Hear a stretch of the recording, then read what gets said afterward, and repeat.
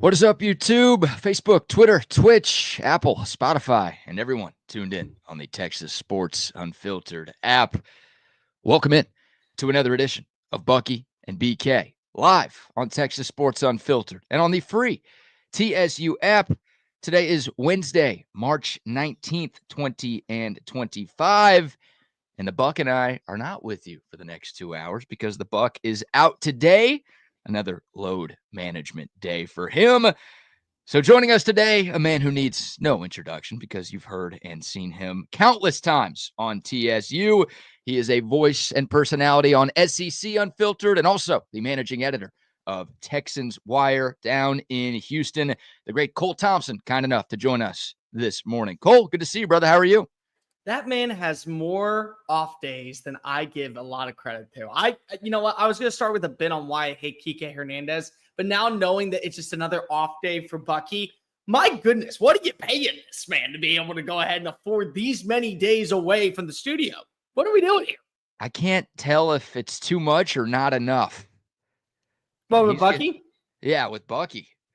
Oh, I don't think it's. I think it's too much at this point. I think that we're at one point it wasn't enough. And then it was like, I got to find other hobbies to do. And now it's like, no, now it's too much. I mean, he's closing the laptop, but I get to go ahead and get a good look down right below before the lights go dark. It's like, he's not paying attention. It's like, we're pushing boundaries, BK, which I appreciate. I love that from Bucky. It's authentic Bucky, but are we crossing that line too much at this point?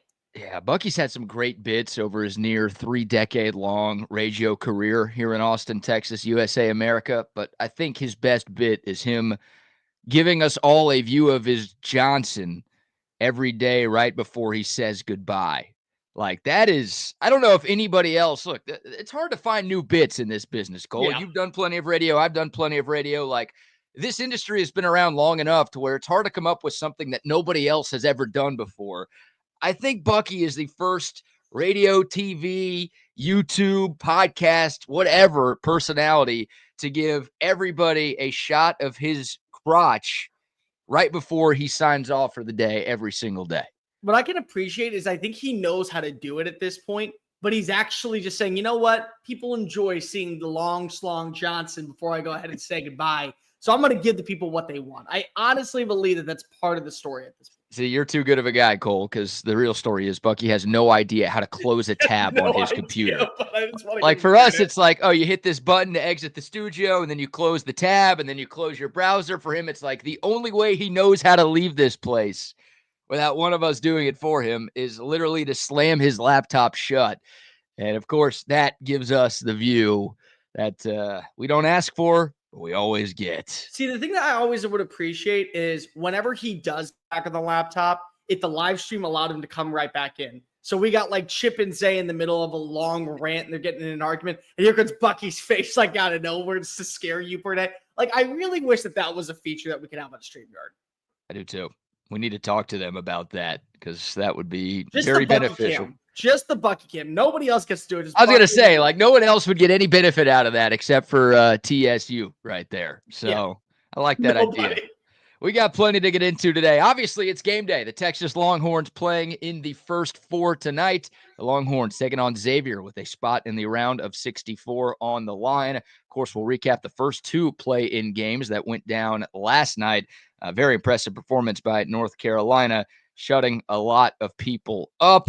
We will get Cole's bracket predictions. Speaking of bracket predictions, our guy Lee Sterling from ParamountSports.com will join us a little after 8 o'clock this morning to give you his money picks for the upcoming NCAA tournament. Yeah, last night was fun. Tonight will be fun, but the madness really begins tomorrow. 16 games tomorrow, 16 more on Friday. So our guy Lee Sterling is going to join us to give you some Cinderella picks, some Final Four picks, and of course his national championship winner. You don't want to miss that a little after 8 o'clock. Plus some Texas baseball conversation. The Longhorns slip up. The 17-game win streak comes to a surprising end against UT San Antonio last night at the Dish. We'll talk a little NFL. I feel like Kelvin Banks slept with Mel Kiper's Jr.'s mom the way Mel Kiper is talking about Kelvin Banks right now. We'll talk some mock drafts. We'll get Cole's SEC spring football storylines, and we'll have some fun between now and 9 o'clock on a loaded edition of Bucky and BK featuring Cole Thompson. Of course, shout out to the soldiers. Bucky always does this. Good morning to the soldiers at Fort Cavazos, Texas, the soldiers from around the state of Texas, the soldiers fighting for us all over the world. We appreciate what you do. Thank you to you and your families for the great sacrifices that you make for our country day in and day out. I can't do that as well as Bucky does, but want to make sure that our troops and our veterans get plenty of love for everything they do for the country. All right, Cole, you've got, I'm looking at your little YouTube bio this morning. And underneath your name, you have a little blurb that reads, I hate Kike Hernandez. Now, we've got baseball going on right now, the second of 2 games in this Tokyo series. The Dodgers won game 1 yesterday. No surprise, the Dodgers are beating the Cubs here in game 2 today. The Dodgers, the reigning champs. They should win every single game with how much they have on the payroll at this point. Like, okay, here's a fair question before I ask you why you hate Kike Hernandez so much. Sure. Are the Dodgers going to be favored in 162 games this year? Yes, they will. That is the least Sterling question. Yeah. But if you were to ask me gun to head right now and I get it wrong, I die. I would say they're favored in 162 games. Like, I haven't thought about that until right now, but I know they were favored yesterday. They were favored again today. Like, barring a bunch of injuries, yes. Hopefully the gun is not kept to your head if, like, everybody good on the Dodgers gets hurt. But, hell, Mookie Betts isn't even playing right now, and they were favored in both of these games, and they're going to more than likely win both of these games.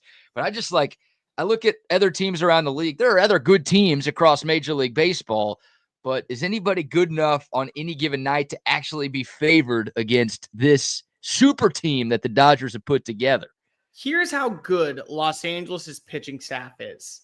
The New York Mets have tried to trade for 1 or 2 pieces, and the Yankees have at least reached out about one potential name, and they have said no. If you took their B squad, which is headlined by future Hall of Famer, and by the way, former teammate of Matthew Stafford out in Arlington, Texas, Clayton Kershaw, that's their B team squad. That still is a top 20 rotation in baseball. That's their secondary unit. And they get to be used out of the bullpen. They get to be used as like that 6th starter on a day to where you got a Tyler Glass now going for 7 one game and you want to give him an extra break. Where Sasaki is being limited because of his innings because they don't want to waste him coming on over from Japan. Like, that's what we're talking about. And then you already brought this up. No Mookie Betts.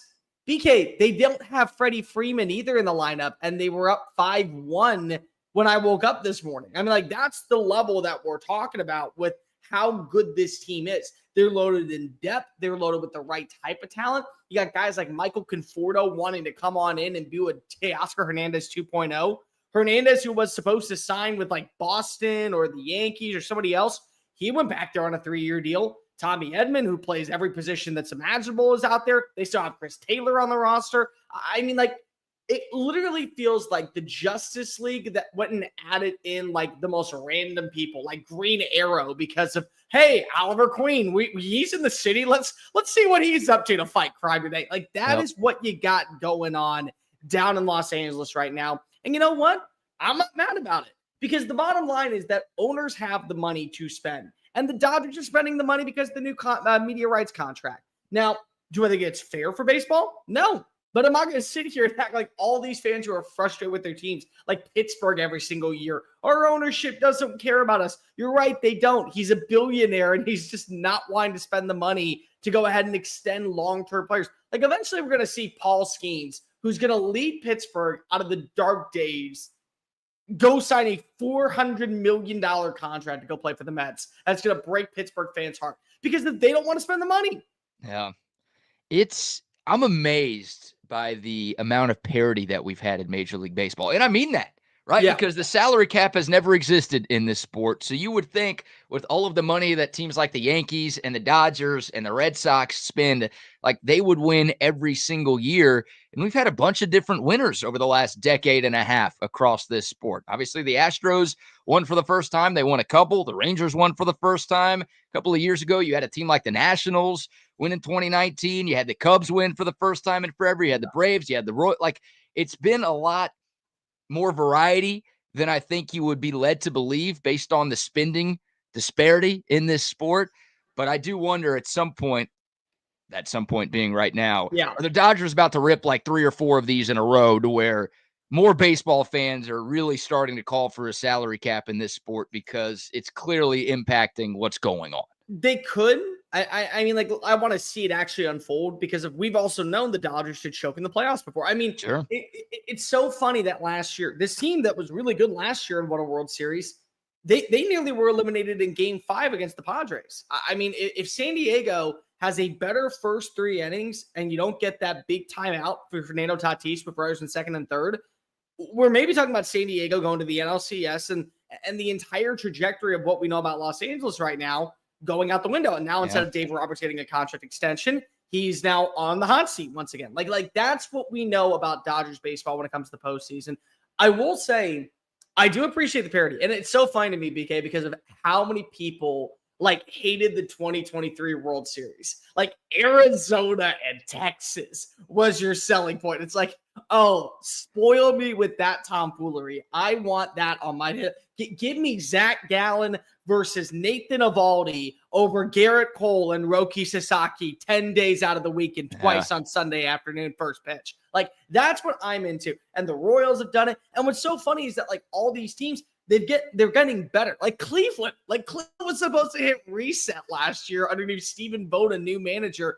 Guess what? They were in the ALCS, and Big Christmas saves their season by setting a 3-run blast into the outfield with the bottom of the ninth, 2 outs, a play away from going to the championship. David Fry comes in. Like, these aren't players that you know of. You know of Mookie. You know of Freddie. You know of Clayton Kershaw.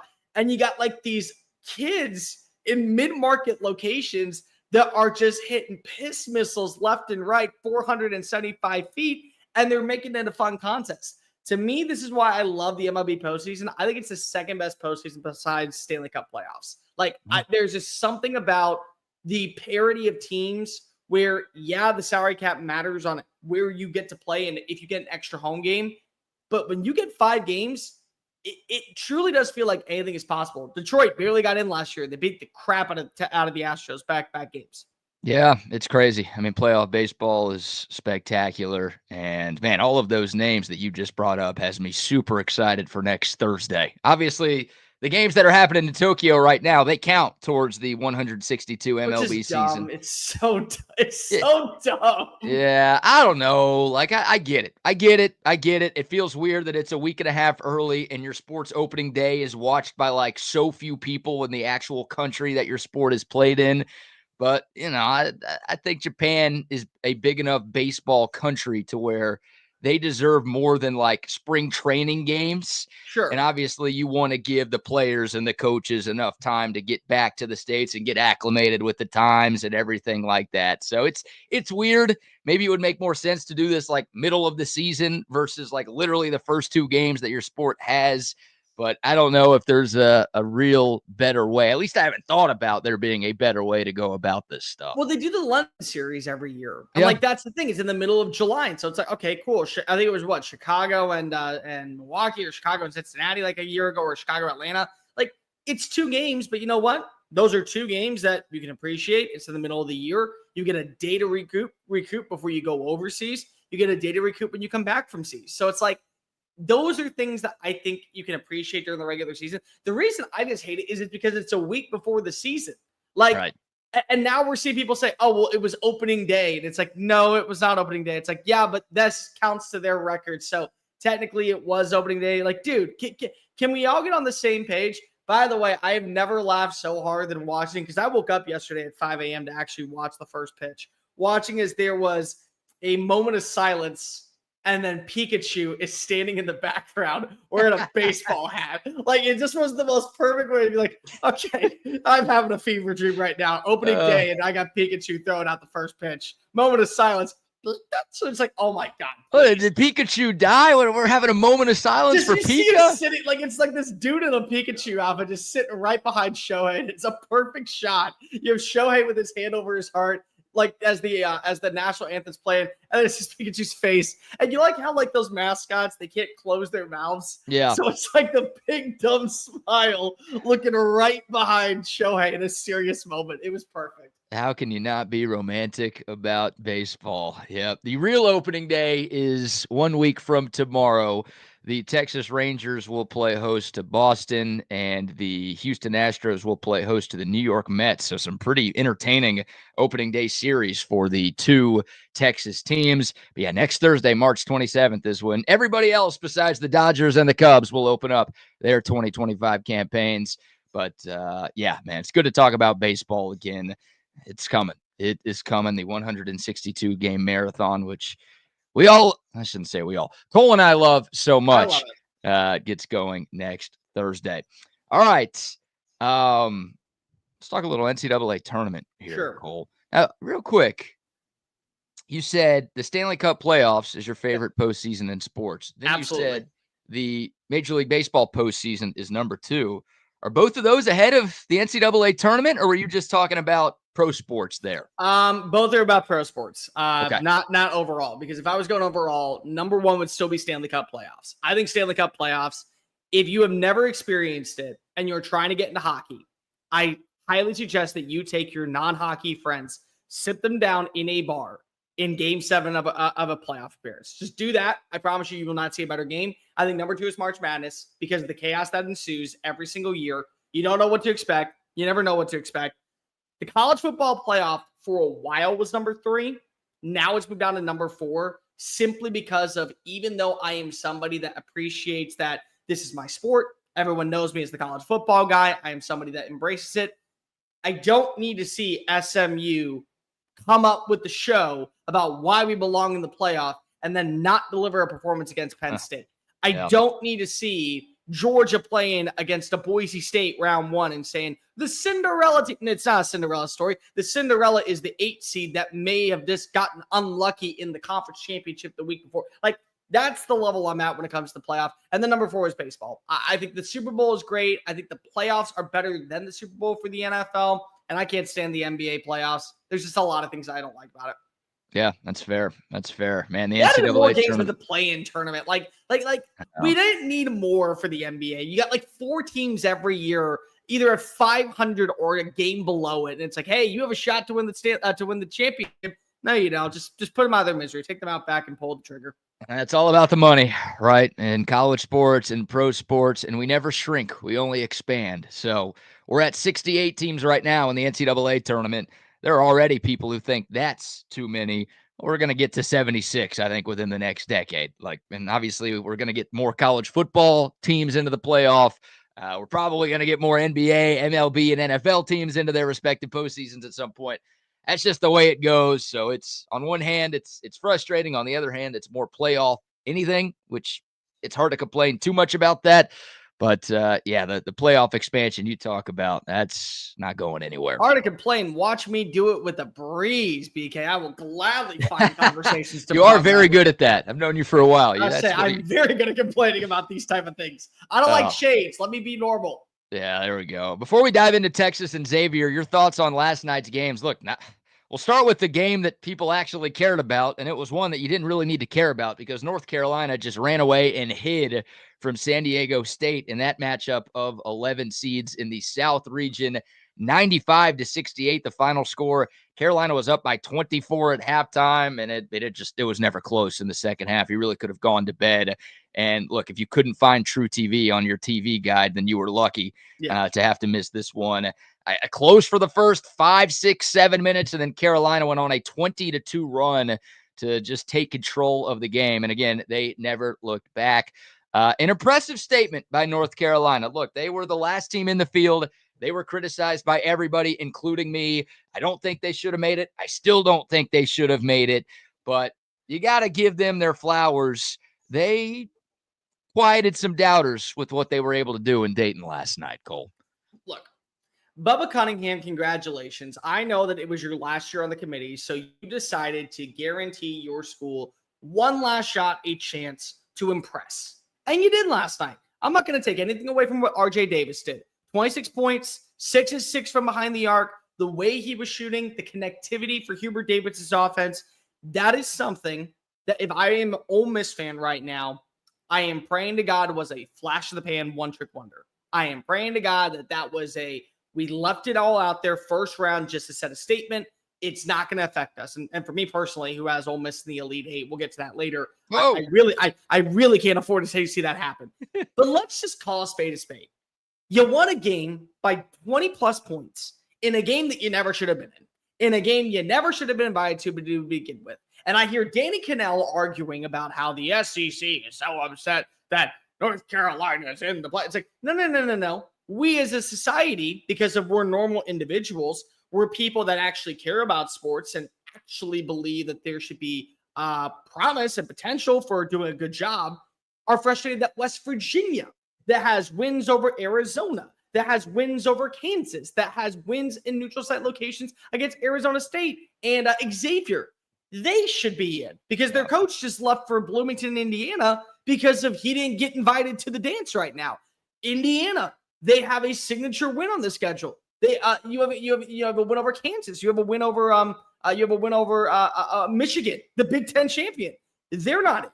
And now you have a 1-12 quad one team that didn't play up to par and was blown out in 4 different games, including back-to-back times against the ACC champion Duke, snuggling their way in. No, that's Bubba Cunningham saying, hey, I'm on the committee. I have a voice. I have a say. I'm going to swindle and do everything possible, which more credit to you because you're defending your school as well. You should, to guarantee that we have a spot when there are other teams that are more deserving. This is why we have problems, BK, with a committee making the decisions and why the KenPom ranking should matter and why the voice of other people should matter and all these other things. Because if everyone was arguing this back in December with the college football playoff, Alabama shouldn't be in because they're 9-3, but SMU, who only played one ranked team all year, should be in because they went to the conference championship. Yeah. It's the same thing.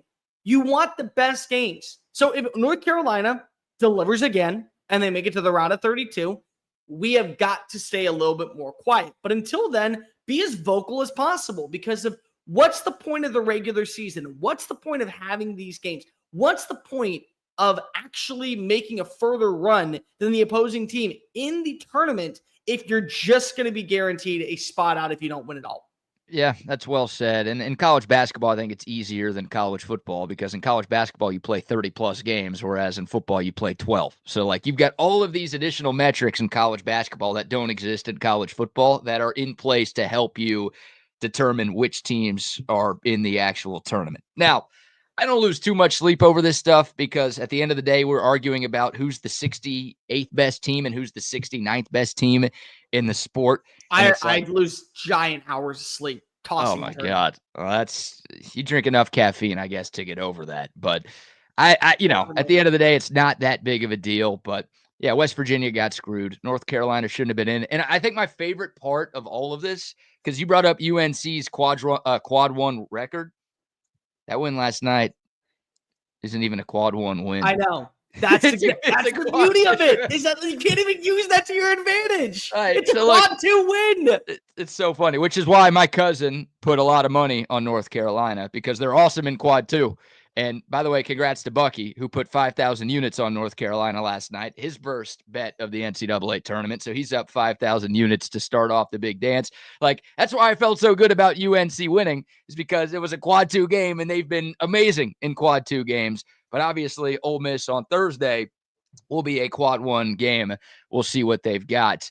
It's interesting, and this could help Texas too. At least one first 4 participant has advanced to the second round in 12 of 13 tournaments, Cole.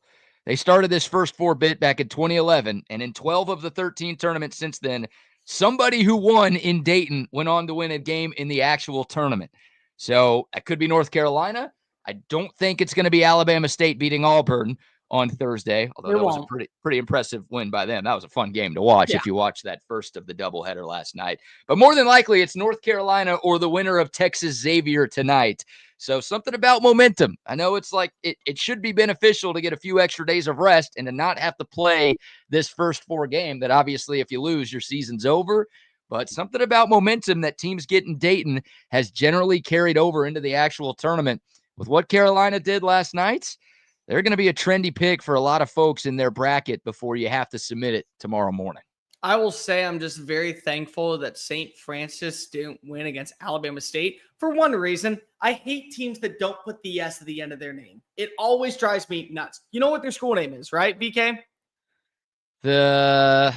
No, I watched that whole game. I don't even remember. The Red Flash. I was going to say Red Storm, and I'm like, wait, that's St. John's. Yeah, okay. Not the Red Flashes, the Red Flash. Screw you. How dare you? Just put the S at the end of it. Just be a normal person. It's not one person on the field, and you're not running track right now. So good on them. I'm glad you got Alabama State with the money line. Wait, Red Flash. I mean, that's 2 letters. You can't just add an S. You have to add an ES at the end of Red Flashes. That's good. A lot Even better. Even better. Make it longer. Flashes. You're not flashy by having a 1-syllable name. That's why you'll never see one of them win a championship, because they don't play by the rules, and so they go ahead and they lose in the first round. Congratulations, St. Francis. Here's my free betting advice. I'm gonna give a bunch of last-minute bracket helpers during tomorrow's show, but I'm gonna go ahead and give a little nugget today as you're filling out your brackets, because some people want it done tonight. They don't want to wake up early tomorrow morning and have to take care of it at the last second. Bet against the Mountain West. Okay. Here's why I'm not very impressed by what North Carolina did. Now, look, they won by what, 27? 26, 27. You do that in the tournament. You got to give them some love. I mean, that was a blowout against a team that the committee thought was on the same level as you. So whatever. Credit where credit's due. But I can't give anybody a lot of credit for beating a Mountain West team in the dance, because that's now 23 straight losses for the Mountain West Conference for a team seeded 10th or worse. So I know San Diego State had that miracle run to the national championship game a few years ago, which was great. You give them credit for that. But Mountain West teams that are seeded 10th or worse have lost 23 straight games in the tournament.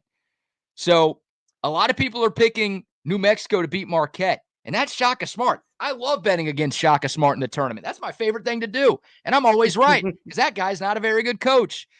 You shouldn't pick it. A lot of people are picking Colorado State to beat Memphis. That's a very popular 12-5 That's mine. pick. That's one of mine. I don't think Memphis is very good. I'm here to tell you recent history, and it's not that recent, Cole. It's 23 straight games. I say it's a while. Yeah, it's been a while. A lot of people are picking Colorado State. I wouldn't do it. A lot of people are picking Utah State to beat UCLA in a 10-7 upset. I wouldn't do it. Like at some point, the Mountain West is going to win a game as a double-digit seed. But that conference gets so much love from the committee every year. And there are people saying Boise State should have gotten in. It's like, that league needs to be a one-bid league until they can prove they can actually do some shit in the tournament. Like occasionally, again, they get a San Diego State that's like a 5 seed that's really good and obviously deserves their way in. But bubble teams, bubble spots should never go to the Mountain West until they prove they can do a little bit more than what San Diego State did last night. I am going to agree with you on everything except for one. I believe that Utah State pulls off the upset against UCLA. There's a reason for that. There is a reason. One reason. What is the rumor around Mick Cronin right now? That he's leaving and he's short and bold. Well, that's not a rumor, I guess. Yeah, that's not a rumor. That's just a fact. Unfortunately, we all know that. But he's getting the job at Villanova. So I feel like that if he's clocked out at this point, this is the ultimate opportunity for a 10 seed for the Mountain West to kind of pull one over the wool over the eyes of somebody else. If he is already guaranteed, signed on the dotted line, the way that Jim Schlossnagle was playing for a national championship last year out in Omaha, and then knowing regardless of what was happening, he was going to Austin, Texas, that this guy is going from Los Angeles to Philly, PA, regardless of what happens with UCLA, I could see Utah State's offense playing extremely physical early on, setting a tone, building a substantial lead to where everyone in the building is just like, we already know what's about to happen. I will agree with you, the Colorado State one. I'm just not impressed with what Penny Hardaway's team has done. I know. I don't think Memphis is good. I don't. Like, I watched them play against UAB in the American Championship on Sunday. I did not leave impressed. And this is a guy that wasn't paying that much attention to it. Jake was in town. We went out for St. Patrick's Day. We were enjoying, Florida versus Tennessee early on in the day. And we're just like sitting around having a couple of Guinnesses. And I'm like, the score was just 62-60, and it's still 62-60. We're 4 minutes in. Like, what do we got going on here? So it's like, I get where Colorado State has that moment. I don't understand the New Mexico one because I agree with you. Shaka Smart in the tournament. is an easy sell for me to always bet against, especially weekend one. But like, you're really going to sell me that New Mexico is going to be able to pull it off against the Eagle? Like, okay, trust me. Waiting in round 2 is Tom Izzo, a pissed off Tom Izzo team with a roster that he didn't think was going to be that good this year. Shaka Smart will get his due. Like, he'll find a way to do it. And I get it. Kai Jones, really fun player. But who else is on that team? But like, they're not losing to New Mexico round 1. Like, that's not happening. UCLA, Utah State's the one that I'm looking at, and I'm like, if that happens, it's not going to shock me. That will be one where I can easily buy it. Yeah, no, I like that logic there. That Marquette, New Mexico game might be the last game I pick on my bracket. And it's not going to matter because I'm going to have either of those teams losing to Michigan State in the round of 32. Yeah. But I can't decide, like, do I hate the Mountain West more? Or do I hate Shaka Smart more? Like, who am I picking against there? And hey, it's the year of the Patino, right? You got Richard Patino at New Mexico doing a pretty good job there. He might be in line for a bigger gig after this year. So I don't know. That's a random game that's not going to affect my bracket that I'm going to spend way too much time thinking about. I will give one piece of advice, since I will not be on tomorrow, to give you some bracket stealers. Shoot. Do not pick a team from the West Coast to cut down the nets. Yeah. Since 2002, a team from the West Coast has not won the national championship. I believe it was UCLA was the very last time that happened, if I'm not mistaken. Somebody quote me on that. But it's been 2 decades. Man. There's only been, I think, 4 times in the last 20 years that a West Coast team has even gone to the Final Four. So just when you're cautious on that, make sure that you don't pick on this side of the Mississippi River. You want to go ahead and get there? Yeah, at least to the Southwest. Get to the Southwest. And I will say, my favorite upset, the team that I'm at least rolling with right now, I am hammering High Point over Purdue round 1. Give me High Point. I am hammering that one. That is the most confident one I'm in. Because number one, I hate Purdue. It's my least favorite college in America. Hate Purdue with a burning passion, with literally no reason besides the fact that my dad went to IU. And I do not trust Matt Painter in the postseason. I don't. That's a good reason. Now, okay, going back to your first stat, I'm gonna one up you there. It's actually been since '97 we're a West Coast team, and that's Arizona. And I know that because they knocked my Kansas Jayhawks out that year. Like Jason Terry was in college on that team. That's how long it's been since like a West Coast team has won the whole thing. I don't know if there's a legit national title contender on the West Coast that people would even pick, right? Like Oregon is a 5 seed. Are they the highest? No, Arizona's the highest. Arizona's a 4 seed. Oh, yeah, they're in the same. People saying Akron's going to upset them. Right. They're in the same pod, by the way. Like, it's weird to see Arizona and Oregon potentially playing in the round of 32 because they were conference rivals forever. But, like, that would be – so one of those teams is getting knocked out by the end of the weekend. Then you've got UCLA. Yeah, it's not a – I don't know how many people are picking a West Coast team this year, but it's good advice because they don't get it done in this tournament anymore. And then what was the other thing you talked about? Always pick against Matt Purdue. Painter. Yeah, it's weird. If you did that last year, you had a bad time because Purdue played for a national championship. But more often than not, they have come up small in this tournament. So you're right. I mean, that is a popular upset pick. High Point's a good team. They could score. They could shoot. I love teams like that in the tournament because when you're playing the role of Goliath, if you could just knock down a few threes, you think of what Oakland did to Kentucky last year, where that Jack Gelke guy made like 10 threes to knock off Big Blue Nation and what ended up being Coach Cal's last game at Kentucky. Like, you need guys like that, up-tempo teams that could shoot. Those are the teams that generally pull off the upsets. High Point is one of those teams. So I don't know.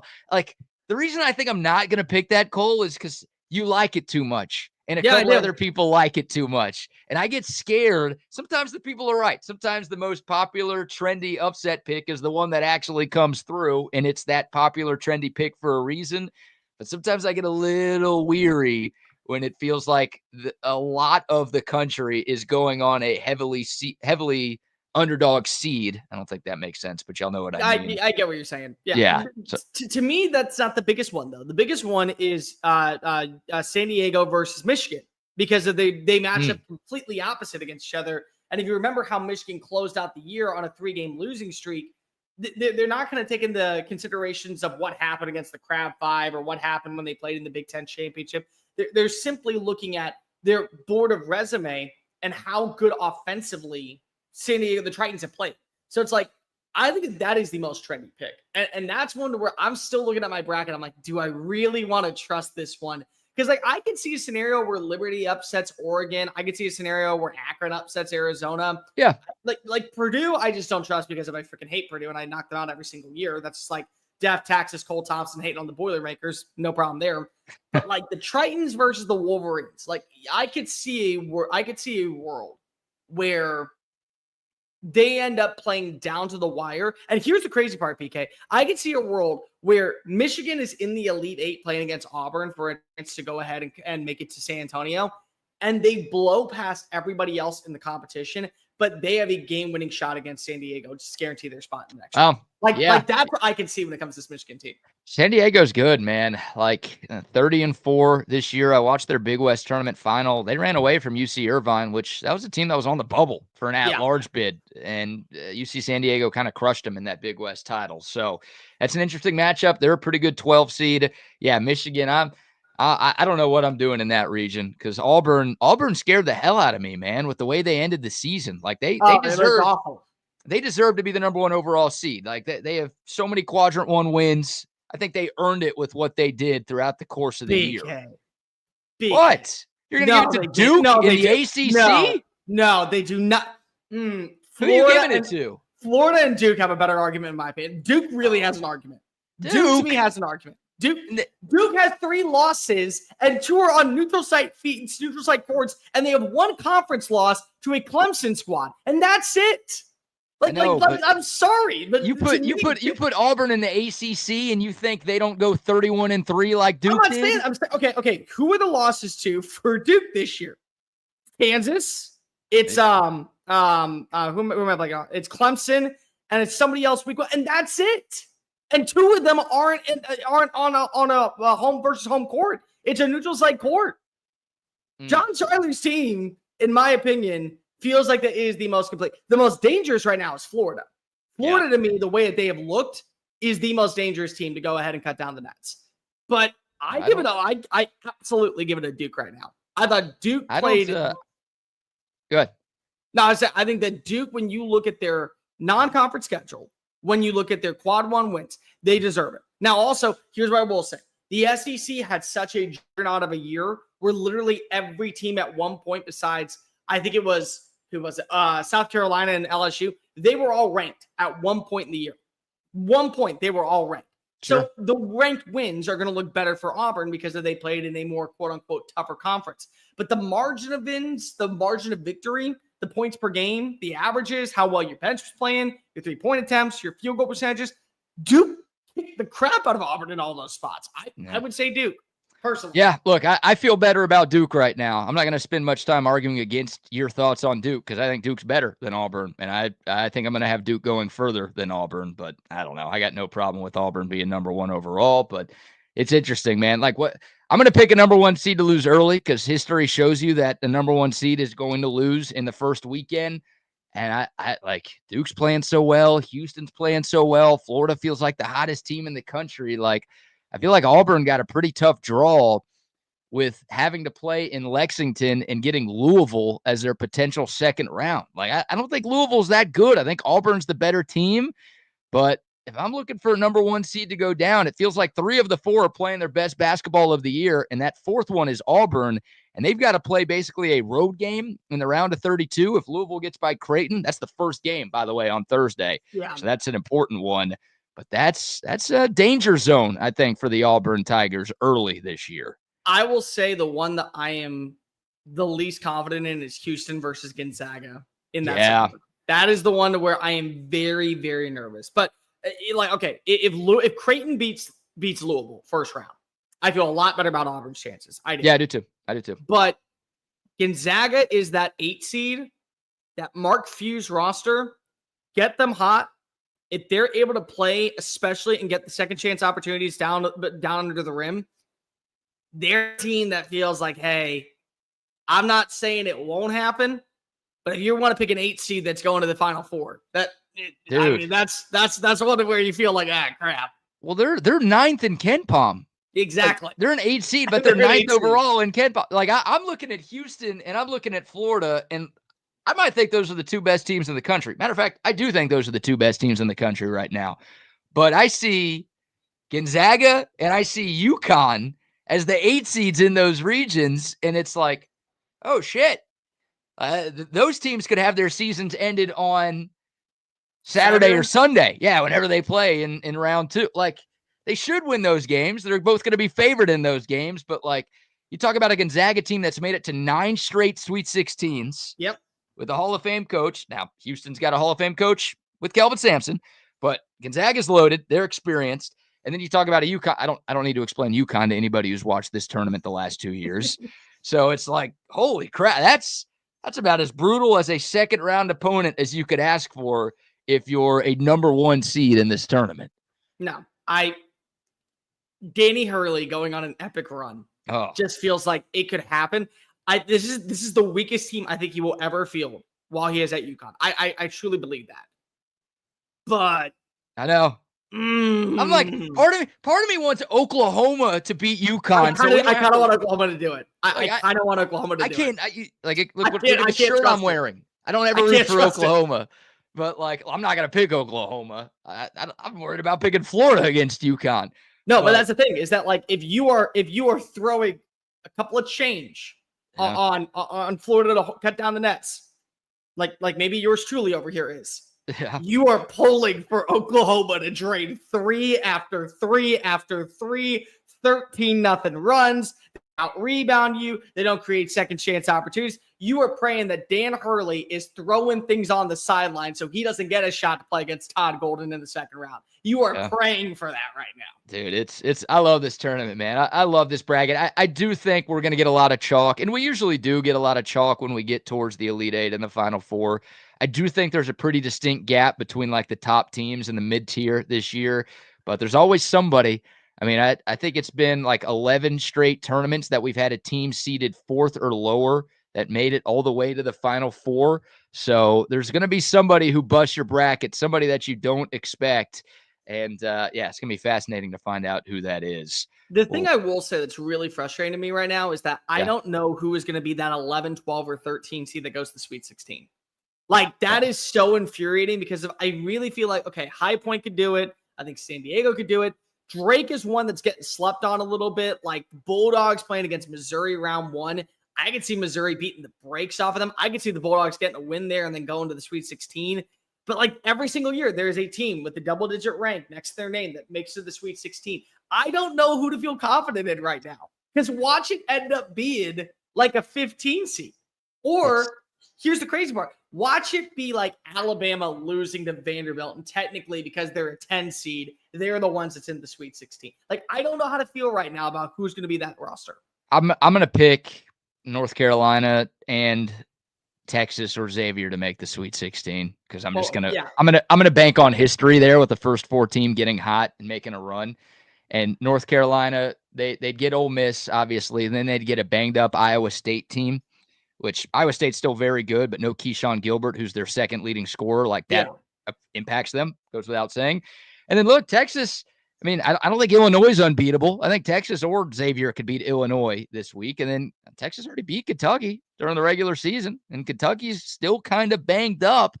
Now, they were more banged up when they lost in Austin back in February, but I don't think that's an unbeatable team. So I'm going to go with them. Wildcats not making it to weekend number 2. Exactly. That's the common theme at this point. And then, man, this Will Wade story. Oh, don't do the McNeese one. Don't do it. Like, okay. This Will Wade story has me going, Cole. Okay. I think I want to pick McNeese so bad. I do. Yep. And it's because their student manager, the vibes dude who just signed like an NIL deal with Buffalo Wild Wings and Insomnia Cookies. Where do I get that deal, guys? Where do I get Insomnia Cookies being delivered to my doorstep? I want to believe so much. That's the one that I'm like, everyone's talking about it. I got to veer away from it. That's the steer away from the skid one for me. Because I feel like that we do this every single year with Will Wade's roster. Hey, they won the Southland. They're really good. And then they get blown out by a 5 seed. I know. And it's Clemson who made it to the Elite Eight last year, and they've got like the same exact team, and they're loaded. And I know. I got to find somebody else. This is my whole day today after the show is like studying brackets. I spend way too much time on this every year only for it to just get busted 2 hours into the tournament. And I always hate, I mean, it's the right thing to do. It's the right thing to do, but I hate it because it kills me every year. The first game of the tournament is always an 8-9 game. So Thursday, a little after 11, it's Louisville and Creighton. And like, there's nothing worse than starting off your bracket with an L. And that seems to always happen to me. Now, I generally do a pretty good job, and I've been lucky. I've won a couple of these bracket madness pools in the past, but there's no worse feeling than having your bracket obviously not get destroyed by the first game, but you just feel like if you lose game one, it's not going to be a great year for you, Cole. I will say the quiet part out loud that I think a lot of people need to hear. And this is for anybody that's watching Texas Sport Unfiltered. Make sure that really quickly you like, subscribe, hit the ring notification. That way you don't miss anything over on the channel. I genuinely believe the United States of America, if they truly cared about the people, needs to make the Thursday and Friday of the first round of the NCAA tournament an automatic work from home day and all businesses be closed. I'm sorry. Because of number one, you're not getting work done when you're in the office. Nobody is actually working. You're checking your phone every 5 seconds to see which 12 seed is about ready to bust your bracket and which 13 seed that everyone's talking about. The other thing is that we're all waiting for White Boy March to start. We're trying to figure out who's going to be the dude that enters March Madness history from like that St. Peter's or like the Oakland school. We all know that one. Yep. But also, there are storylines that we got to talk about. Like, imagine this. You're going to Lexington, Kentucky. Lexington, which is right up the road from Louisville. This is the first time that Louisville has been in the tournament in 6 years. Do you really think that Dan, who works at Dollar General, works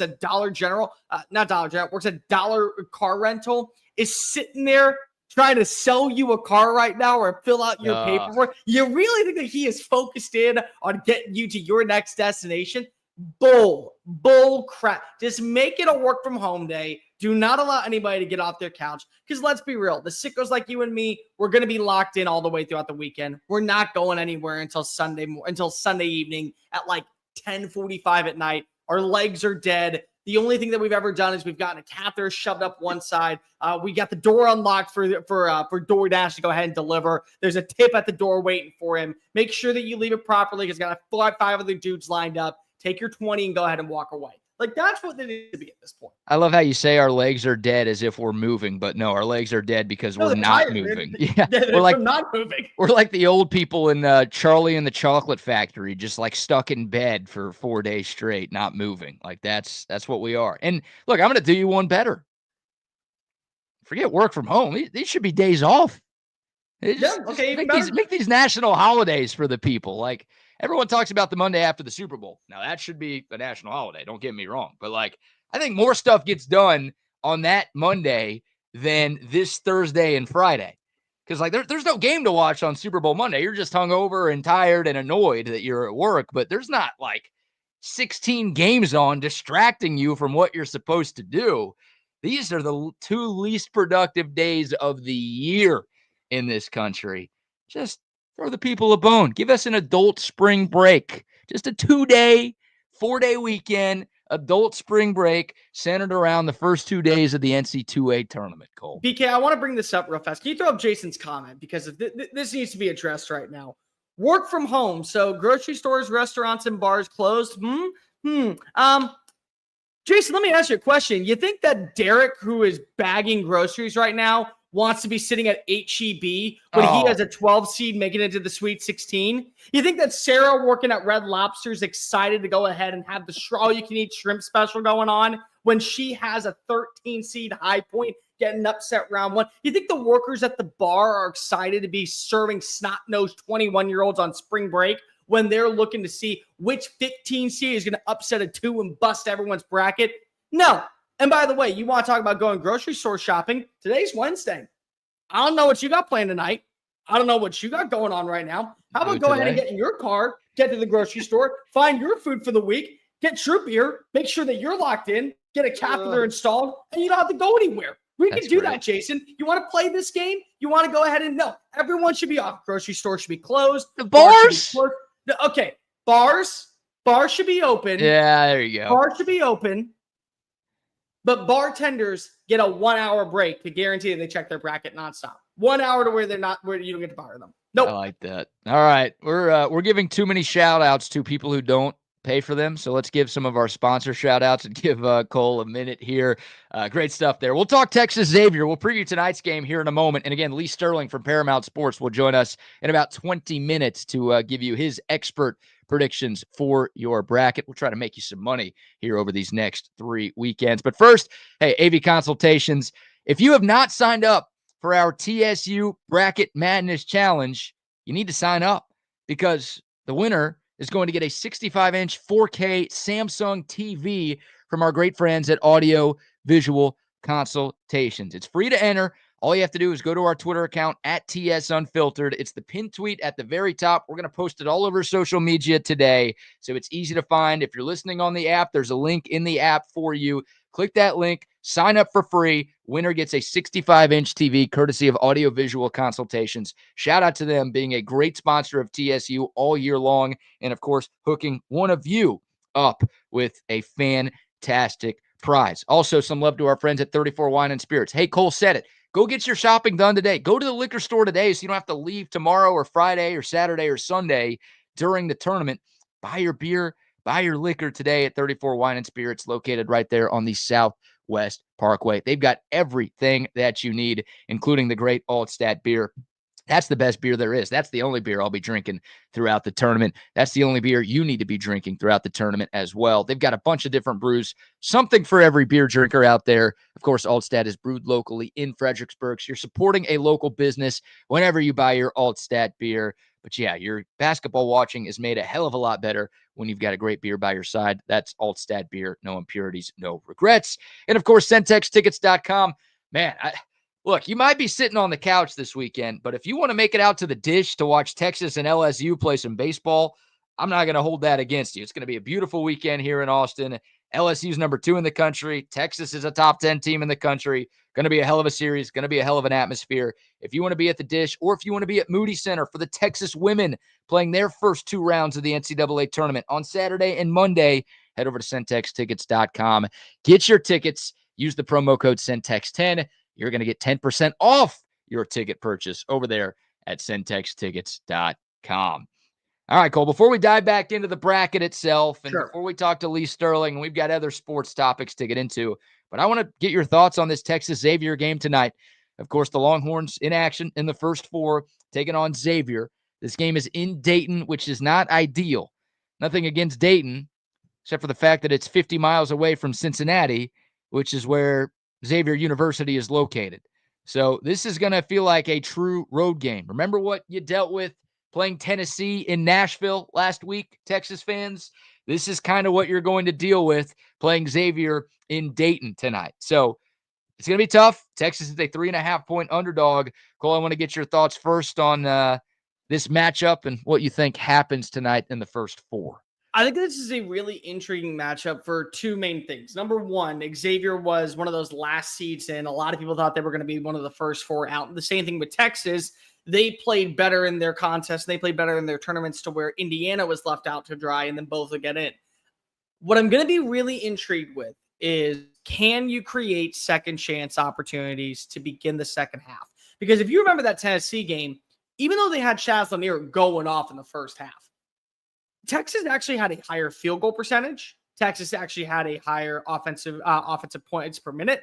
Texas was playing better offensive, was playing pretty good defensively.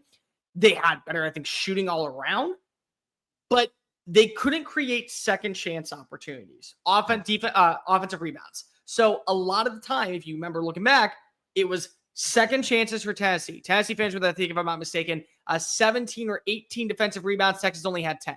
Offensive rebounds. My apologies. 15 offensive rebounds versus 10 offensive rebounds. Those opportunities to be able to come out swinging, and if, let's just say, you're going a little bit too wide, like Shedrick misses a shot, Caden Shedrick misses a shot, you want to be able to get the ball back in Johnson's hands to give you a second chance to be able to score. I think that if they're able to connect on those little things, especially early on in the second half, where maybe they're down by 2 or they're up by 4, and then it allows them to expand the lead and it gives them a chance to go on a 9-2 run, and now they're up by 7 versus being up by 4. that could do wonders for this Texas roster. Because again, I think offensively, they can match up with a lot of teams. Defensively, the thing that's been really troublesome for them is getting those second chance opportunities, not allowing teams like a Tennessee, like a Vanderbilt, like a Texas A&M, like anybody really for that matter, to be able to find ways to score on you after they miss a shot. Yeah, I think, look, a lot of the teams that have given this Texas team trouble this year have size. And the good news for the Longhorns is Xavier doesn't have a lot of size, right? No. Their starting center tore his ACL a couple of months ago, so he's out for the year. And the guy who has been playing center for them is just 6'9". Now, he's their best player. He's Zach Fremantle, who's been playing college basketball since you and I were in diapers, Cole. He's their leading scorer. He's the leading rebounder, but he's not that big. So Xavier doesn't have the size that Tennessee has. And you think, again, some of the other teams that beat Texas during the year, that killed Texas on the glass during the year, they're a lot bigger and stronger on the low block than Xavier is. So I like that from a matchup standpoint. You don't have to worry about a bunch of bigs that are going to kill you on the glass for 40 minutes tonight. That's what I like. Look, I think Texas is better than Xavier. I'll say it right off the bat. I think Texas is the better team. I'm surprised that Xavier is a 3.5-point favorite.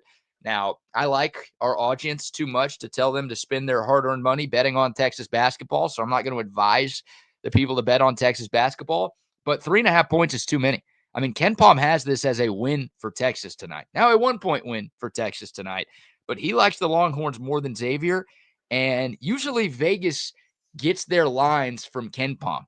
So whenever you see a discrepancy like that, this is how my cousin bets on college basketball when he does. If there's a major discrepancy between what Vegas has and what Ken Palm has, I'm going to take what Ken Palm has because usually he's right on that thing. So I like Texas to at least cover the 3.5 points tonight. I'm picking Texas to win this game tonight. I just think they match up well with the Xavier team. And the things that Texas doesn't do well, Xavier doesn't do all that well either. Now, Xavier's here for a reason. They've got a great coach in Sean Miller. I mentioned Zach Fremantle. He's a matchup nightmare because he's 6'9". He can shoot the three. He can stretch the floor. He can get down and rebound. He's a problem. They shoot the three ball really well. That's what worries me about the Xavier team. They are a top 10 3-point shooting team in the country. They're very experienced. Like, they have some things that bode well for an NCAA tournament run. But I think Texas is the more battle-tested team. Right, the Longhorns have 7 quad 1 wins. Xavier only has 1 quadrant 1 win. They've not fared well against the best competition that they've played against this year. And I think that Texas, now being well rested, not having played since last Friday, being as healthy as they've been in a long time, giving Kendall Weaver a few extra days to get right, giving Arthur Kaluma those few extra days to get right. Texas is the healthier team. They're as healthy as they've been all year. And you saw what they did in Nashville when they had their full complement of players in those first 2 games, beating Vanderbilt and beating A&M, 2 teams that are better than Xavier. I like Texas, man. I really do. Like, I get the shirt I'm wearing. I get the hat I'm wearing. I get the network that we're working for right now.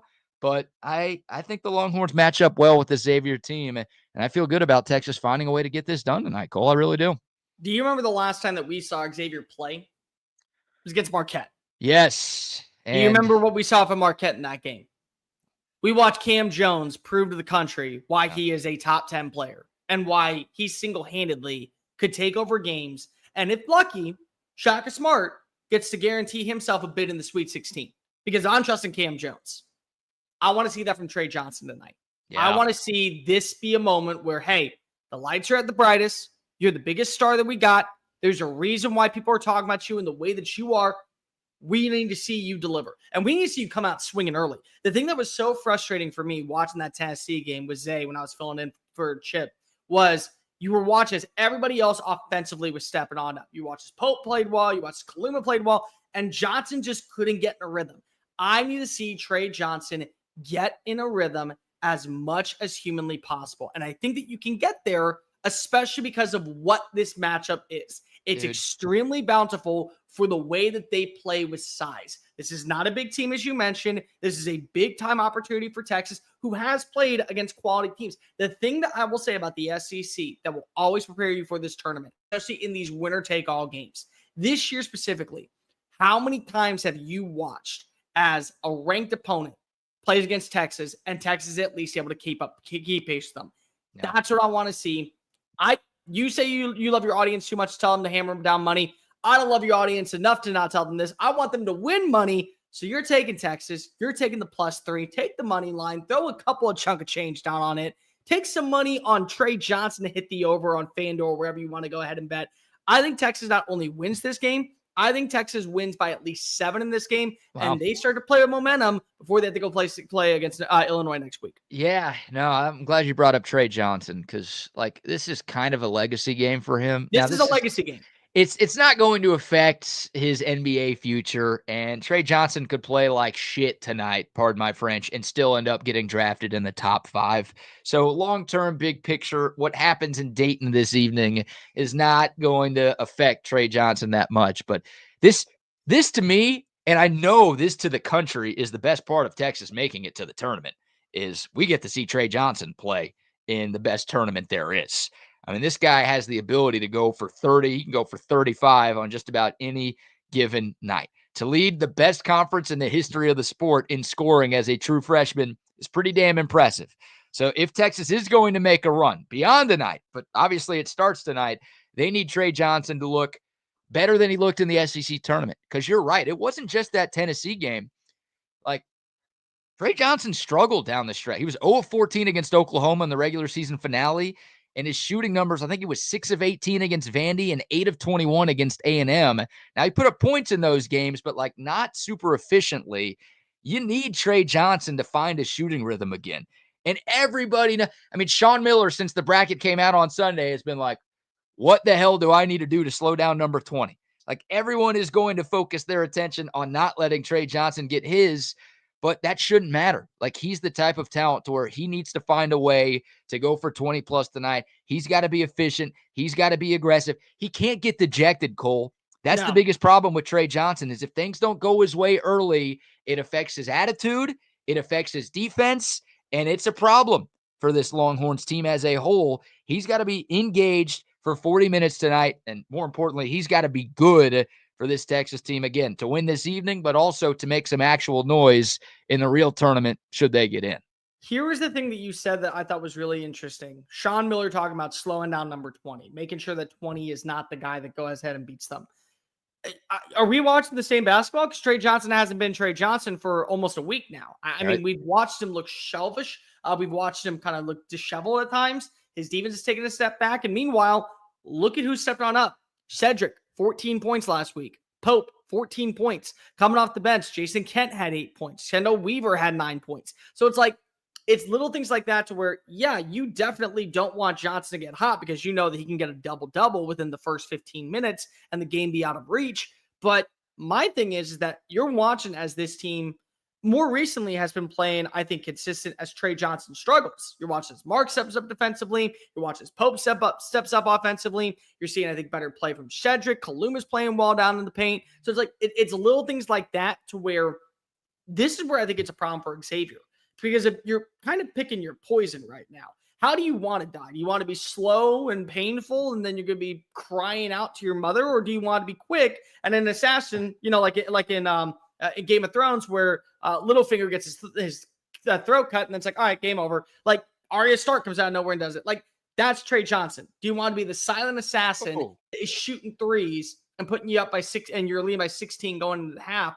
Or do you want to be a physical matchup where you're slowing down Johnson, but Mark's stepping on up, Pope is stepping on up, Kaluma's stepping on up, Cedric's stepping on up, Weaver's stepping on up, and all of them are having 8, 9, 7, 6 points. And Johnson's just kind of immobile, but you're still seeing the same results. Hey, spoiler alert on that Game of Thrones reference there, dude. I'm only through season 2. It has been 9 2. years. I'm not caring anymore. It's your fault if you have not watched up to this I've point. only watched the first 2 seasons, man. So do you know what happens in season 3? No. You have no idea what happens in season 3. No. BK. Now, it's been like 6 years since I finished season 2, so I don't know. I don't feel bad anymore. I don't feel bad at all. I do not feel bad at all. I don't. Come on, man. I'm waiting. I'm waiting for it. You had 6 years. Okay. That's like somebody telling me the ending of Breaking Bad. And it's like, I don't feel bad. Like, I never saw the ending of Sopranos. I actually just started that. I won't spoil it. But somebody spoiled it for me. And I'm like, what the hell? And it's like, it's been out for 15 years. That's on you at this point. I will not be the guy to spoil it for you. But it's just like, there's a statute of limitation to where, I'm sorry, like, here's what happens. Like, in How I Met Your Mother, and that kid's is How I Met Your Mother is how the show ends. Okay? Like, that it's been 10 years. Yeah. If you read something online, sorry. Yeah. No, Game of Thrones. I stopped watching. I started it late, obviously. Yeah. But I started it before it ended, and then I stopped watching it when everyone's like, the ending sucks. And I'm like, okay, well, I'm not going to watch the rest of this if the ending sucks. Okay. So if you, so you're trying to make me feel bad for you not knowing for a fact that you're not going to finish the show. Yes. You're not going to be locked in. So I told you, so-and-so dies at the beginning of season 5. And then he's still alive where I am. Well, that's breaking news. I said so-and-so. I didn't say who it was. No, you said the name. You said the guy you said Littlefinger. Oh, I know. He dies. He 100% dies. I'll tell you that right now. Breaking news. Littlefinger dies. That's news to me. Everyone else has known that for years, but for me. For years, everyone else has known that. I'm shocked that you don't know about what happened in season 3. No. BK, let me explain something to you. There are 2 times that my jaw has dropped on the floor watching that show. The end of season 3, and then the battle between the Mountain and the Viper. People who know that will understand.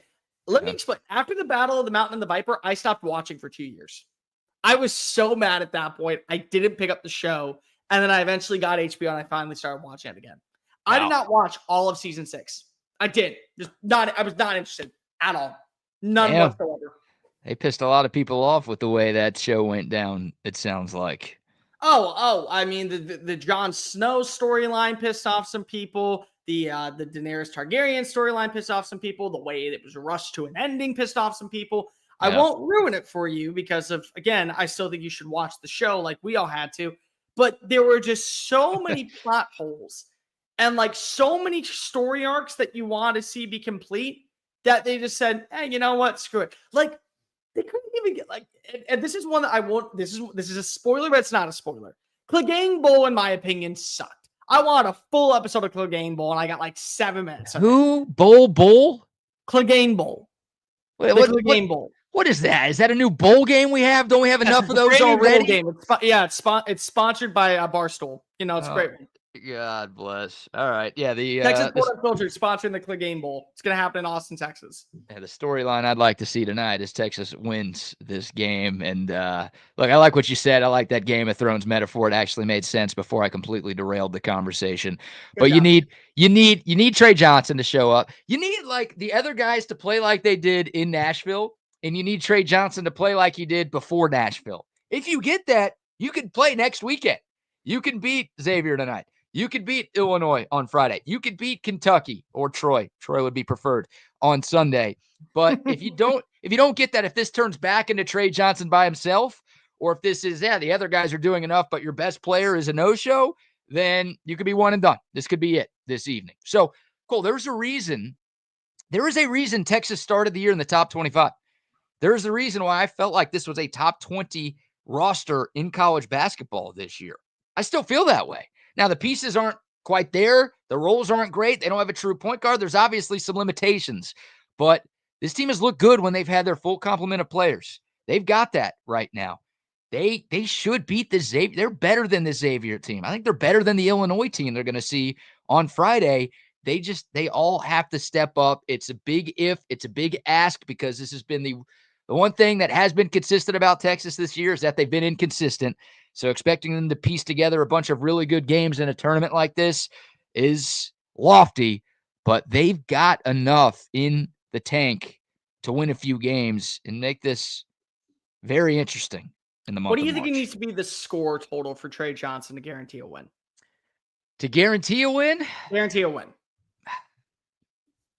Man, I don't like some of Trey Johnson's highest scoring outputs of the season were games that Texas lost because nobody else stepped up. Yep. So I'm scared to make a prediction like that. Like he can't go 0-14. That goes without saying.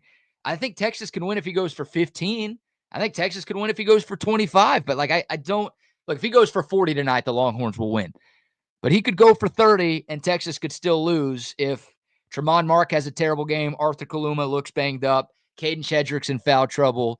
Like, so much has to go right for Texas to be playing its best basketball that I don't know if I can answer that question definitively, Cole. Give me his first performance against Oklahoma. 41% from the field, 40% from downtown, 16 points, 4 rebounds. That's fine. Give me that. You give me that and somebody else steps on up, Tremont Mark, Pope, whoever it is.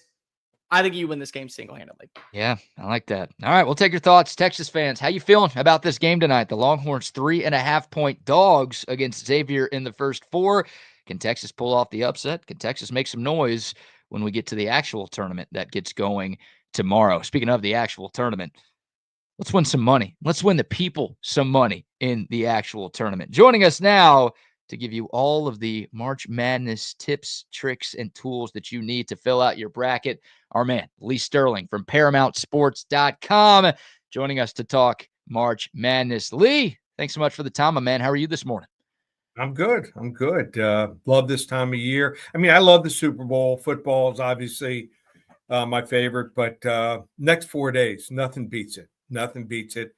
I'm going to head up on Friday. I'm going to go to the Hard Rock in Hollywood and be up there for about 10 hours. So going to just plant myself and have a couple phones and my computer ready. They got a seat right in front of all the TVs. That's what it's all about. Right, Brad?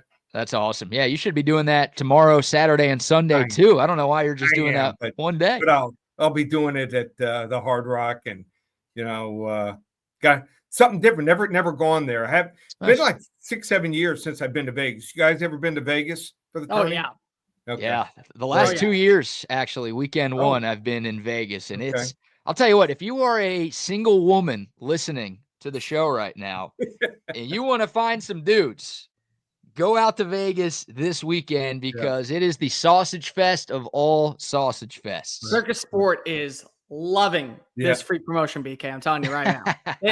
they are absolutely enjoying now knowing that you are sending all the single ladies out to Las Vegas. Yeah. There we go. So, Lee, before we get to like your bracket tips and tricks, I want to get your thoughts on this first 4 game tonight. Texas and Xavier. Look, Xavier's got a bit of a home court advantage. They're playing an hour away from Cincinnati. So the Longhorns are 3.5-point dogs. What do you think happens in Dayton tonight?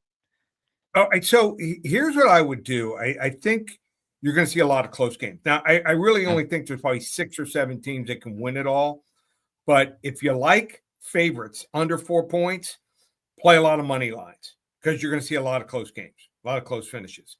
If you like underdogs, also, either take the points or do half your wager on the points and maybe a third to half on the money line. So I wouldn't lay the points here with Xavier. I think Texas is going to come to play here, and I think the experience playing a tough schedule. And Xavier plays in a pretty decent league also, but nothing like the SEC this year. We may never see 14 teams make it again. Lee, when you look at the Mountain West, people have been talking about how this is a year where, once again, they just underachieve. And there's 3 different teams that are going on in. It's the year of Patino potentially getting an upset over Marquette. Right. You got Colorado State facing off against an AAC champion in Memphis. UCLA with the rumors of McCall potentially going to Villanova. I believe that this is the year where one of the Mountain West teams makes it to the round of 32. But just based off of the matchups and what you're seeing betting lines, who's the one that you feel the most confident in being able to pull off this upset, making it to the next round? All right. So the most underrated team in the field to me, Colorado State. Not just in Colorado State. Here, the bookmakers will tell you what this game is all about. I've never seen, maybe it's happened before, I've never seen a 12 seed be a favorite over a 5 seed.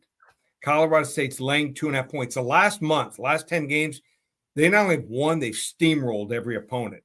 So I like Colorado State there.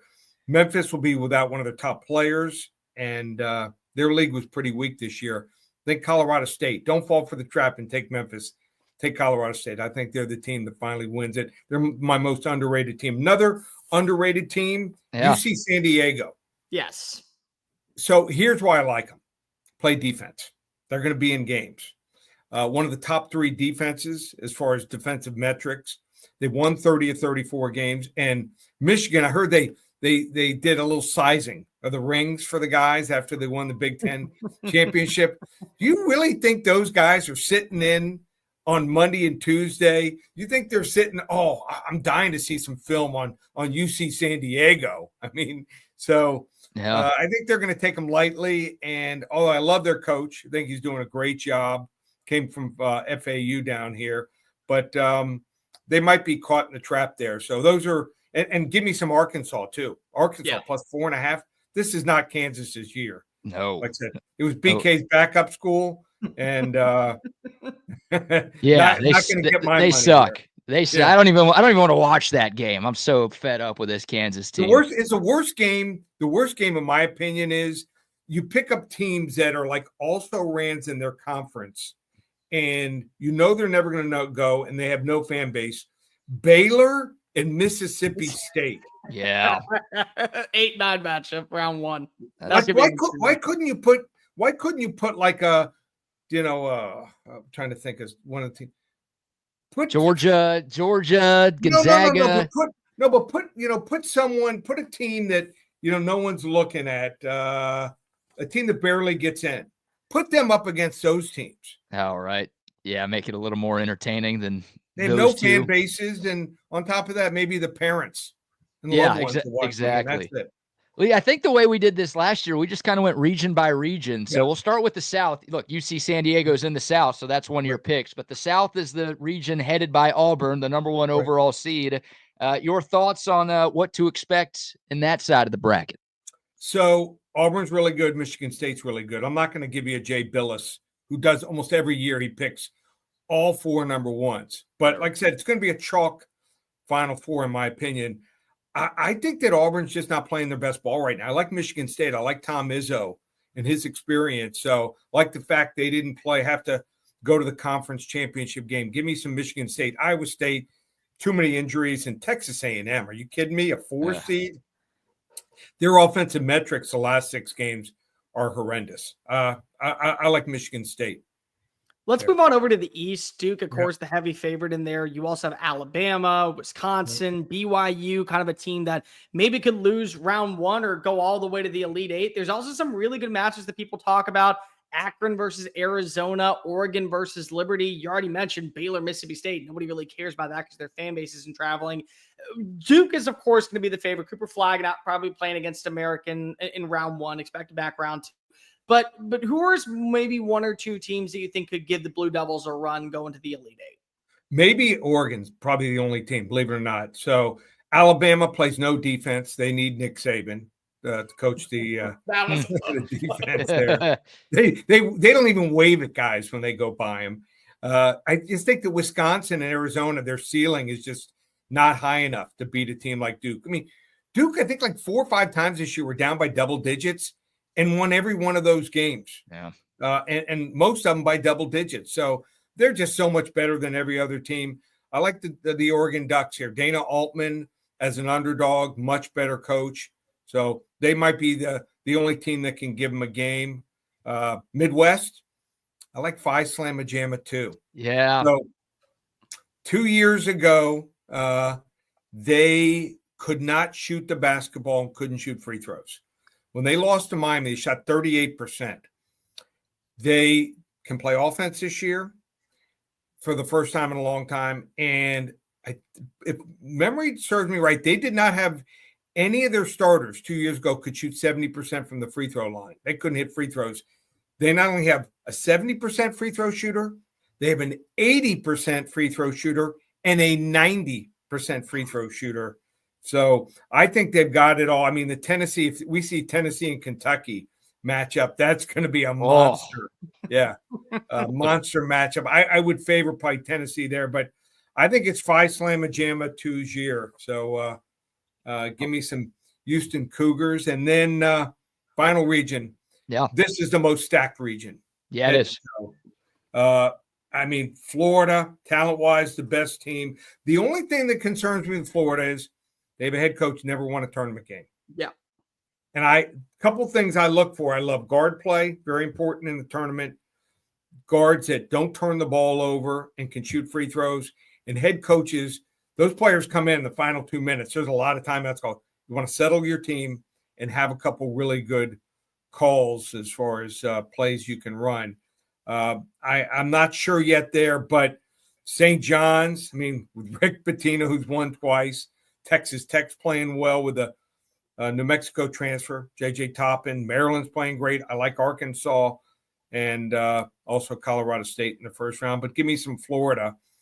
And in the final, in the Alamo Dome, I think we're going to see Florida and Houston and the Houston Cougars. Houston Cougars, I like them. 6.5 to 1 underdog.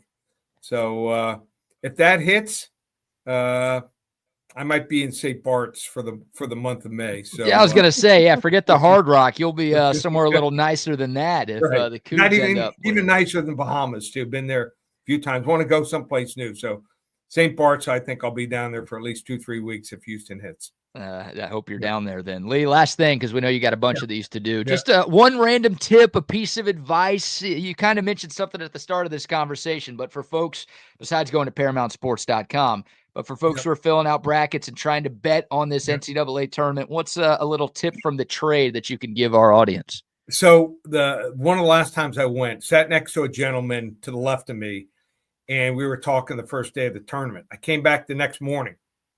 He was still there. Oh, man. And I thought, he's getting an early look and looking over some games. No, he had just woken up, and I said, how you doing? He goes, not so good. He goes, I lost it all. And I said, well, are you staying here at the hotel? He goes, nope, don't have a place to stay. Lost it all. My flight doesn't leave until Monday morning. Oh, so pace yourself. Don't bet all your bankroll in one game. This guy obviously lost probably almost every single wager, and they want to hop on board. We not only had a 10-1 run in the NFL playoffs and won the Super Bowl, we won 4 of the last 5 college basketball championship games, plus had winning March Madnesses 7 of the last 8 years. They want to give us a try, $197 from tonight all the way through the championship, Monday, April 7th. We'll throw in the NBA. So you're going to get probably 40, 45 games in the next 3 weeks. Also, throw in the UFC from London going on Saturday morning. So a lot of action there for $197. Check us out, ParamountSports.com, or call 800-400-9741. That's more than 50 plays for $197. That's, hey, our people, Lee, we like good deals. That's a good deal right there. It is a good deal. Hey, enjoy. BK special. BK it is. Thank you very much. Working in journalism, we need it. So where's your girlfriend going, BK? She going some. I know she's not going to Vegas. I know she's not going to be with you next 4 days. Next 5 days. Yeah, I don't know. I don't know where she's going. It's not going to be with me though. So she's welcome to do whatever she wants. Family get together in Cabo or something. Yeah, I think she knows the tournament's going on. Right. I think. Yeah, but this is her first year. This is her first full year. I told her, yeah, it is. I had a friend who he's actually didn't last with this girlfriend. She didn't get the memo. They were like dating and courting, and he was taking her on picnics and bike rides and going away like 3-day weekends. And then all of a sudden football hit. And she said, like, what are we doing this weekend? He goes, we're watching football. He said, what about next week? Watching football. And they didn't make it through week 8. Oh. So I think there's a good chance this one might have a shot here, Brad, because she's figured out this is the last hurdle. March Madness is a tough 5 days. Yeah, well, it sucks too because maybe we could hang out tonight, but Texas is playing tonight, so no, we can't do that. So see you Monday. Right. Well, she can come by and cook and deliver food though, right? she's your DoorDash driver. Yeah, there we go. Oh man, Lee, it's amazing you've stayed married as long as you have, my friend. That's she knows. She said she wanted. What's funny was a couple of weeks before we met at a party, she told a friend she wants someone who loves sports, and so at the wedding that your parents attended, BK, that person said, you didn't find someone who loves sports, you found someone who OD'd on sports. And it worked after all these years. Y'all made it work. She's the best. You're the best, Thule. Enjoy the tournament. Thanks so much for joining us, man. We'll talk soon. See you guys. Take care. All right, there he goes. Lee Sterling, ParamountSports.com. Great deal. Get all the college basketball, the NBA, the UFC for the next 3 weeks. ParamountSports.com. And shout out to our friends, Joe Cohen and Son Jewelers. If you've got that special someone in your life and you need that special piece of jewelry, go see our great friends at Joe Cohen and Son Jewelers down there on 6th and Congress. Locally owned and operated here in Austin for more than 140 years. Matter of fact, it's Austin's longest standing family-run business of any kind. You don't need to know a damn thing about jewelry. I don't know a damn thing about jewelry. You just need to know a great jeweler. Bill Cohen and his team at Joe Cohen and Son Jewelers will take care of you. They're going to gift wrap everything, so you don't have to worry about all that stuff. All of the details will be taken care of, so you can take care of the perfect person in your life. Free parking, too. Downtown Austin. That's a miracle in itself. Go see our buddy Bill. Go see our great friends at Joe Cohen and Son Jewelers. All right. What about that pick, Cole? You're obviously down in H-Town. Look, I think I've picked Houston to win 3 of the last 4 NCAA tournaments. So I don't think I'm going to do it again because I'm tired. I'm tired of getting let down. It's like the fool me once, shame on you, fool me twice, shame on me bit. But, dude, Houston does not get enough respect. They don't never have. Right. But like that's the thing. Forever it was, well, play in a real conference. Like, congrats, you play in the AC. Cool, you can beat Memphis and Wichita State and UAB. Like, do it against somebody good. They've gone into the Big 12 and they've overtaken Kansas. It kills me as a Kansas fan to say that, but like, they are the team in the Big 12 right now. They had 1 loss in the Big 12 this year. It was an overtime to Texas Tech, who's really good. Like, this Houston team is awesome, and I'm amazed. Like, it feels like people are picking Duke and Florida and Auburn as the 1 seeds to win it all. Doesn't feel like a lot of people are giving Houston much of a shot here. I'm Houston burnout. I think is the way that I would put it. That's remember, because you do gotta give them a lot of credit. The other thing that you didn't mention was they welcomed in Arizona. Arizona is now in the Big 12. So it's another team that for years in the Pac-12, they were dominating. They were the favorites to win it every single season. And so you throw them in, and it does feel like Kelvin Sampson and how this Houston roster has been completely has taken over what is Kansas as the pinnacle program, the way that Texas is trying to overthrow Alabama and Georgia in the SEC for college football, which I completely understand, and they deserve that respect. But I am just so fatigued on the Houston love after picking them to win back-to-back national championships and them letting me down. And I'm very high on this Tennessee offense. The way that they played against Texas kind of sold me on they're going to be a very challenging team to beat if they can slow down. If Chaz Lanier goes off, if you have a really good guard play, if you have really good boxing down low, who is it? The Slovakian guy, Ivicic, what? Or Ivicic, or Ivicic. Yeah. White Thunder, or I guess it would be Dusseldorf, or whatever you want to call him, whatever you want to name him. That dude, if he ends up getting hot in second chance opportunities, I think he matches really well with Houston. I think he matches really well with Florida. I think he matches really well with St. John's, the Crab Five, Auburn. I think Duke. I think Alabama, BYU. Like there's so many ways to where I think that this Tennessee team is gonna find its path to San Antonio. If they don't do it this year, Cole, because that's the knock on Tennessee basketball. They've never been to a Final Four. Yeah. Right. And Rick Barnes, he made a Final Four, obviously, at Texas back in 2003, but like his teams generally underachieve in the tournament. Let's call a spade here.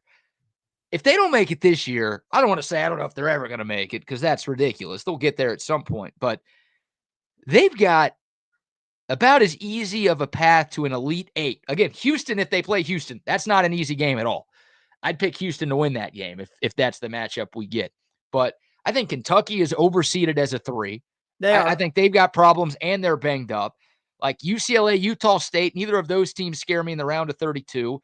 Illinois, Texas, or Xavier. Like, we've seen Texas play Tennessee a couple of times. Didn't go that great for Texas. I think Tennessee would beat all of those teams.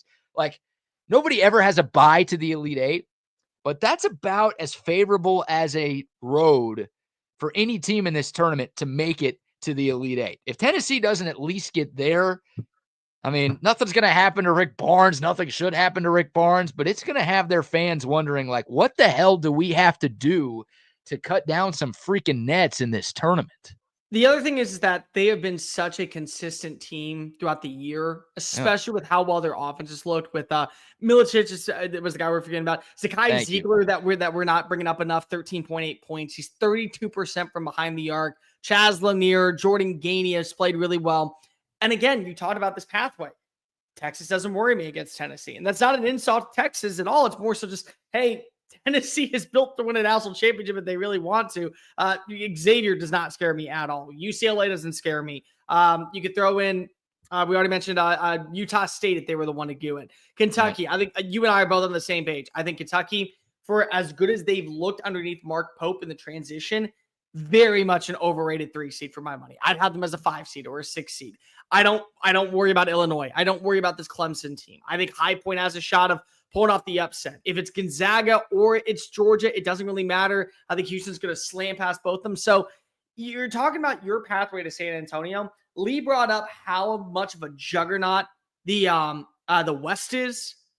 The Midwest, it to me right now feels like it's a 2-team race. If you told me at the end of the day, hey, there's going to be only one versus 2 matchup throughout the entire tournament in the Elite Eight, it's the Midwest. It's absolutely Tennessee and it's Houston. Yeah, I think I agree with that. We'll take your thoughts. The code of text line 512-222-9328. We'll shift gears here. We'll talk a little Texas baseball. The Longhorns slipped up last night against UTSA. We'll also talk a little NFL with Cole, who, of course, covers the Houston Texans down in H-Town. A couple of quick sponsor shout-outs, though. Some love to our friends at Covert Bee Cave. If you're in the market for a newer pre-owned car, truck, or SUV, go see our friends at Covert Bee Cave off of Highway 71.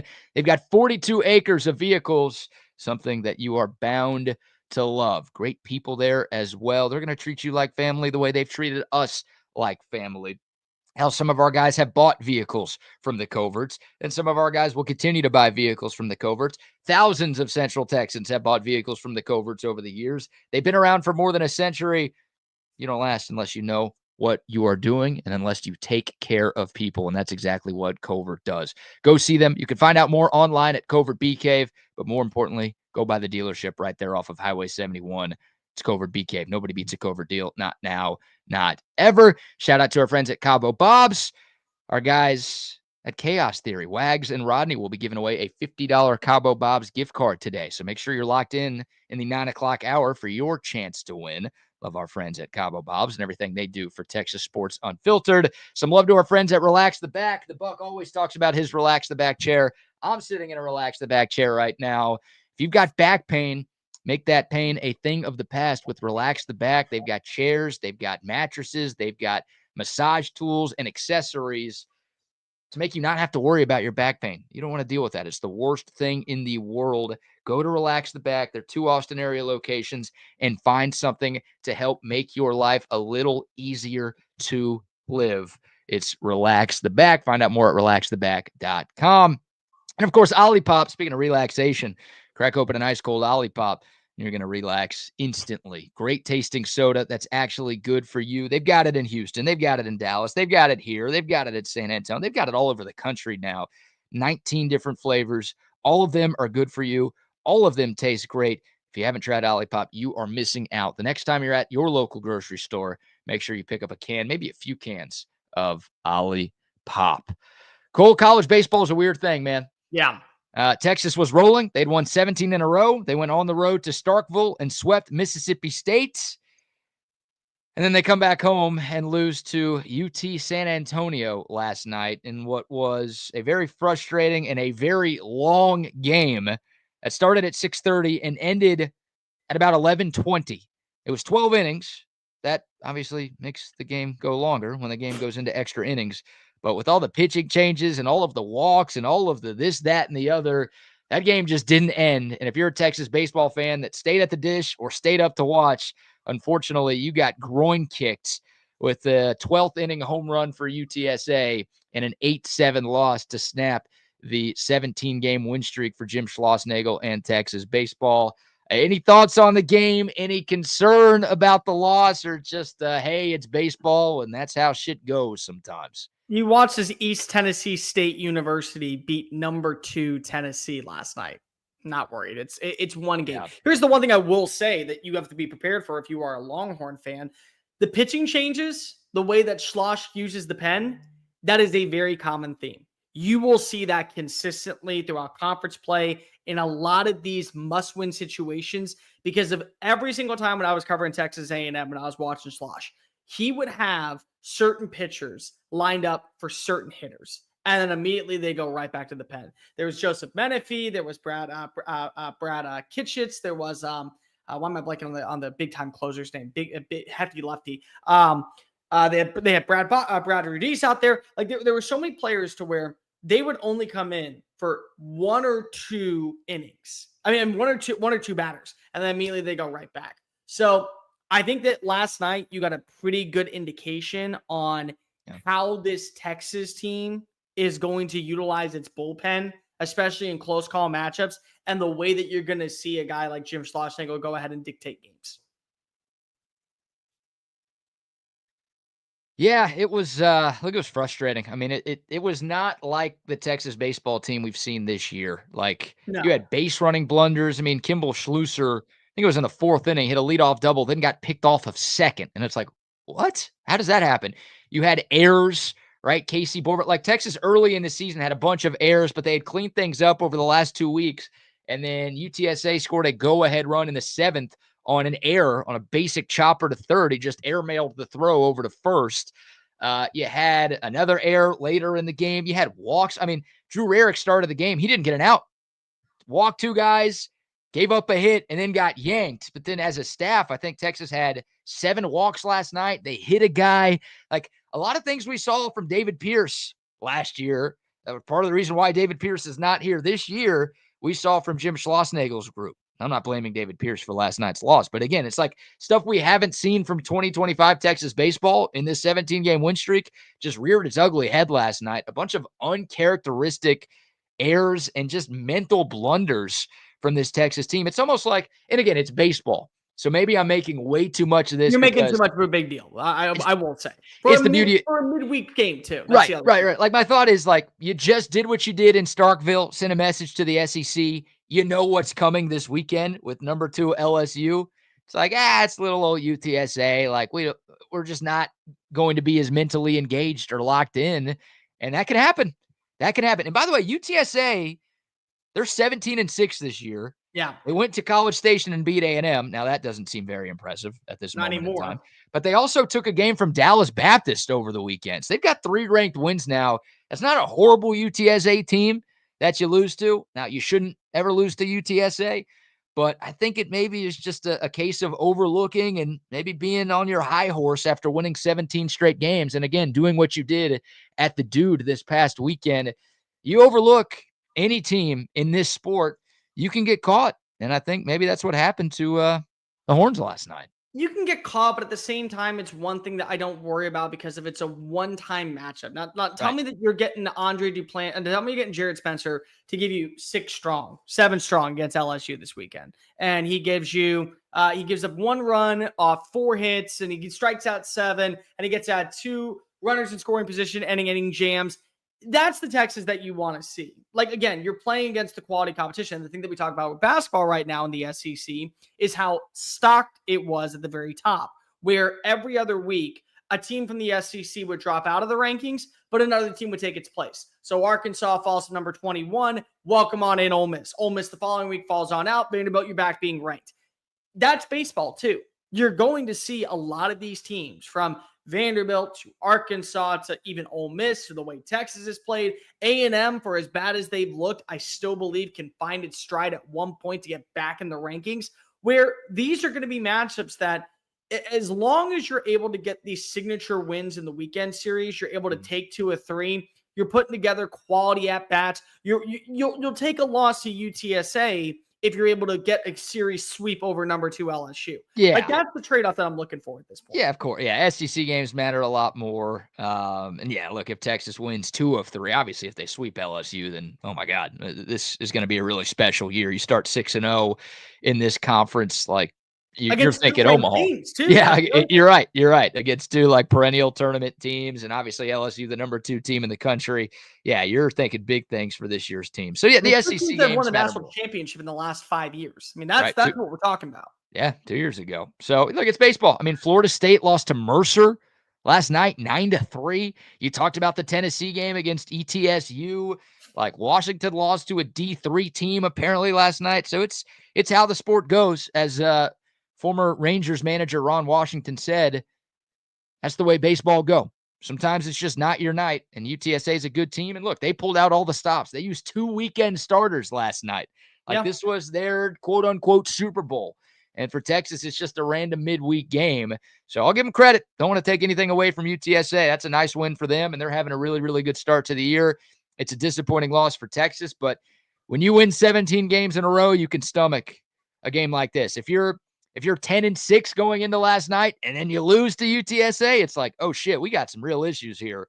But when you're now 17-1 in your last 18 games, I think everything's going to be okay. Nobody's going to be complaining about this loss 5 weeks from now when you're still sitting at number 6. No. Yeah, exactly. And Cade Bing, by the way, Jake brings it up. Like that's the worst part. You had one guy show up, Cade Bing, who came into the game in the first inning after Drew Rarick couldn't get an out.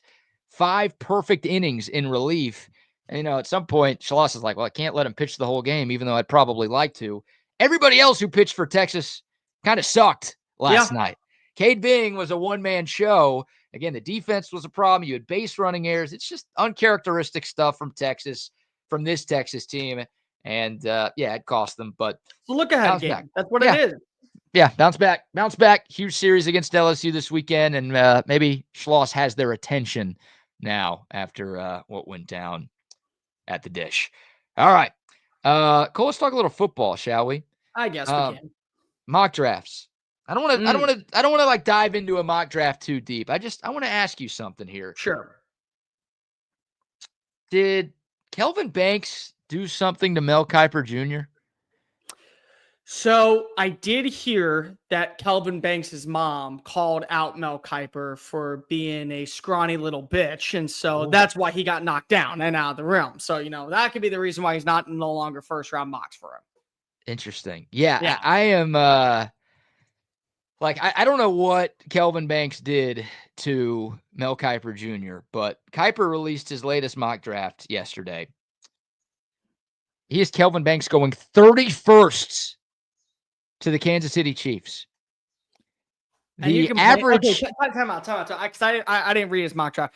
You're complaining about a Texas All-American protecting Patrick Mahomes and going to a championship pedigree team. If anything, I would be saying thank you, Mel Kiper, for believing so much that Kelvin Banks is going to be my long-term left tackle. I'd be saying thank you. That's not what this is. This is Kelvin Banks. Kelvin Banks, I don't get it. The average, I looked at the NFL mock draft database this morning, which compiles basically every reputable mock draft and even some not so reputable mock drafts that are on the internet. The average draft position for Kelvin Banks right now is 13.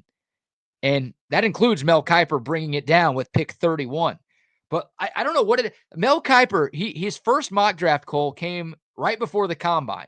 Right. He had Kelvin Banks going 25 to Houston. By the way, if Banks is on the board at 25, I don't think he gets by 25 to Houston. So putting him past the Texans, he does have the Texans taking a tackle, just a different tackle in this mock. But again, his pre-combine mock draft, he had Banks going 25th, which was lower than everybody else at the time. Right. And he said, I'm worried that Kelvin Banks is going to come in at 6'3" at the combine, which is going to make teams move him inside to guard. So that's why I have him all the way down here. You know what Kelvin Banks measured at the combine? 6'4.5", 6'5"? 6'5". So Kiper was like, he's probably going to be 6'3", so I'm going to move him down here because when he is 6'3", that's going to be too short and that's going to hurt his stock. No, he ends up exceeding expectations when it comes to the height. He's bigger than Will Campbell, by the way, at LSU. And then Kiper drops him more? I do not understand what Mel Kiper is seeing here. I hope he's wrong, obviously, because I want Banks to go higher and make more money. Now, Kansas City, not the worst situation in the world, but if you're picked 31st, you make a lot less money than if you're picked 10th or 13th or anywhere like that. But I don't know what the deal is, why Mel Kiper thinks Kelvin Banks is a piece of shit, because he does right now. Here's the thing that I will say, and this is not to be insulting to the Texas fan base or piss off people anymore, but I will call it as is because I do love the NFL draft. I am not sold on this tackle class at all. Now, that does not mean that I don't think that Kelvin Banks can't end up in the right situation, be a future Pro Bowler, be a standout All-Pro in the right team. But I really do not believe that there should be a tackle outside of Will Campbell, who I think eventually is going to move inside All-Pro guard, be selected within the first 15 picks. I have so many questions about every single tackle. I have questions about Josh Simmons, the guy that Mel Kiper has to be mocked to the Texans. He's coming off a patella torn injury. Those are very challenging to come back from and still be as elite as you were. And by the way, you were only good in a small sample size against inferior competition. Like Pro Football Focus drops their grades every single week. He has the highest pass blocking grade among all offensive tackles, the kid from Ohio State. Yeah. He has 5 games under his belt, and 1 is against a ranked opponent, and that was the Oregon game. So it's like, how am I going to justifiably say you can be a franchise left tackle when you went up against Akron and South Dakota State and so? I think that you have questions when it comes to Cameron Williams. I think you have questions when it comes to Wyatt Milam out of West Virginia, Jonas Savina. So I look at this tackle class, I'm saying to myself, Kelvin Banks going at 25. If he lands with the Texans, that's a really good fit, number one. That's great value, number 2. But it's also the right value for what I think of a Kelvin Banks coming out of college right now. That's where my brain is. Man, I think that you have Armand Membo, the kid from Missouri.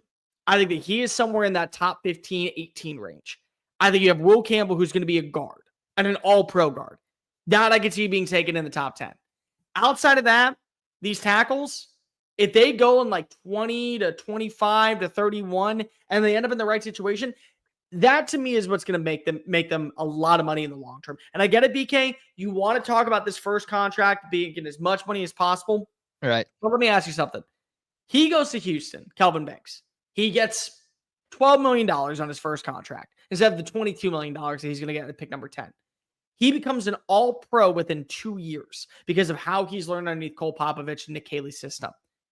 He's going to be worth $30 million on that next contract rather than going to a team like, I don't know, Seattle, that constantly is firing its offensive line coach, constantly is having overturn at offensive coordinator, and they eventually say, we got to shift you inside to guard because of, well, you're struggling at tackle, and he ends up not getting a second contract.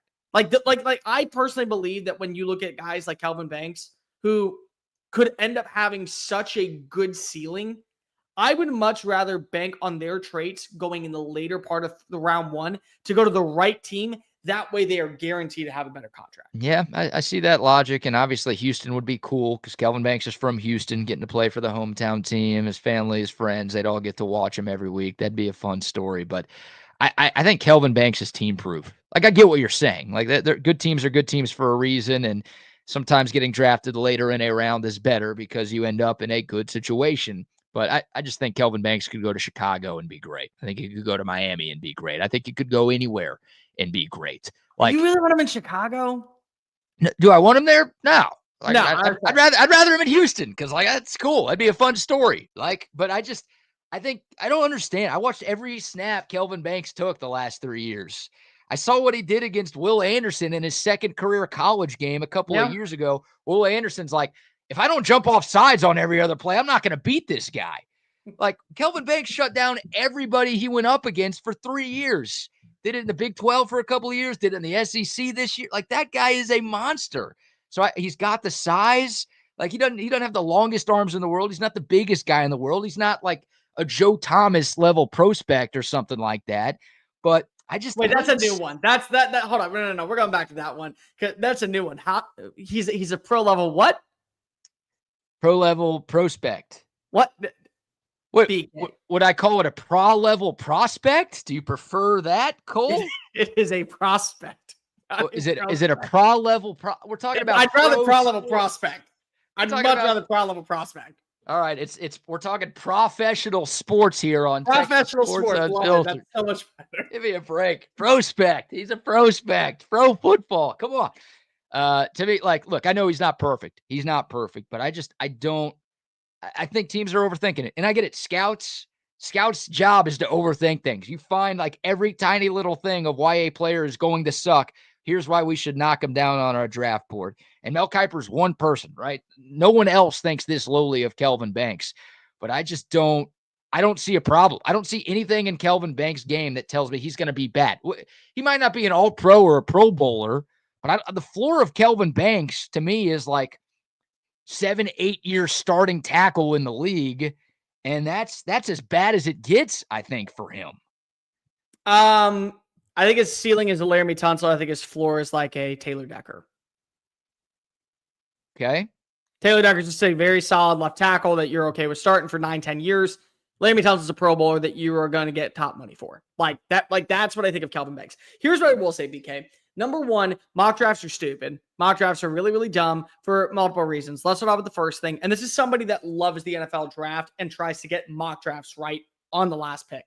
Yeah. You can't predict the traits. You can never predict who's moving on up, and that changes everything about it. By the way, it was a new bit. Prospect is new for me. I know Vigio and I know Studios. I know all those ones. But anyways, when it comes to tackles, the second that one goes off the board, the run begins. You're right. That's what's going to happen. So the second that Membo from Missouri goes to pick number 7 to the New York Jets, then you got to worry about Campbell. Then you got to worry about Banks. Then you got to worry about Simmons. Like, those are all things that are going to happen. It's the same thing with wide receivers. Like, when you look at wide receivers, I am somebody that believes in this class, Matthew Golden and Tet McMillan are the top 2, far and away. But let's just say Matthew Golden and Tet McMillan are off the board in the top 10. Luther Burden's going to go really quickly. Emeka Ibuka's going to go really quickly. You're going to see guys get overdrafted. And what does that do? It pushes down players like a Kelvin Banks because of the run. So at the end of the day, what's going to matter is who goes first. Is it a run at wide receiver? Is it a run at offensive tackle? Is it a run at defensive tackle? Because if you start to see that, that will affect Kelvin Banks' draft stock. Who is this Bimbo Ninfo guy out of this guy who This guy who only played right tackle at Mizzou is all of a sudden going to be a surefire thing at left tackle over Kelvin Banks, who dominated the left side for 3 years? Time out. He is a right tackle. And I'm saying this because here's the deal. He is a right tackle. Okay. The thing that pisses me off with people more than anything else, and scouts do this so often, you switch positions for players because of certain traits stand out and you think it could work. Like, I remember when last season, what's his name for Tennessee, Alabama, right tackle. Why am I blanking on it? I don't know. It'll come to me in a minute. Anyways, he was playing left tackle last year. And they said, oh, we're going to move him to left tackle, even though he's never played left tackle before in his life. What happened? Sucked, gave up the second most sacks among rookie offensive linemen, and now he's moving back to right tackle. So now you feel good because it's like, hey, Tennessee, you got yourself your right tackle for the future. Armand Membo, for my money, is the best offensive lineman in the class. Far and away. I think that he is better than Kelvin Banks. I'm sorry, BK. You can go ahead and hate that all you want, but I think from a run blocking standpoint, from a pass protection standpoint, from a physical standpoint, but you're hearing people say, well, let's move him to left guard. I mean, left tackle. No. That's where I'm losing my mind. It's like, what? No. He is a right tackle only. Yeah. So, like, if you're telling me the Chicago Bears are on the board and Chicago has Braxton Jones coming off of a broken leg injury and they need a left tackle because Darnell Wright is a right tackle and they take Armand Membo, that is going to be such a terrible pick because I don't think that he is going to translate over to the left tackle spot. I'd rather take Kelvin Banks because Kelvin Banks, I got reps. Kelvin Banks, I think, is a left tackle. Kelvin Banks is a dude that I believe is supposed to be playing left tackle. But you tell me the New York Jets are on the clock and they drafted Olu Fashanu out of Penn State last year and they need a right tackle. I'm sorry, I'm taking Membu over Kelvin Banks, regardless of how I feel about him, because they need a right tackle. Look, I buy that logic. If you're keeping Membo at right tackle, then he's a stud. But so many of these mock drafts are like, oh, I'm going to draft this guy and move him over to left tackle, and he's guaranteed to be good. And it's like, well, why wouldn't you just take Kelvin Banks, who you know is going to be good at left tackle, if that's what you need? Like Mel Kiper's like, He's got the Niners drafting Membo at pick 11. And he's like, well, I'll play right tackle for this year. And then Trent Williams is going to retire after next year. And then you move Membo right there. And it's like, no, then just, no, that's dumb. That's so freaking dumb. No, I know. Do what Miami did with Laramie Tunsil, where Braden Albert was still on a contract. You move Kelvin Banks inside to guard for a year, get him reps, and then he plays left tackle. Like, that to me makes so much more sense than moving a guy to right tackle. And it was J.C. Latham, by the way. Thank you. Then moving a guy to left tackle that's never played there. Like, it makes no sense, in my opinion, especially in a year where you feel like that you're trying to win now. To me, it doesn't work. And it would be the exact same thing expecting a guy like Kelvin Banks, who's only played left tackle from his time at Summer Creek. I mean, we're talking about 7 years of playing left tackle at a varsity level or at the highest level of his current academic career. And then saying, hey, we're going to put you at left tackle. I'm a right tackle. You'll be fine. Right. Yeah. By the way, instead of going up against the number 1 pass rusher, now you're going against the number 2. Oh, yeah, it's Houston, Daniel Hunter. No problem. I mean, all-pro, 4-time all-pro. Yeah, no problem. Like, you'll be good. It can be done, but yeah, it's crazy how many people just try to project it like it's going to happen without any issues. And that happens every year with the NFL draft, and it happens every year with these mock drafts, and it ends up biting a lot of teams in the rear end. All right, Cole. I'm going to do a couple sponsor reads here, but while I'm doing these, I'm going to ask you when we come back, give me one SEC spring football storyline. The biggest thing that you have your eye on as spring football gets started around this conference. Obviously, for Texas, it gets going next week. For some teams, it's underway. For some teams, it starts next week. So while I'm reading, think about your biggest SEC spring football storyline. But first, a few more sponsor shout outs. How about Sue Patrick? Hey, Bucky and I are going to be there on Friday, broadcasting live. What a weekend it is for the University of Texas. Texas baseball hosting LSU. Texas women's basketball hosting tournament games. Texas softball hosting a ranked Auburn team. Obviously, the men's basketball team, hopefully they're still playing by the time we get to Friday. But if you need to gear up, go to Sue Patrick over there on 5222 Burnett Road. The best selection of Texas gear you can find. Plus the Jelly Cats. Yeah, you need one of those. How about some Easter gifts? That's coming up. Get you some Jelly Cats. They've got great selection of women's clothing and trinkets and Austin collectibles as well. 5222 Burnett Road, or you can shop online at SuePatrick.com and get free shipping on orders over $49. Some love to Waterloo Printing and Graphics. Hey, our TSU hats and our TSU shirts and stickers and signs, that's all done by our friends at Waterloo. Shout out to our buddy Adam. Great friend, great dude, big Texas fan. He will take care of you and your business. All you have to do is reach out to him, 512-300-9641 for Waterloo Printing and Graphics. And, of course, McCall Custom Homes as well. If you're looking to upgrade your place, new kitchen, new bathroom. Cole, I know you're in Houston, but you might need to reach out to these guys because you and the missus just moved into a new place.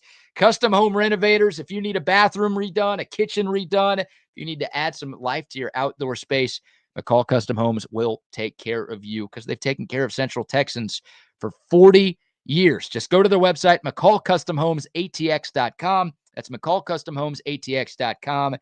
Look at the gallery of projects they've done over the last 4 decades. Get some ideas for your place and then reach out to them there. Once again, McCall Custom Homes, we build value into your home. All right, Cole. You've had some time to think. I've had some time to project what I'm going to say. There you go. Look at you. You're learning the English language. I am. It's all happening today. Yep. I know you're like 10 years out of college, but hey, you're never too old to learn. Come on, man. I have a double degree in English and journalism, and I'm still learning how to say the English alphabet. Congrats.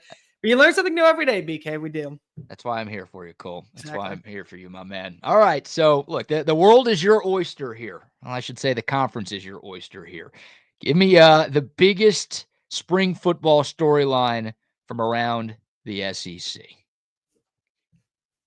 Is this finally LSU's time? Is this finally, because there's so many things I want to go with this. Let's start with the fact that regardless of how you feel about Garrett Nussmeier, he is going to be the veteran in the SEC. He is the most returning passing yards. On top of that, he also was one of 3 players to finish with 4,000 passing yards last season. He's back for you. It's a second year in Joe Sloan's system. What do we know about LSU quarterbacks in year 2 with their offense coordinators? Heisman Trophy. Yeah. Heisman Trophy. What are we going to see from Garrett Nussmeier? They have the veteran wide receiver room, and they killed it in the transfer portal. Love the addition of Nick Anderson. Love the addition of Barry and Brown. Love Aaron Anderson, who beat Ole Miss and knocked my team out of the playoffs because I really thought that Ole Miss was going to go on an epic run. Their running back room is awesome. Like Caden Durham, I think is the best running back that nobody is talking about, especially at the premier level. I think he could be a top 10 player. That defense was so bad in 2023 that it cost LSU a championship and Brian Kelly more slander. Last season, it got injured, but it still was a very underwhelming defense for Blake Baker.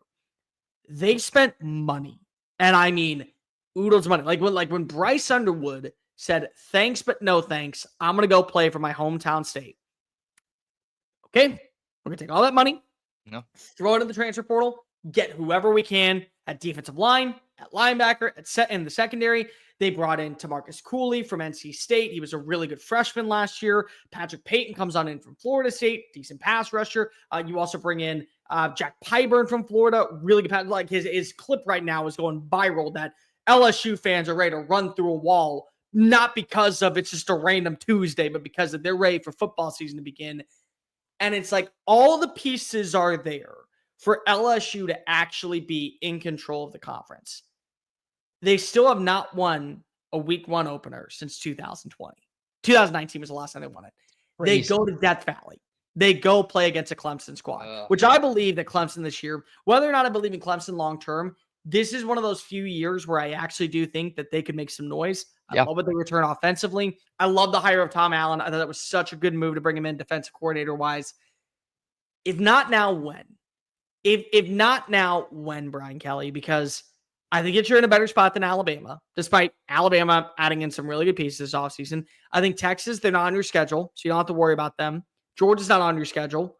Ole Miss is taking a back seat right now. I don't know what to make of South Carolina with how much they're losing defensively.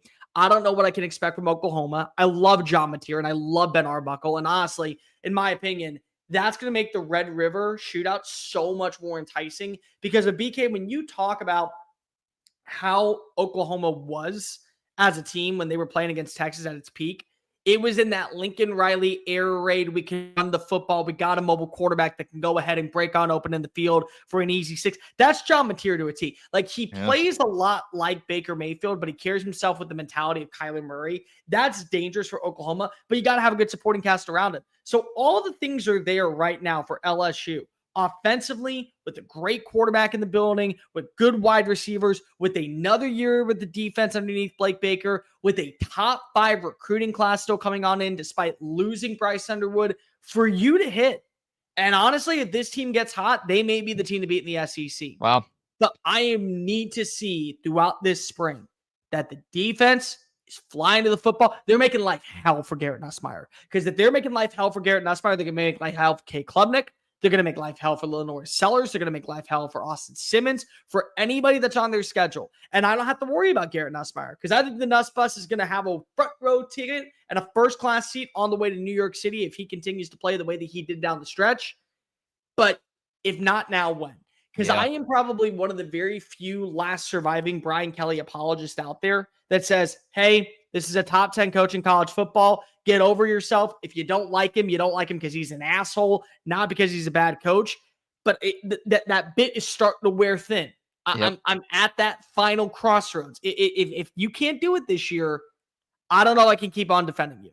Well, I was about to say the same thing, Cole, because I felt like I was the only BK defender. Maybe it's because we have the same initials, and I feel like I have to defend anybody named BK. But like I still think he's a great coach, but obviously things have not been great for him at LSU so far. So this does feel like a make or break season for him. I think LSU, it's hard to call them a wild card because that's like a blue blood type of program we're talking about here, but they are the biggest wild card in the SEC. And if things go right for them, they've got a legit shot to make it deep into the college football playoff. I tell people all the time that when you look at a place like Baton Rouge, Louisiana, you have got to take everything out of context when it comes to the world of college football. Because the people that play down there, the people that live down there, the people that eat, sleep, and breathe Tiger football, 8-4 is never going to cut it. Right. 9-3 is not going to cut it. Like, we talk about how in year one, Brian Kelly steps on in with his foghorn, leghorn, fake BS accent, and in his weakest team that he has ever had, beats Nick Saban in overtime, goes to the SEC championship, is a game away from actually still being in the running for the college football playoff. Yeah. And he's yet to be able to duplicate that. Like, they've had 2 10-win seasons. They still, to this point, are sitting here and saying he's not getting the job done. That says what type of volume you have to be successful at LSU. Well and it's earned. It is, and it should be. Gentlemen, well said. What's up, Rodney? Ronnie, any thoughts? Ronnie? I like the foghorn leghorn. I say. Spot on, dude. Family. Spot on, dude. It's like I talk about in the NFL this coming year with the Buffalo Bills. You're out of excuses. It's time right now. This is your time. And LSU for Brian Kelly, yeah, it's like, okay, dude, show us right now. Yeah. Right now. He faces the second most pressure only behind James Franklin. Because with James Franklin at some point, it's just like, you got you watched as the defensive coordinator for the national championship team doesn't get promoted, takes a lateral job, doesn't even stick around for the parade because if he hates working for Ryan Day so much that he throws on a Penn State hat while they're celebrating a returning offense filled with almost the exact same roster and a stellar defense. Yep. If not now, when? These are two coaches that I constantly have to go to bat for. They're top 10 dudes. They're no longer top 7. They're no longer top 6, but they're top 10. Not up or shut up. Like, it has to happen at this point. It does. And that's where, like, for Ryan Day, sorry, Wax, that's where, like, for Ryan Day, you know, other than the golf cart crash, you know, at the end of the game right there, he's finally kind of crossed that hurdle right there to where it's a little bit of ease. You're still going to have the whole Michigan debate, but at least he's gotten a little bit of a reprieve right there. But yeah, here we go. Look, this nice lady right here. I'll get you right over there. And I love how she just, I got to go. She's like, I gotta go. I'm getting out of there. Yeah. Sorry to derail you, Rodney, but you gave us another reason to play this. So thank you for that. Hey, man, that's good to have in the archives, right? There's like driver's ed. That was me teaching my daughters how to drive at the medical center parking lot over here next door. Yeah. What, they just hit something and then ran? Yeah, just like backing into poles and crying, I can't do it. I'm like, well, you better get this piece of shit backed up from this pole because I got to file an insurance claim tomorrow morning, for crying out loud. Come on, man. That is great. Oh, man. Wags, what's up with you this morning, what's brother? Up, buddy? Been a rough one this morning, guys. Yeah, been vomiting since about 3:30 this morning. So got the trash can. Thought I was gonna have an incident, so I was getting ready to go run to the bathroom, but just decided to shut the door. How much fast food did you eat last night? I didn't eat anything. It's my nerves. I might have a little bit of the bug or something. Not doing too well. I was gonna say, come on, man. It was just a 17-game winning streak. It'll be okay. It could have been worse. UTSA though. Hey, look, it's not like it's going to be Xavier losing to them by 23. I mean, it's not like that's happening. Yeah. Then you have a reason to throw up. Yeah. We'll see. No, what's up with you guys, man? Good show this morning so far. Good show this morning. We'll try to continue it out and make it good. Fine. That's right. You always do well, Wag. Yeah, come on. Just hopefully you can make it. I'll be in the background if. No, I'm good. I'll be good. But the nerves have not. Just hasn't been a good. I feel pale. Like I checked out myself over here. I look pale too, man. I feel like I'm gonna have some sweats coming on too. Yeah, man. It's one game. It's one game. Yeah, dude. It's all right. Like they're 17-1 in their last 18. Everything's all that has me under the weather, Jay. If it doesn't, they beat A&M to. Okay, well that's not supposed to be surprising anymore. So I guess that was actually kind of disrespectful. But still, you know, they run the state. for right now. They're not going to do anything else. They're not So going to run you're a Maryland guy. Are you that worried about Grand Canyon in the tournament that they've The got Crab you Five? slowing up right now? What's going on? Gillespie's not playing. Gillespie and Queen just need to get on their game, guys. Yeah. That's what's got me all crazy. Wags, and if Texas loses tonight, you might get a new head coach. It's going to be all right, buddy. Everything will be fine. Life will be good. Nothing's going to change. The Crabs 5 better not screw me out of.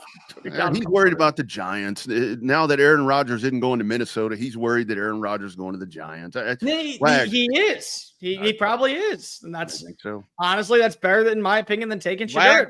Wags is now speaking in the third person, and he also grew up in the Potomac River where shit just floated down like a log all the time, and we drank that water. So I drank worse than garden hose water there, amigo. That garden hose water. Have you drinking anything out of the Hudson? Probably. If it's trickled down the East Coast, then I've probably got some contamination from the Hudson. Yeah, I said. Well, we all have from time to time. All right. We'll get out of here. Cole, thanks so much for filling in for the Buck this morning. Cole. Good to see you, boys. Guys, have a great show. Good luck with the randomizer today. Randomizer's ready. Randomizer's ready. All right. See you guys. Later, boys. Take care, buddy. Hey, don't forget that, Wags. We are giving away a $50 Cabo Bob's gift card in this program. We'll do that draw in about 9:55. 9:55. 5 of the hour, as the important people say. It's 10 of the hour. I'm like, 10 of the hour. Well, what the fuck is that? 10 till. 10 till. 10 of. No, we used to say 10 of. No, I say 10 of. Yeah, man.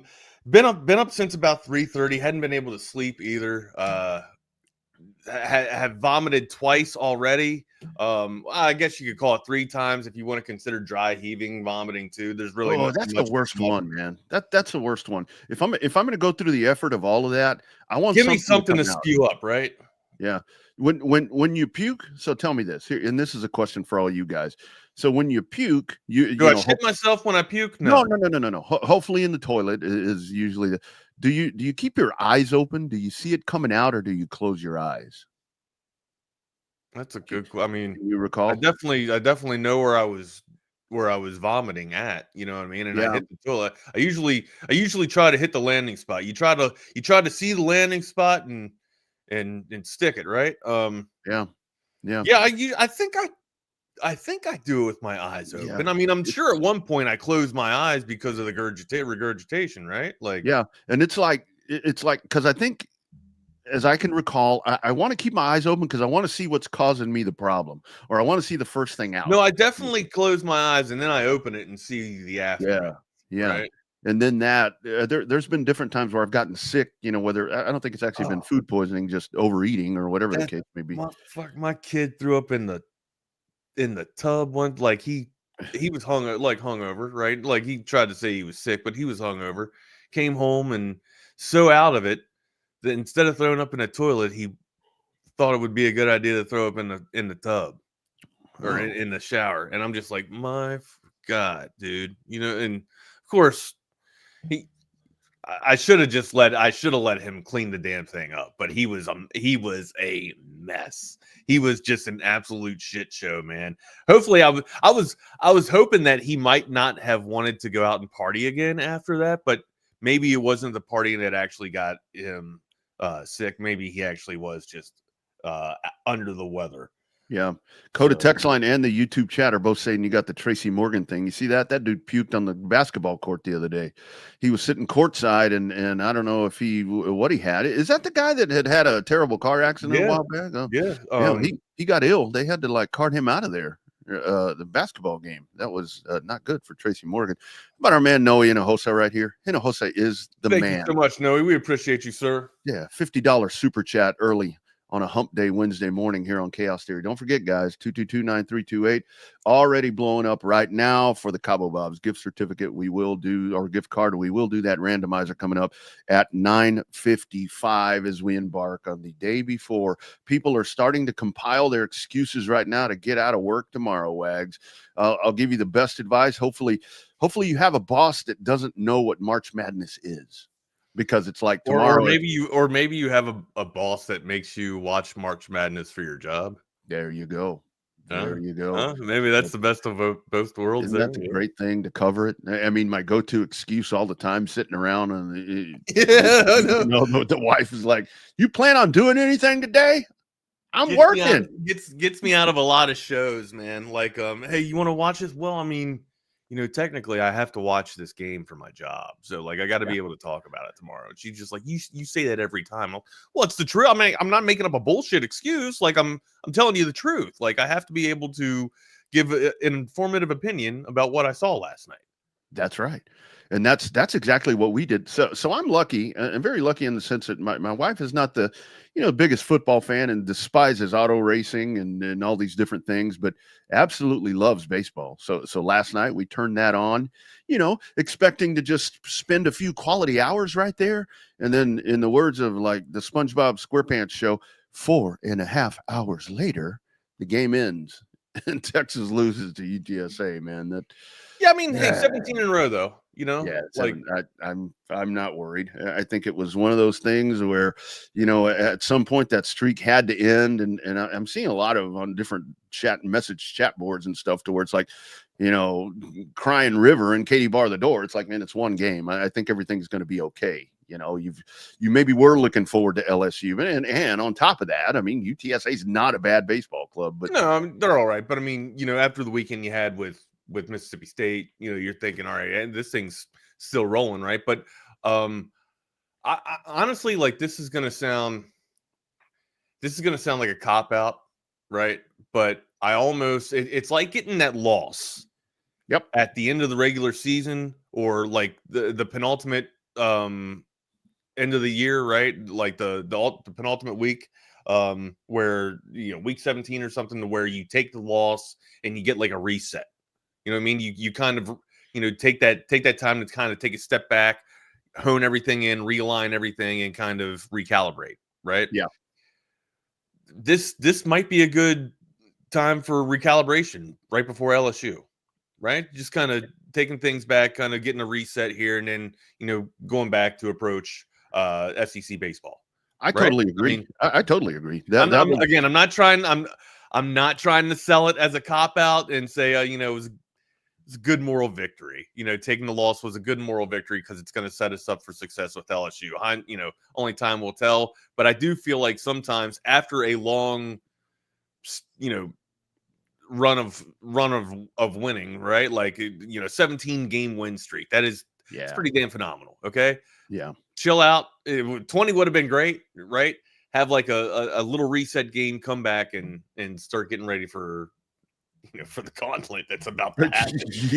Yeah. We can talk about losses before LSU, but it's like loss before what's coming up. You'll still have the midweek games and so forth, and that is what it is. But I have to tell you, it was one of those things last night watching that, to where it was just kind of the ultimate coming off of that high. When you come off a high, I mean, with the base running blunders and the overthrows at first, and just a lot of errors. I mean, it was just a lot that happened last night, and it all happened at one time. And I do think that it's a very a better thing for the baseball team that it happened, now. I mean, before you get into that, kind of that eye-opening thing like Longhorn Bears talking about. And this is something where you just regroup yourself and you just move on. And that's the beauty of college basebple. You just move on. I'm with Ike, too. The strike zone was all over the place last night, too. Couldn't really get a good feel for it. So, and then, it doesn't really help when, the game UTSA opens up with going yard. So it's kind of, the writing was on the wall early. And then, to battle back, shows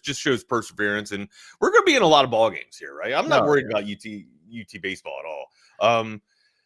Of course, there's still a lot of questions to be answered, right? We still haven't really gotten into the gauntlet of the season like I was just talking about here, but I think we are going to be a lot better than I was putting out there. I was expecting us to kind of get back to Omaha, but I mean, after, seeing the pitching kind of come together here, Rodney, I think there's a chance that, again, way too early, but there's a decent chance to actually make a run at this thing and actually put another one on the board here, put another banner on the board here. Yeah, when it starts off and Rarick is pulled that fast and you're thinking, oh my goodness, this is a hellacious start right here. But Cade Bing last night to me was just tremendous. For him to come in the 5 innings that he pitched, they were sitting in a really, really good spot. I mean, you're sitting in a really good spot there till you get to the 5th or 6th inning, whichever it was, and that's kind of when the wheels fell off, and that's where UTSA just asserted themselves. And to UTSA's credit, they came out and wanted to win that game. Means a lot to them. As one Chaffee is a lifetime road runner. These Texas games mean a lot to those people, and they came out swinging. Doesn't every team that Texas plays inside the state isn't that like the Super Bowl though, or the World Series? I guess would be a better analogy. Isn't it like the World Series for the opposition when they get to play Texas? Yeah, right. It really is, and I'm serious. Like everybody gets up for Texas. And the thing about it is, like, this was a cool thing about last night watching the game, because I was actually able to watch the entire game. I mean, all 4 minutes or 4 hours and 46 minutes of it's, for crying out loud, to where you listen to the UTSA team and you see what they're doing, and like they're talking about these guys. And I recognize a lot of these guys from covering high school baseball for so long. It's like this is a good team. I mean, it's a really good team playing there out of the American, I guess is where they are. But Cody Howard, coming in and just Texas is going to be absolutely fine, and I think it's an eye-opening experience before a huge series coming in with LSU. Yeah, Howard looked pretty good last night. He did. Being able to come out there and fan. Yeah. So, and that's what I'm saying too. Like, there's some pitchers that have some out pitches on this that can actually got some nasty strike you out stuff, right? Mm-hmm. Like where, and maybe I'm wrong, but I felt like there was a lot of more pitch to contact last year. Yeah. Or it seemed like that because everybody was hitting the pitching, right? So yeah. I don't know. We got a lot more swing and misses so far, early in this campaign. But again, man, gonna be a good one coming up this weekend. So yeah, it's gonna be a lot of fun, and I'm just enjoying watching Adrian Rodriguez, like I was putting on Twitter last night. My cousin, really every cool. Rodriguez that comes out is your cousin. Yeah, the ones that are is that what you're telling us here? The ones that are good. I mean, the ones that go to jail and stuff. Those are not my cousins. Those are absolutely not my cousins. It's probably Rodriguez with a Q. But these guys. I mean, Max Ballew's a joy to watch. Mad Max got the run scoring started off there. But again, when you can manufacture runs and you can get them by going yard, that's. Again, I've always said that's a mark of a good scoring team. And then when the pitching comes in to complement it, man, I guess the run support would complement the pitching, honestly. Yeah. Well, and then that home run last night from Ryan Galvan, and I think he hit that all the way to Manor Road. Bing was workhorse last night, guys. Bing was fantastic. He's absolutely great. He was absolutely great. But that's what I'm saying. It feels like the bats are starting to complement the arms, and that's kind of where you need to be, right? The arms need to be more dominant than the pitch. Look, LSU is going to be fun. I can't wait to see Tennessee. I'm looking forward to a nice little matchup between the two T's here.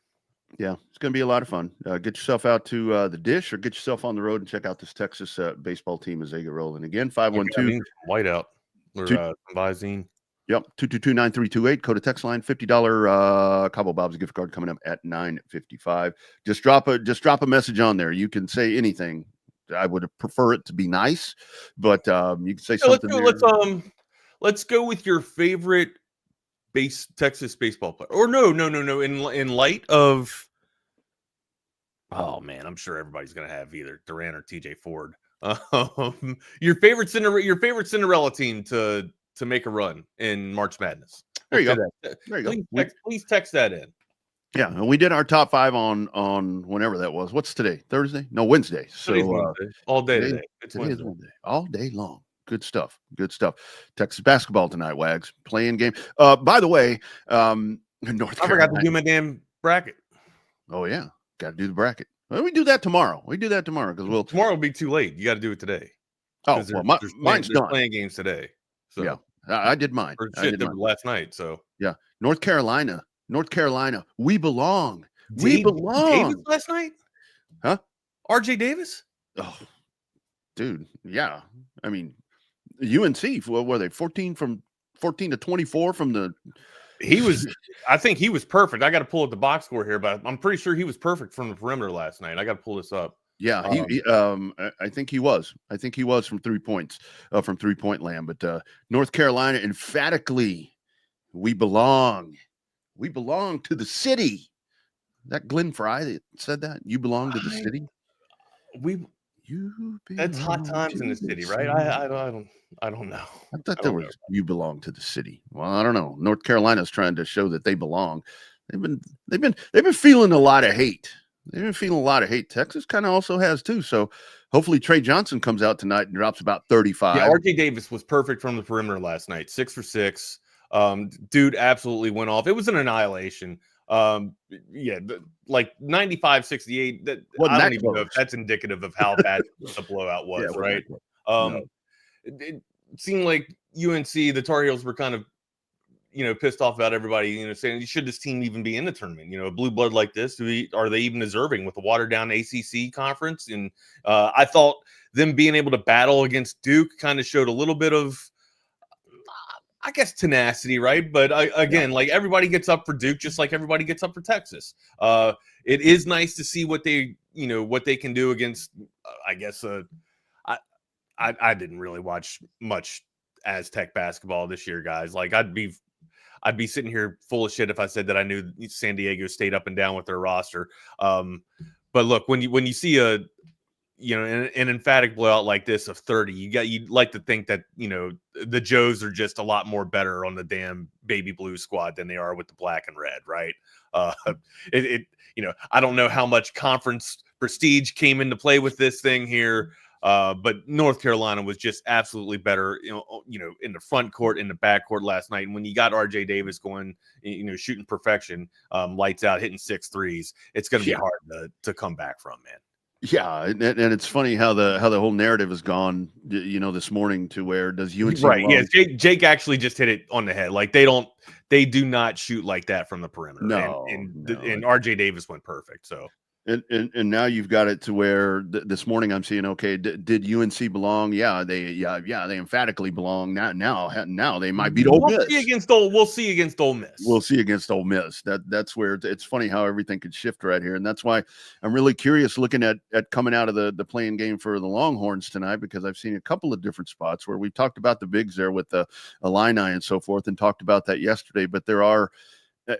Texas, Xavier, Illinois is just a traditional Big Ten team, right? Like, their bigs are big, right? They're not as athletic as you see usually in the Big 12 or in the SEC. Yeah, and that's why I think tonight's game. I mean, I want to see a fast Texas start. I mean, that's kind of my go-to all the time. It's kind of a no-brainer, kind of Captain Obvious. But and I mean, I want to see a lot of Tremont Mark tonight. I mean, I want to see what we saw in the SEC tournament, and just get this done. I mean, don't ever let this be in doubt, because I think Texas is the better team. But Xavier, it's Xavier. This is going to be a fun matchup to watch tonight. Late game, 8-10, I think. What does RT have to come out and solidify if you think the Longhorns have to have a shot? Sure, we always go to Trey Johnson having 30 or at least being able to get 20. You just, kind of alluded to Tremont Mark being able to go out and get his, I guess, being, the Batman to Trey Johnson's, or excuse me, being the Robin to Trey Johnson's Batman there. But what in the front court? What has to happen for you? I mean, clearly, you got to win the boards. You got to win the battle of the boards, right? That usually gets you, second chance points and, extra offensive opportunities here. But I mean, high tempo with Weaver, that's probably going to be coming out into your benefit, right? See if you can pick up in the 100 for, I don't know, maybe not try and press them just to kind of get extra possessions there, but just kind of slow up their offense, right? Not allow them to get into their half court set, because Xavier can beat you up in the front court too, man. So again, like you said, it's going to be a decent matchup. But if I'm RT, I want to have some good high pressure, being able to rotate in some of the guard with Pope and Weaver here, and then also if you can keep it fast, that's fantastic. But But they're probably going to try and slow it down for you to take you out of your ball game. And if you're RT, you got to be able to play in the half court set too.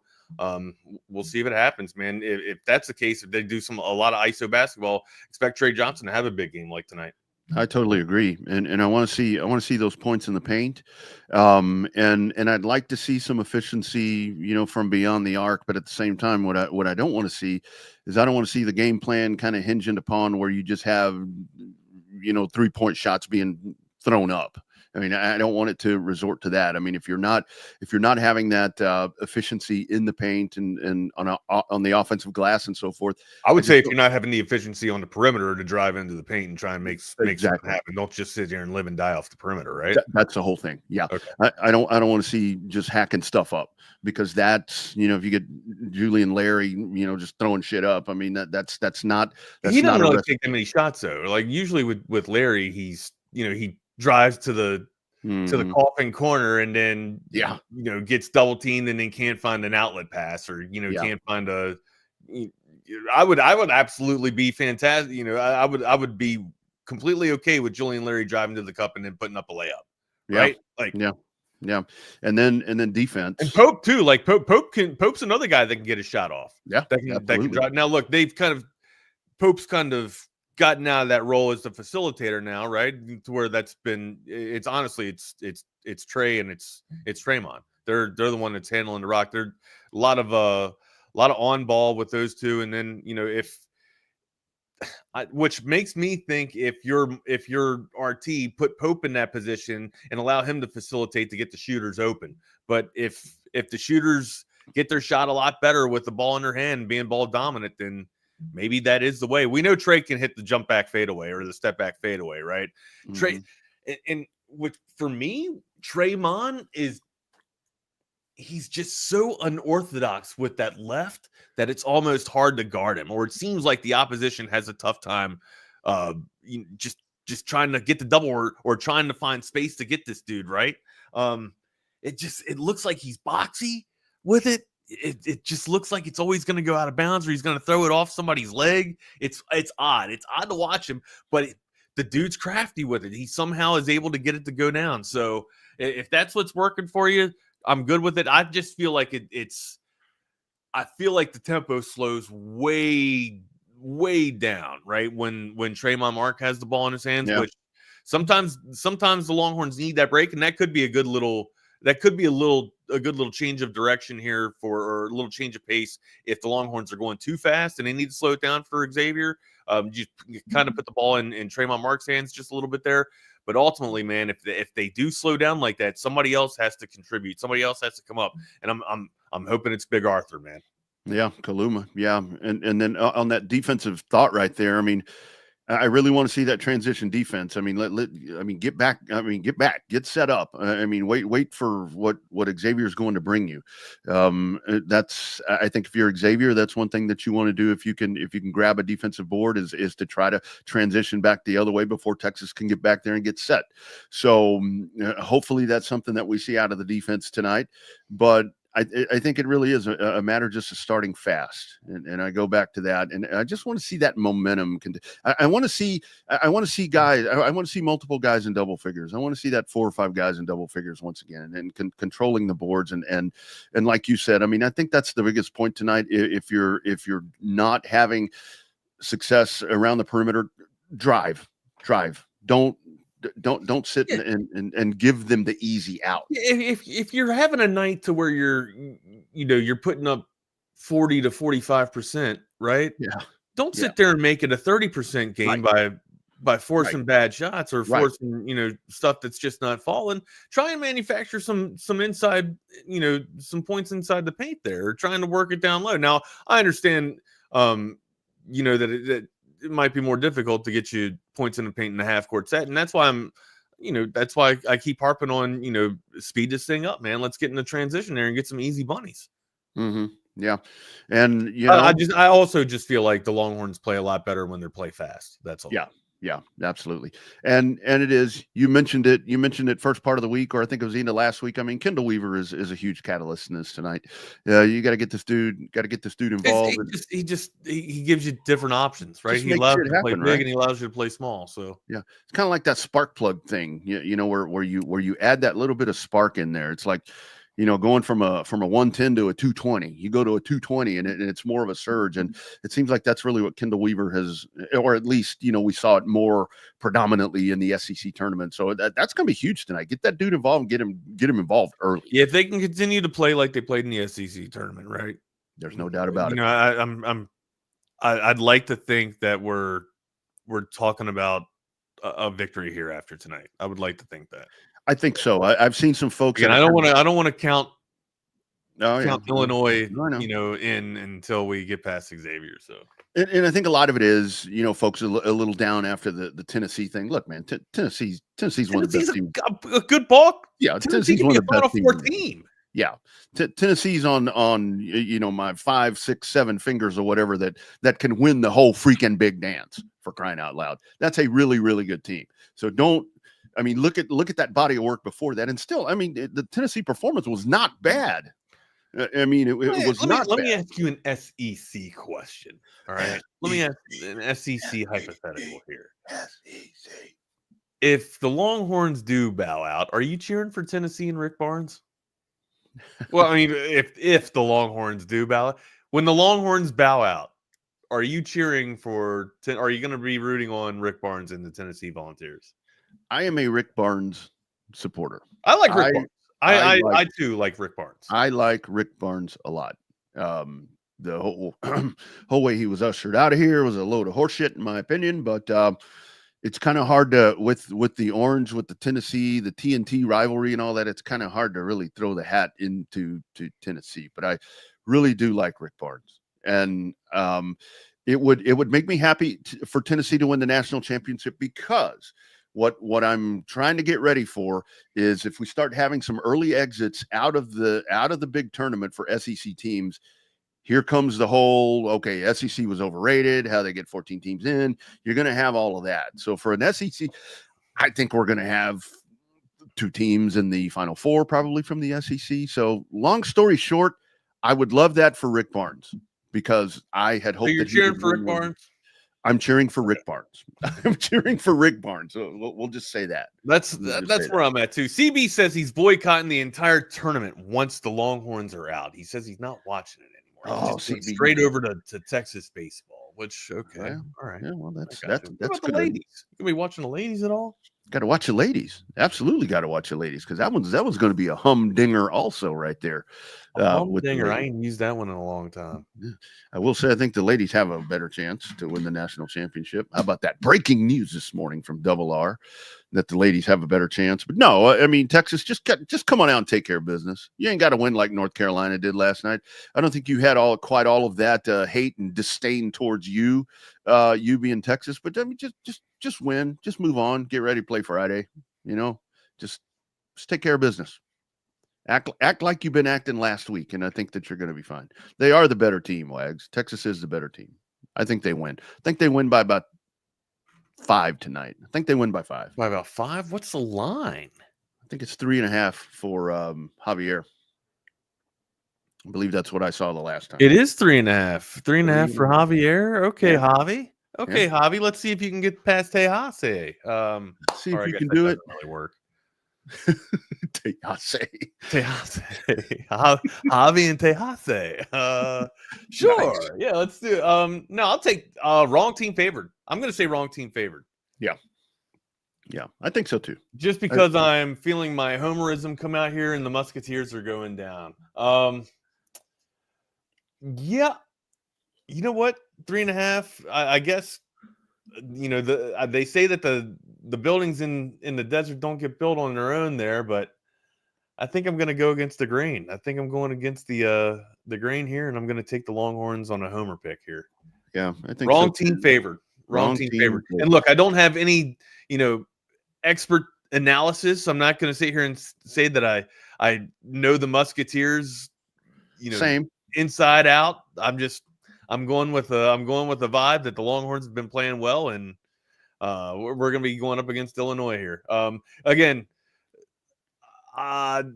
Shedrick's going to have to come out and have a decent game. Klum is going to have a decent game on the front court. But after what I've seen in the past 2 weeks,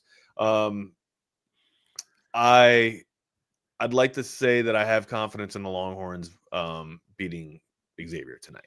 Yeah, I think it'll be a fun. I think it'll be fun to watch Trey Johnson. All on what I know of Texas. Yeah, zero of what I know of Xavier. Yeah, Ryan Conwell, from what I've seen, is superb. He's their dude, right? But yeah, so I think watching he and Trey I don't know what's in Ryan Conwell's bag. That's my exactly like right. I know he's their top scorer, but I don't know anything outside of that. So. That's exactly right. That's exactly right. So I think watching that battle tonight, and honestly, this really is Trey Johnson's chance. I mean, because. Get your team into the tournament, man. And it's not fair to put this all on him as I'm doing right here, because he has been the catalyst all season long. And now I mean, this is when people like shooters and hoopers like Trey Johnson shine, right? This is when the spotlight. This is Steph Curry, for example. We just talked about the Cinderella stories, right? Yep. Steph Curry's able to go down there and take out a Kansas team with his, assassin abilities, right? Yep. Trey Johnson, if you want to be in that same category, you got to have a game like that. You got to have a game where you shock the world, right? That's it. And Steph Curry shocked the world multiple times. So there is, because even though it's on True TV, there will be a lot of eyes on this. Because I mean, this counts. This is part of it's also it's Texas, so people are it's gonna draw a lot of eyes because it's Texas. Not that Texas basketball is a crazy prominent blue blood, but the school itself, the brand itself is going to draw eyes. There will be a lot of people that have disdain for the football program that are tuned in to watch, to hope that Texas loses, tonight. So it's a big stage here for Trey Johnson. And the whole thing is, I mean, talking about Xavier, I mean, you look at the body of work of the entire Xavier basketball program. This is one where when it comes to March, a lot of times we're having conversations about Xavier being a player or something. So it's a fun matchup to watch right here. It's a good, tradition of Xavier basketball. So this is one hell of a little play-in that we'll see tonight. Friends, coverbcam.com. Talk about them every day right here. New pre-owned cars, trucks, or SUVs. Acres and acres and acres of those beauties out there in the beautiful hill country of Central Texas this weekend. Weather's supposed to be decent, hoping the wind dies down a little bit. But if you're in the market for one of those, you need to go see our friends out there. Great folks, and they will take care of you before, during, and after the sale. It's Covert BK. It's really a family experience. I walked in the showroom today and everybody greeted me by name. How are you doing? What's going on? How's everything going? From a price standpoint, from a customer service perspective, just conversation when you come in, it feels no pressure. I want to buy cars here. The family buying car experience, one of the best that you will ever have. Come and experience it for yourself. Covert, born and raised in Austin. That's right. Nobody beats a Covert deal. Not now, not ever. Also tell you about our friends at McCall Custom Homes. They are transitioning my house into a really cool house once again with our master bathroom project that is going on, and it is looking better and better every day, almost near to completion. I'll be in that brand new shower cleaning off all this funk off me before we know it. And it's courtesy of our friends at McCall Custom Homes.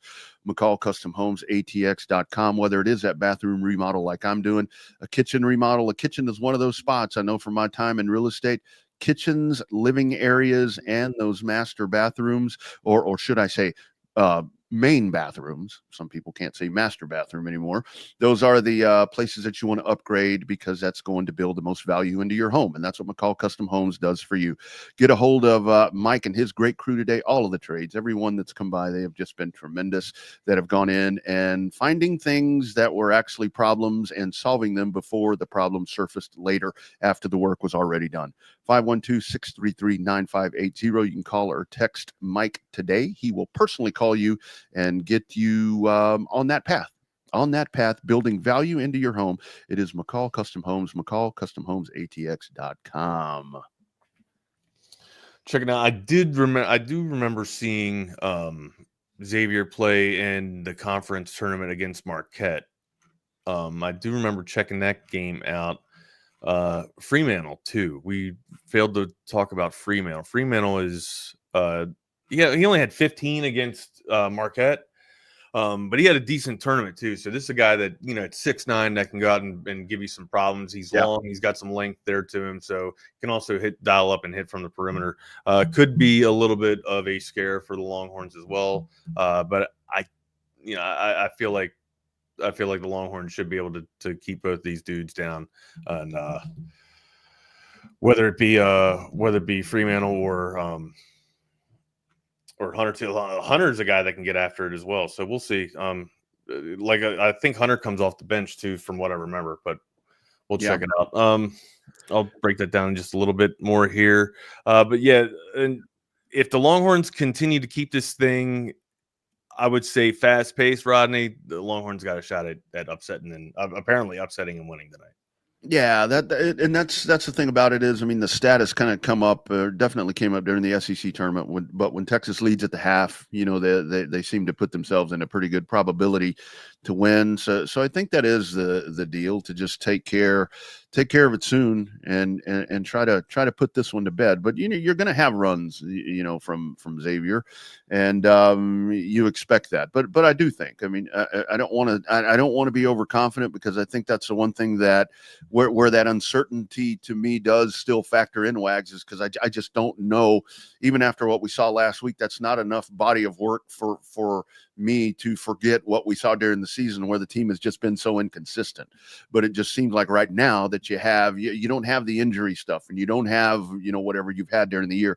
I think you've got the nucleus there that's going to allow you to go ahead and take care of this tonight.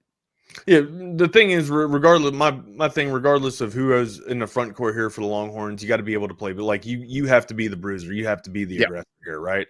And like I just mentioned, whether it's Fremantle that's being able to hit from outside or inside, and then when a guy like Jerome Hunter is able to come off and spell off the bench here and give Xavier some decent minutes inside the paint, he's going to be a physical specimen.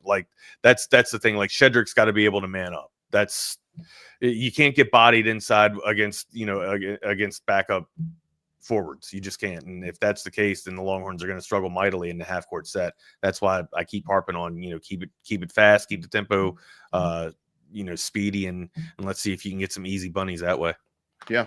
I got faith though. I got faith that the Longhorns will prevail. Again, it's 3.5. The 3.5 is in favor of Xavier here. So if the Longhorns can be the mighty dogs tonight, which I believe they will, you could have yourself a nice little green line in your pocket there if you want to call the cousin. No doubt about it. Call the cousin, tell them wrong team favored. Put it on the horns. And something to do on Friday also. If you're not going to be catching Texas baseball, you'll have a little Texas basketball. Alabama State last night, right at the end, 70-68 over St. Francis. A little bit of last-second heroics there for Alabama State to move on. What they get Auburn. I know nothing about Alabama State. I don't either. I saw the end of the game. My whole thing was, all right, you get Auburn. There you go. Moving on. So. Yeah, I didn't. At this point last night around 11:30 to 12 o'clock, I was on Google Maps trying to look at where my kid's location was, and just. So do you have the thing on the phone? I got sharing my phone and track my app and all that shit. Well, is Katie checking in though? Did you hear from Katie? She's there. She's down there. But see, look, here's the thing, and I get it. I understand. He's not checking in with dad. He's checking in with mom, which is, I get it. Dad's the worry wart. Mom is kind of like, if we need something, we'll go to mom, right? If I need to get, I shouldn't say that. I shouldn't say if we need to get away with something, we'll go to mom, but that's kind of how it feels. Not that he's trying to get one over, but I'm definitely the no parent, right? I want to say that mom's the more fun parent, right? And I'm definitely more strict. I'm definitely more strict. If he's trying to have a party, I got to make sure that all the parents know that the kids are coming over. I just thought, I don't want anybody to get in trouble. I don't want kids to get in trouble anymore. I don't know. I freak out about a lot of things, and which is weird, Rodney, because the shit that I put my grandparents through, because my grandparents raised me, and the shit that I put them through, my dude. Yeah, like I mentioned, like jumping off of getting drunk, waiting for a train to come over a bridge so that you can jump off backwards in the Potomac River. Not exactly the best idea, right? I mean, a lot of bad things could go, and that's not even that's like one of the better story, one of the finer stories. Like that's not even a dangerous story. Like I can't incriminate myself, Rodney. You know what I mean? Like, and I don't want to give my kid any ideas if he goes back to watch any of these tapes or anything. But still, the worst is beyond me. And if I can't handle him going down on a spring break weekend, how in the hell am I going to handle him leaving the nest and going out? So for all you parents out there that have gone through this and experienced it, I commend you. Your boy's going through one here. It's been an emotional roller coaster. Nerves have been unsettling, and we have been up since 3:30 in the morning yakking. God, I almost got to get something in my system just so you know if I do start to vomit again, it comes up. Maybe I'll do a liquid lunch, my dude. Hey, there you go. That's what I'm talking about. Just knock yourself out. Yeah. I was the dynamic here on our end is very, because Tracy is just very, I mean, just lots of great things, but it was like those constructive conversations that need to happen with the girls, and still, and obviously not to take the cop out or the easy way out for me, but there are a lot of things that Tracy can work better on, you know, with the girls than I could or ever will be able to, just because of the women. I think when you're a girl too, you got to be ready at a different age, right? Like you got to be on the lookout young, like very young. I mean, it's just, we live in a very sick world, right? And thankfully, you know, again, you're a father of two daughters. I don't know how you do it. You know, I struggle with a boy. I can only imagine what I would be like. You think I'm strict with a boy? Imagine if I had a girl. Well, she probably wouldn't see the damn light of day. So. Well, and I was raised by my dad, so I was raised very matter of fact. I mean, my dad was and still is my best friend in the world. I mean, it was a very matter of fact thing, you know, to where there was never a need to sugarcoat anything or anything and those conversations that need to be had. Very direct. So that was, I think that a lot of times we as parents, we become parents the way we were parented. And I think for me as a parent, I've always been kind of like a football coach, you know, where I just tell you exactly what I need to tell you. And kind of like I had a dude with a tracheotomy, right, as my dad. Yeah. Like he was my father figure. And then after that, I had a Marine platoon sergeant. So that's been the been the motivation and I guess my upbringing. And I look back, Wags, you know, in those middle school or early junior high days or whatever, where we're parenting these children, and I'm sitting here talking like a football coach, and I'm just telling them exactly what I'm thinking, and these girls are in tears, and I'm like, going to the wife, I'm like, what the fuck is wrong with her? And you know, it's like, you know, you might ought to structure your words just a little bit. Some bedside manner or some shit. What do they call it? You know, it's like I just say something and tell you exactly what you need to know, and then kids crying for 3 days, and I'm like, hey, so and so hadn't talked to me all week. You have any idea what's wrong? Yeah, you offended you might have her. Pissed her off. So like, you might have pissed her off. You hurt her feelings. I'm like, oh no, it wasn't. So thankfully, it wasn't that. Like that's the good thing about having a boy is like you can talk to them pretty direct, and you know they kind of just shrug it off, and they kind of fix themselves, right? They kind of adjust themselves. So I don't know. But again, it's like this is the ultimate test, and hopefully everything that I've trained and got him ready for is going to, you know, benefit him. And hopefully he doesn't have to use anything. Hopefully he just has a good time. And and dad's just overthinking everything. That's all. So. Wags, I remember one time I was telling the girls, because the girls were both struggling a little bit in school, and you know, Tracy's like, well, you know, work hard, you know, blah blah blah. And I'm like, guys, as long as you get a 70, you're fine. You know, just get a 70. C's degrees. I'm like, just pass. And you know, later on, she's like, you can't say that. I'm like, why? Because it's true. I said, it's true. You just got to pass. George Bush gave a commencement speech, right? where he said, hey, man, if for those of you guys that are valedictorian, those of you guys, and now I'm paraphrasing here, for those of you guys that are valedictorian, congratulations, you're going to go on and do great things. Those of you guys that got A's and B's, just the same, you guys are going to go on and do great things. Those of you guys that get C's, you guys can go on to be president one day. So he was a C student. He ended up getting elected president. So you can finagle anything if you do it right. That's right. Basically the moral of the story. Just got to apply yourself. I mean, be the best, whatever it is. Reps and reps, right? That's repetitions, my dudes, repetitions. That's right. Every day is practice, and then game day comes up when it's time to shine. And you know who's already the best in the bunch, the best in service already? It's AV Consultations. 512-255-8678. It's audiovisual consultations. You better call them now. You better get it in before March Madness gets so maddening and chaotic to where you can't fit them into, or they can't fit you into the schedule there. But it's 512-255-8678.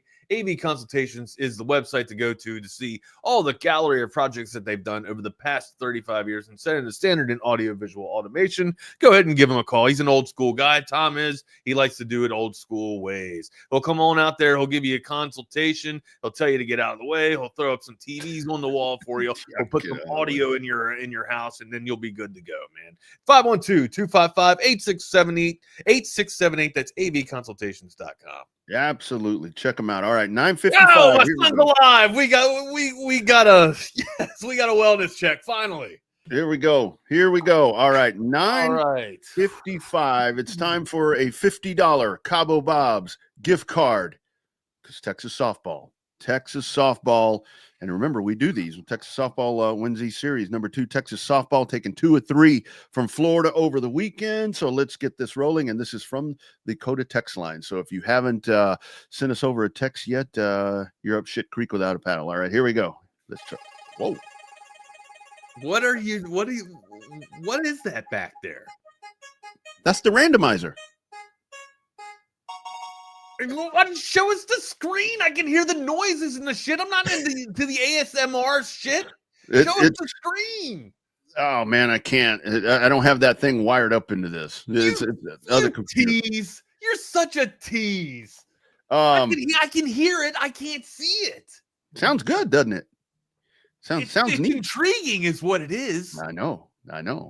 And it lands on a area code 214 number that ends in 2040 that texted in and said Florida Gulf Coast on the Cinderella. Okay. The Cinderella. So it's a 214 area code. So I think that's up Big D Dallas. 2040.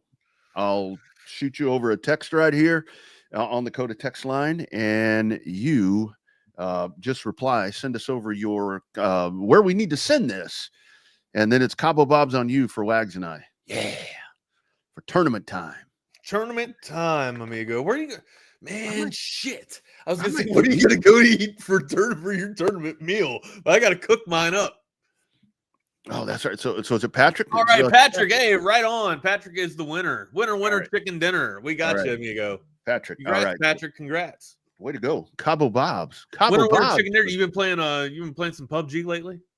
Have I what? No, Rodney, that probably went right over your head. Winner chicken dinner is the slang or the slogan that happens when you win in player unknown Battlefield. I don't know if you've ever played that video game before, but it's called PUBG. I don't know. I played Battleship, that one that you open, Yeah, that's a good one too. That's a good game too, Rodney. I played that a lot. As a kid. I would love to see you on PUBG. I would like to see. And Troy, now that while I have you here, Troy, since I guess we're kind of doing a transition here to the other show. While we're just bullshitting, Mythic Quest, amigo. What is the standalone episode in season 1? Like, I think it's episode 5, to where they basically just go back into the 90s and give you another gaming studio. Is that going? And again, I'm not on season 2 or anything. I'm on episode 8, I believe. But will that come back into play, or will that be like different quests, no pun intended. But if this is Mythic Quest, will that just be like a different storyline that's gonna come off of this? Because your boy's got some ideas, and I'd like to call up Mac, and I'd like to get this thing pumping, because based off of my experience and my writing passion, I'd like to kind of be a writer on the project here, or on the team. But let's chop it up. Let's get into it. Nice. The writer, the poet. Oh, there's a new show called Side Quest already. Oh, okay. Well, fuck. There goes that idea. All right. Yeah, man. I guess, so much for all these brilliant ideas that have already been done that it's already. That's a story of my life, man. It's like I have this amazing idea, and I tell people, and it's right. like, yeah, and it's already been conjured up. So. Yeah, it's like somebody's been doing that for like 4 years, man. I'm like, what? Are you kidding me? Oh man. I mean, streaming is the one where I totally missed the boat. I was streaming way back when, before everybody heard of it. I'd go to a football game, and I'd go rolling up in there, and all these guys would be like, "What are you doing here?" I'm like, "I'm doing internet radio," and they're like, "What? What is that?" Now everybody's doing internet radio. Everybody does it now, yeah. And I didn't realize Mythic Quest had been out so long. I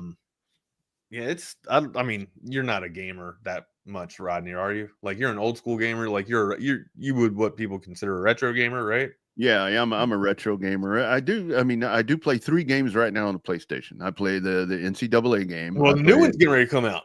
So we got to get you a new one. I know. Don't have to get a new one. Well, I mean, you probably don't. No.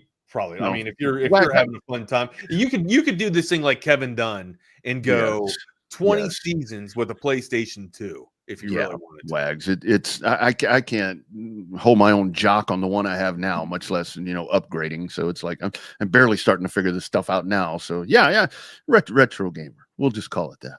Retro gamer. Kevin Dunn is a good compliment. I'll probably die with a mouse and keyboard or a controller in my hand, honestly. Yeah, there you go. Quick NFL news before we get out of here. I know there have been some conversation back and forth with Aaron Rodgers. The Vikings are not interested, Wags. The Vikings are not interested. Yeah, so who is interested in Aaron Rodgers? Which teams are interested in Aaron Rodgers? I think apparently all that's left is Pittsburgh and your Giants. And apparently this is on Aaron Rodgers' timeline to where he will dictate when. Of course. Yeah, when he's ready. Of course he will dictate it. It is the Aaron Rodgers show. Oh my God, I'll tell you, it's like I don't know. I mean, go with McCarthy. Good Minnesota. I mean, don't even go down that road. I don't want him. He just needs to figure out what he's going to do. I'm quite frankly tired of having to talk about him, to be honest with you. So you want to put Minnesota? You want Minnesota to put all their faith and stock into JJ McCarthy, who got hurt in his first year? We honestly don't know if he is the franchise quarterback that they drafted, or they intended on or with the intentions of drafting. Versus seeing Aaron Rodgers go to that team and have amazing success. I'm sorry, Viking fans. I don't want success for you so bad that I want it to happen with Aaron Rodgers. I just don't. You don't think Aaron Rodgers could be a bridge quarterback with? Okay, I think he can. Like, this is a legit hypothetical question. All right. Yeah. If Aaron Rodgers were to go, well, it's out, right? Minnesota's not going to waste their time on Aaron Rodgers. But if he were to go there, right, in a hypothetical situation, could Aaron Rodgers succeed with Jordan Addison and Jay Jettis? Yes, sir. Yes, sir. I mean, he didn't really use the tight end that much in his game, anyways. But you throw a tight end like Hawkinson in the mix too. Yeah.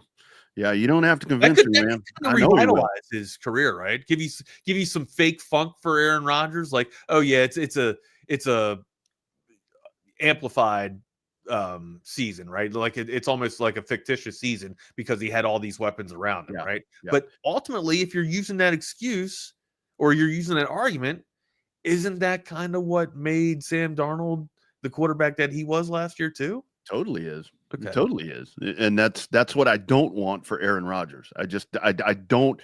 I mean, even like the Steelers, Cam Hayward is like, I mean, he's tired of him waiting. He's like, I mean, on his podcast, he's like, shit or get off the pot, but this is Aaron Rodgers. This is Aaron. Yeah, that's exactly what I was gonna say. This is Aaron Rodgers, though. Like, he's got to have the diva to him. He's got to have the soap opera shit that's going down. That's classic Aaron Rodgers. Yeah. And I didn't think that he was a narcissist before, but I'm starting to jump on that page now, right? Yeah. Like, man, he loves him some him. I mean, he might be worse. He might be loving himself more than T.O., honestly. Like when T.O. sitting there and said, I love me some me. Well, Aaron Rodgers definitely loves him some him. So well, but the thing is, like with T.O., when T.O. did all that, I mean, to a certain extent, he embraced it. He embraced the villain. Oh yeah, it was funny. You know, it was kind of lovable. Doing sit-ups in the fucking yeah, you know, it's like it's entertaining and funny to watch when T.O. did it. But I mean, this dude, we got to do a top 5 most entertaining diva, or like just AB's got to be in there. T.O.'s got to be in there. Yeah, I mean, there's been Marshawn Lynch, right? Marshawn Lynch has to be in there, even though he's not really nuts, but I mean, they got some takes, man. Yeah, and it's the thing is, you know, with just all the parallels. Thank you, CB. With all the parallels with Brett Favre and Aaron Rodgers, it's like, dude, they are cut from the same cloth, as the old people say. I mean, it's the same shit with these guys. Yeah, Brett Favre, remember that? Did one influence the other, or were they both just shitty? I think that Rodgers won't admit it, but I think that he felt a little that Favre thing and kind of carries that whole bit with him. But it's like, you know, Favre, I'm retiring. How many times that dude retire? I mean, come on. And it was always, I'm coming back, and that dude would land in areas and you know, that last. Well, I mean, maybe he did. Maybe he actually did want to retire, but the money was, you know, too good. Well, and the thing is, I mean, Favre, when he ended up in that Minnesota situation, was like exactly what we're talking about right here, where he went into a situation that had a loaded team, and man, I tell you, that last hit that he took, as much as Favre wasn't my favorite guy, that hurt me. That final game that Brett Favre played, who was that against? Atlanta in the NFC Championship? I think that's who it was. It was like, holy shit! I mean, that dude just needs to be done. So I don't know. All right, 3.5 is the line tonight for the Musketeers. Or excuse me, not Musketeers. Yeah, it's Musketeers. I had it right. Xavier Musketeers over the Longhorns here. 3.5 is the favor for Xavier. I'm calling wrong team favored. Same. Put some green in your pocket. It's completely a homer pick. It's not that I don't know Xavier inside out. So this is just all on what I know with Texas and 0 on what I know with Xavier. So. Exactly. I know Javier, but not that basketball team. That's right. What's up, gents? How are we? We're doing good. We're excited for some Texas hoops tonight. I'm not gonna have the homer pick. I'm taking the Musketeers. You see, Will's not going. Will doesn't think we're gonna get to Illinois. I'm hoping that we get to see Illinois. Jordan, how are you, sir? We're good. I'm going. Are you fully moved in?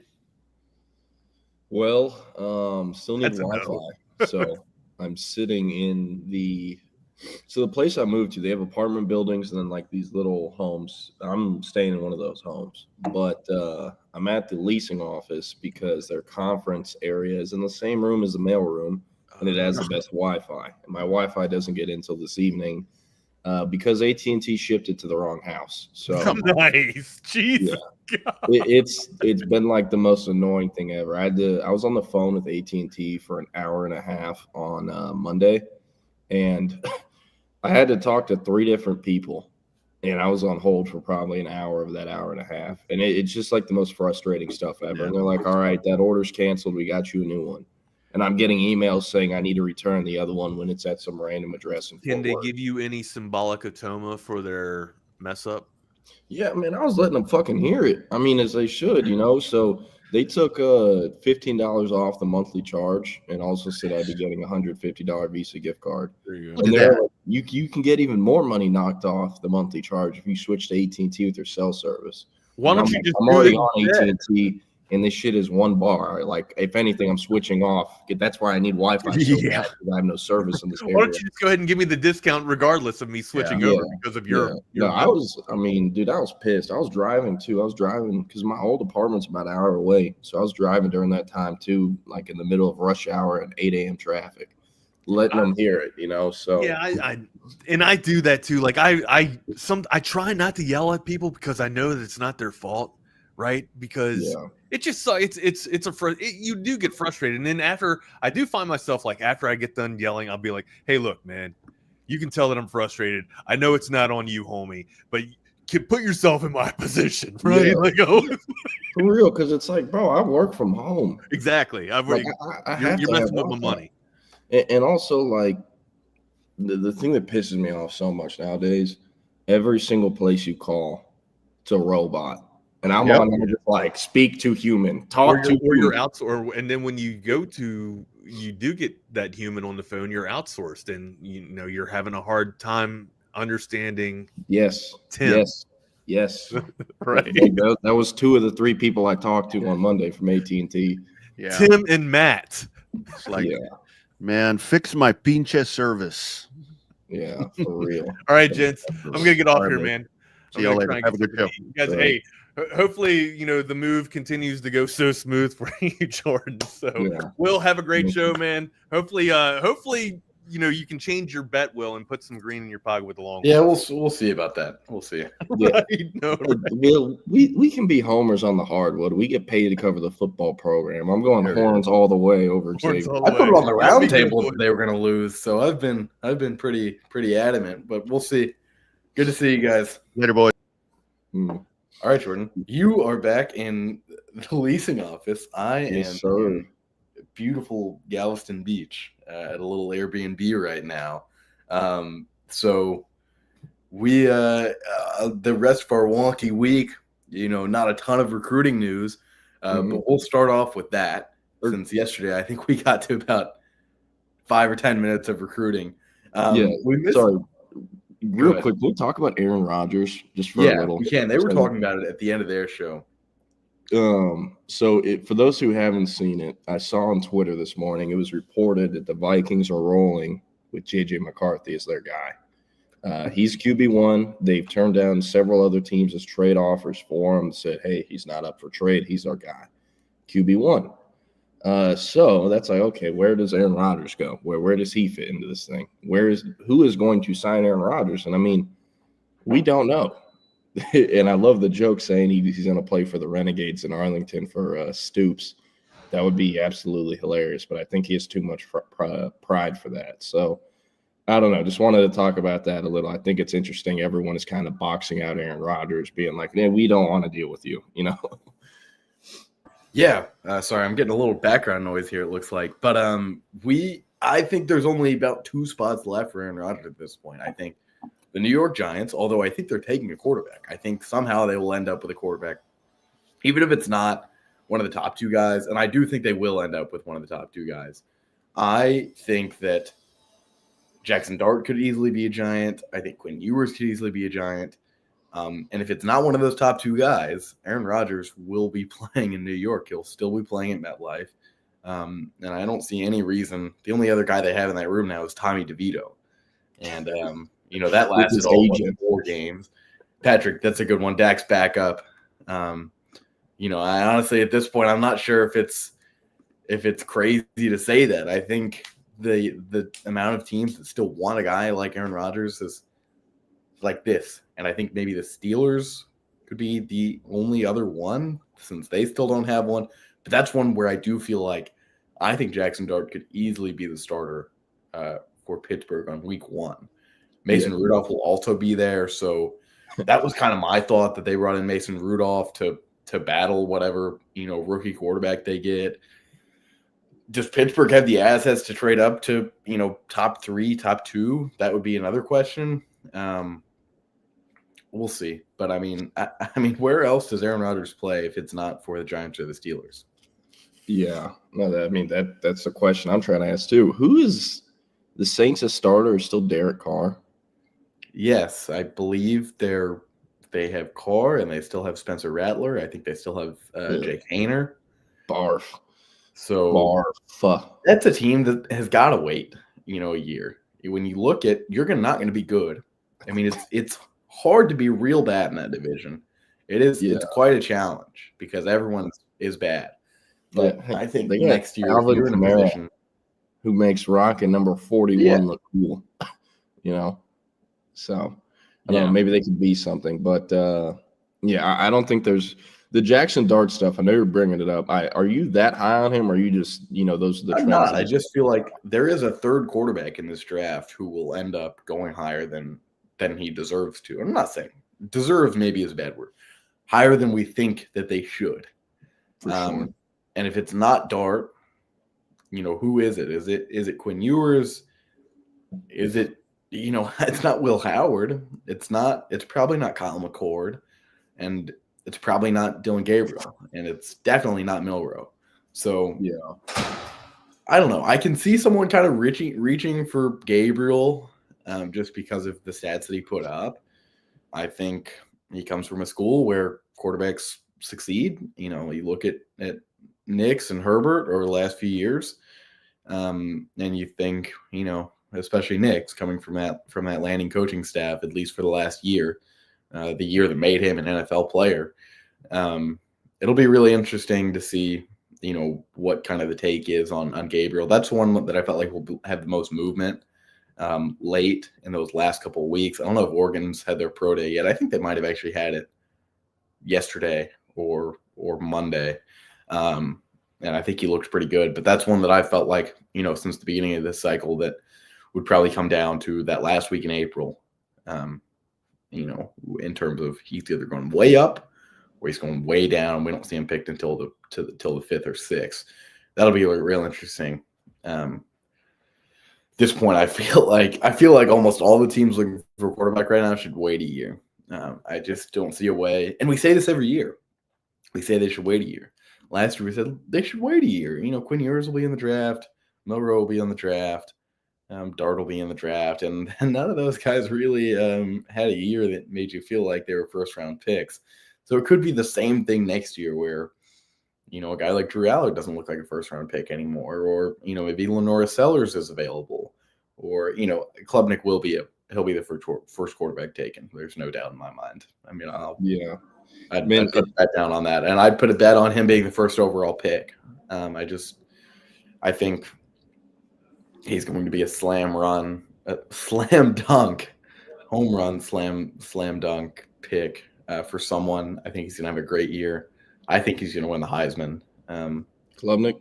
I think Klubnik is going to win the Heisman. You know, I've been a Klubnik boy for the last 5 years or so. But I think this is the year. I think he put all of it together late in the year. They've got a great receiving core filled with a couple guys from the state of Texas. Bryant Wesco showed out as a freshman. And you know, I can't wait to see what he does as a sophomore. I think Tyler Moore is still there. So Tyler Brown. So they've got, you know, a good little core going into the year, and excited for him. And I think that, you know, whether it's Pittsburgh, whether it's Vegas, I guess Vegas is all in on Geno now, but I don't see that lasting more than a year.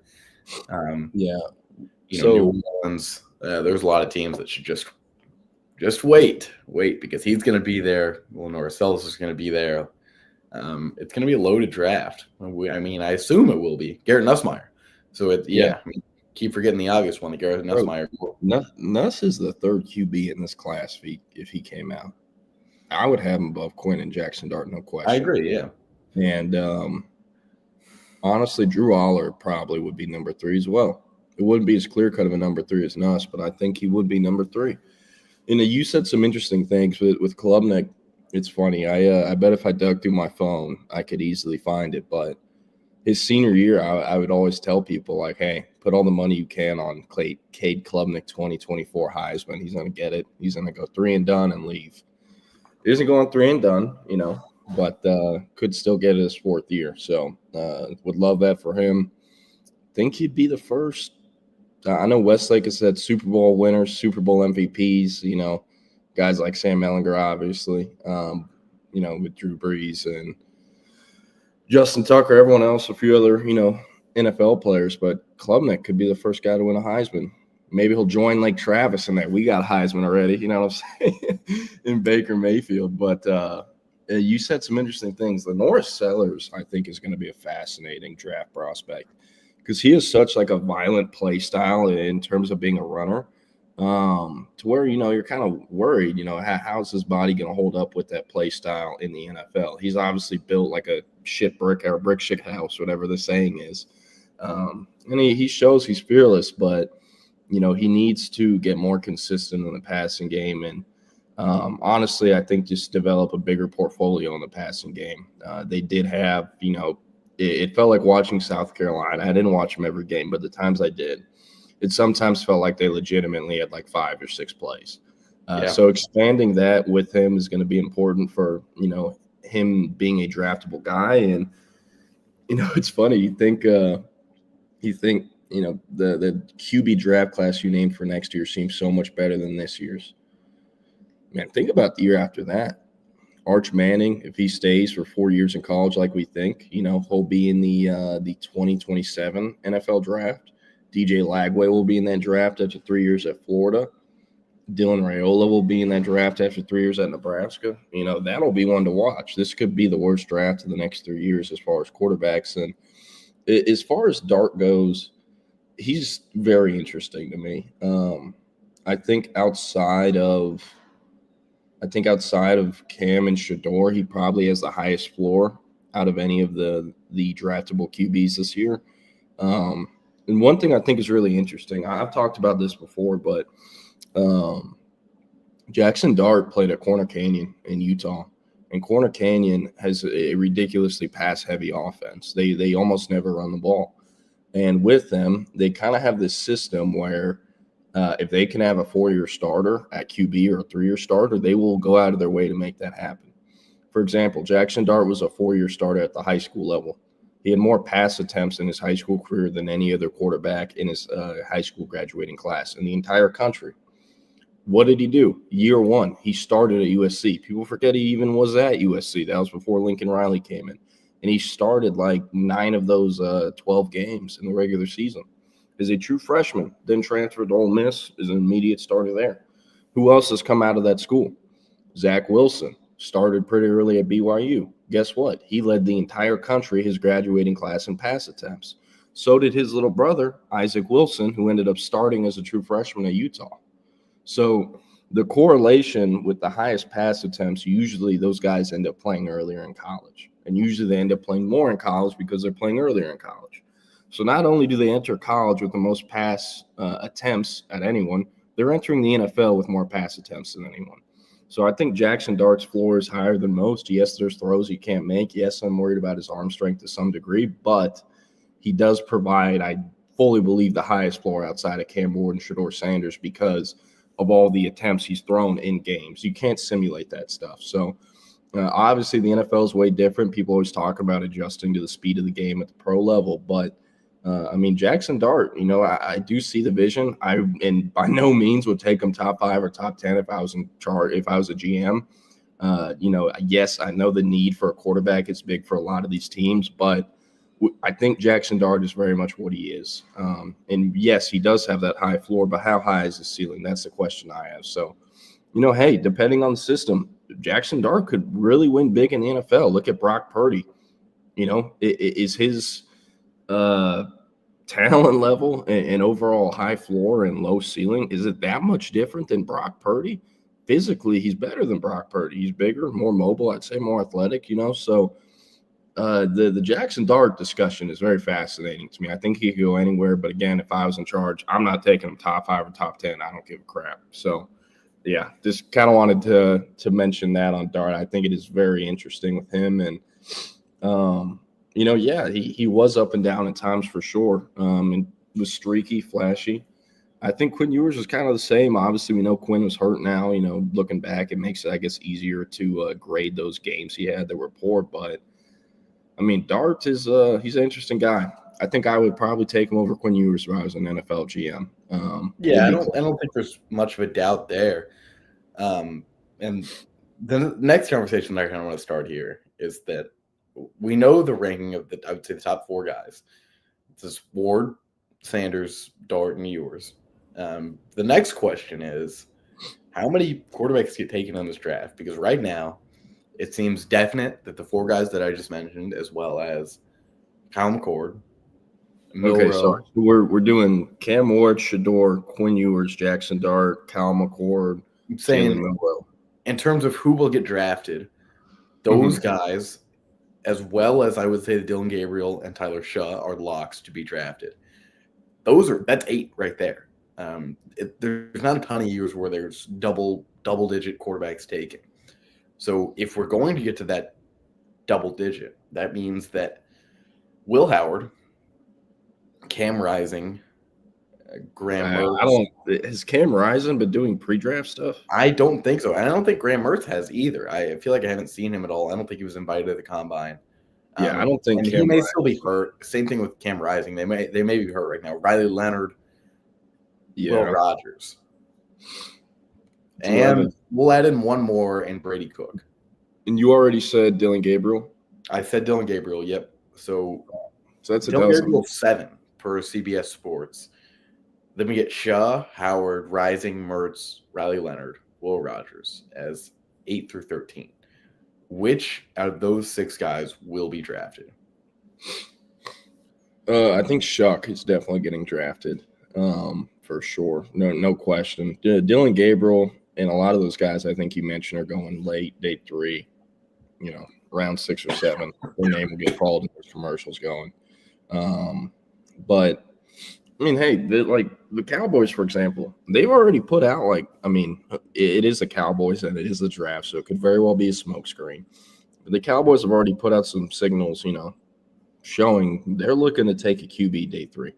And I think a lot of those names make sense as, second, third stringers to Dak as game managers who, like I keep bringing up, had a lot of experience in college, pass attempts, Dylan Gabriel, yes, I think he is limited and you kind of have to design the offense to only throw passes within 10 yards of the line of scrimmage. But, cheap rookie QB contract, day 3 contract, and he's already like 26. So, luckily you won't have to worry about much rookie stuff with him, I don't think. And he's just an example. But I do think of those names you mentioned and like kind of that third tier. Tyler Shuck is definitely the guy who will be drafted highest. Yeah, I think so too. I mean, I think Brady Cook is kind of, we've seen what we needed to from him, and I hate him. I do not like him. I'm such a Mizzou hater. So many people are. I still don't really understand. I don't think Drinkwitz is, comes across as the most hip guy. I'll say that. He's a cornball, bro. Like the video they put out for Williams Nwaneri that you were talking about yesterday, how they lost him after a year when they paid him a ridiculous amount. Like, you fools put out a video on Twitter that's like a minute and a half long of y'all jumping up and down after he committed. And it was understandable at the time, though. It was very understandable. I know, but Will, serious programs don't put out stuff like that about like recruiting wins unless they're not very good or actually competing for stuff. Like, for example, I remember when Arch Manning committed to Texas. So, for example, schools, their official, social media accounts, they can't post photos of recruits until they sign. They can't post names of recruits until they sign. They can't post anything about recruits until they sign. But whenever Arch Manning committed, I remember the Texas football Twitter account posted the GIF of, Sark called a touchdown and he like punches the air and, puts the hook him up. That was them being like, yeah, hey, we got him. We got Arch Manning, right? That was their kind of celebratory post. That is the very last thing I can think of that Texas has done about recruiting. And that makes sense. It's Arch Manning. He was the number 1 overall prospect. But Williams Nwaneri, like doing that whole deal when they were that season, 7-5, 8-4, and one of those wins was because they beat an Ohio State team that missed all their best players because they were sitting out for the draft. Like, I just think they're kind of frauds, to be honest. And like, he talks so much shit and never does it. Yeah, I know. Drinkwitz talks like so much shit and never backs it up. Like, they beat Tennessee and he's running up to Heupel. We stand on business, Josh. And then is like running off right away. Like, Josh Heupel isn't going to beat your ass on TV, dog. You can stand there, talk more shit, or at least take it when he says something back. I don't know. I just thought that was weak. And the photos, videos that come out of Drinkwitz from recruiting, it just like it couldn't paint a worse picture in my eyes as a cornball. Like, he's like Brian Kelly level. I don't know. That's a pretty tough level. All right. Yeah, Drinkwitz hasn't killed anyone. I knew that was coming from Jake Bayless or someone, so I just brought it up. But yeah, and I don't know. Before we get out of the NFL draft, I know we were talking quarterbacks earlier, but CB said Jordan in his latest mock draft, Daniel Jeremiah has your 49ers taken Jatthorpe Barron in the first round. I would love that. Like, I would be screaming off my couch if that happens. I would absolutely love that. Him, Kelvin Banks, or like Armand Membu, just get someone for the right tackle spot that can shift over to left and Trent Williams finally kicks a can. Or Jatthorpe Barron. Either one I'm happy with. A lot of different ways they could go. I just hope for the love of God they don't have another McGlinchey type pick or Javon Kinlaw type pick, because like the margin for error is shrinking with all the guys they're shipping off in free agency or trading. So not looking good for San Fran this season. Probably the lowest expectations they've had since like year 1 or year 2 of the Shanahan tenure. So I don't know. Hoping they can make some magic or just tank and have a low draft pick. But yeah, I mean, I don't think the Niners are in a position to be looking to blow things up.